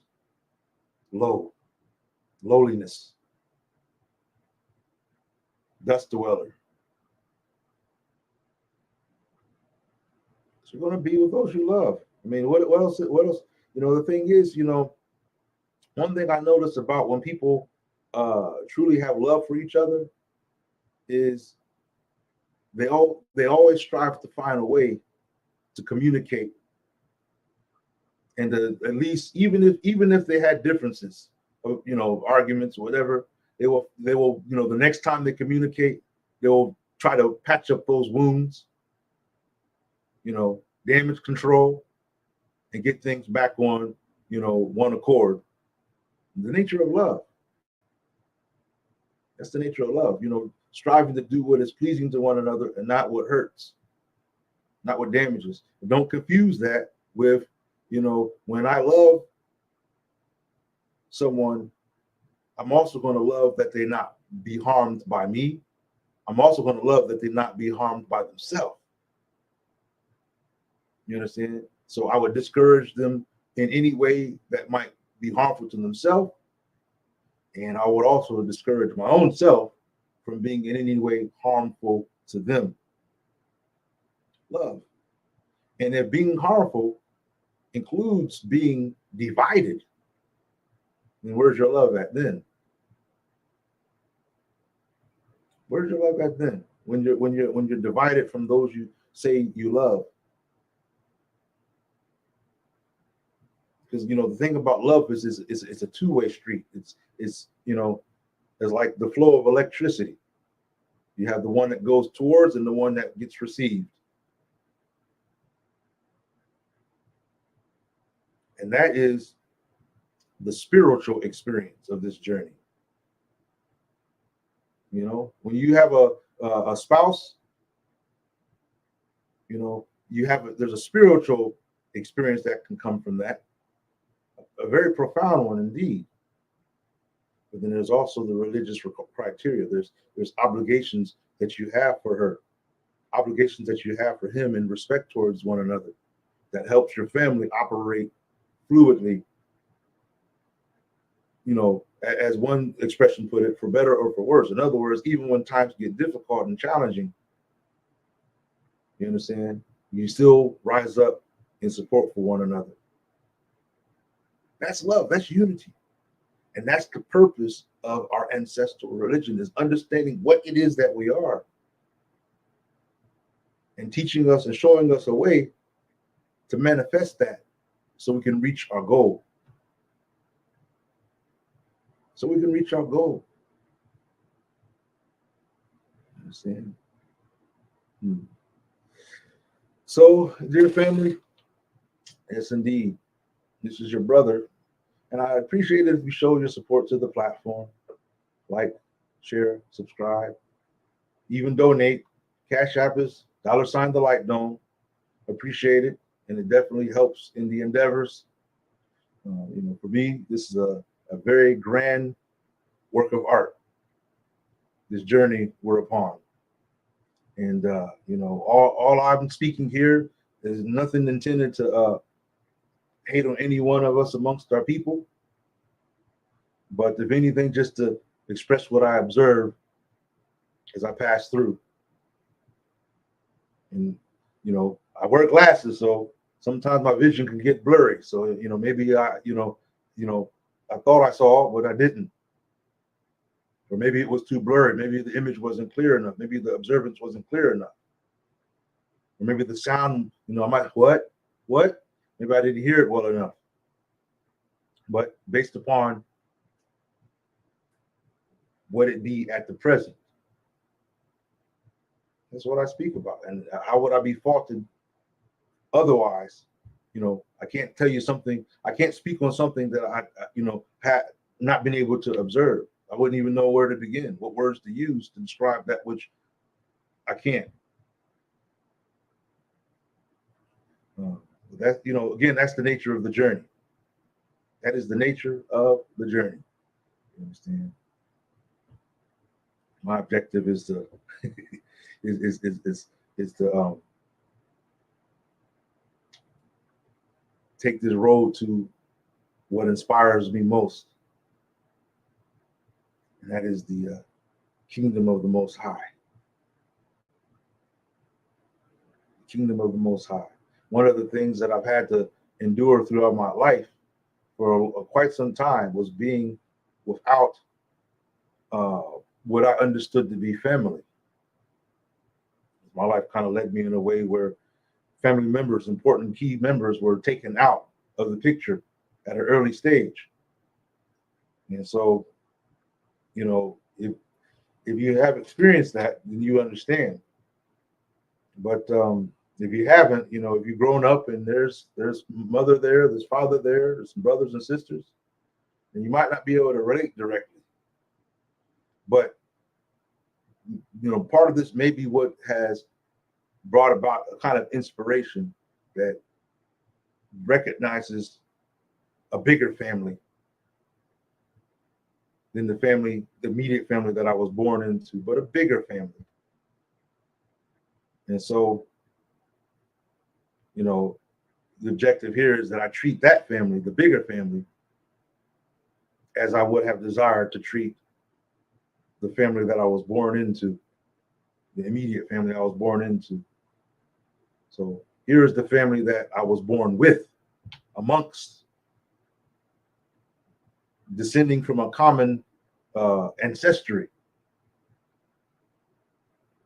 And here's the thing. I know some people, you need to understand there's a difference between racism and respecting your ancestry.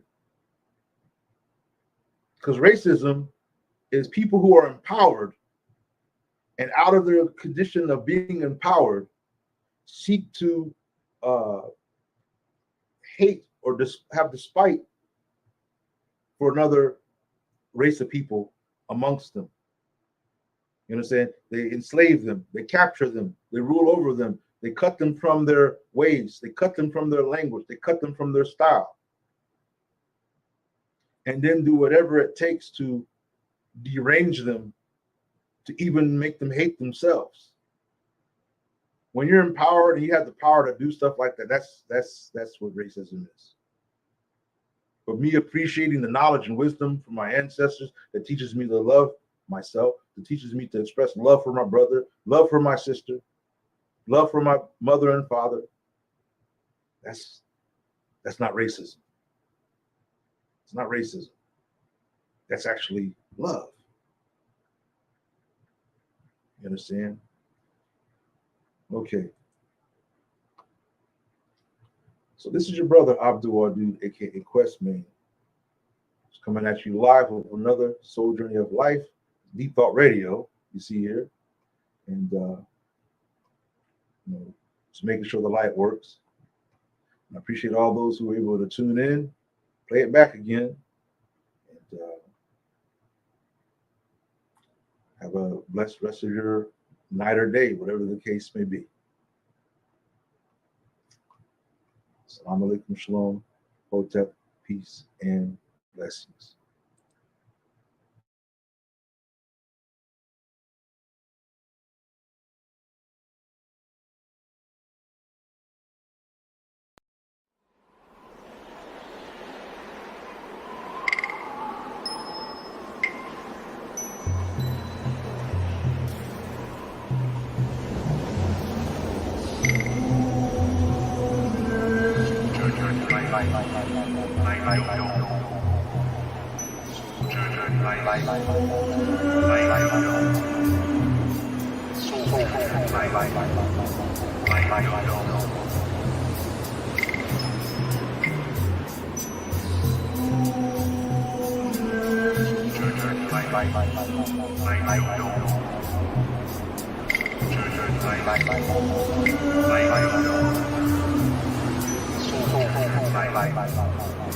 Bye.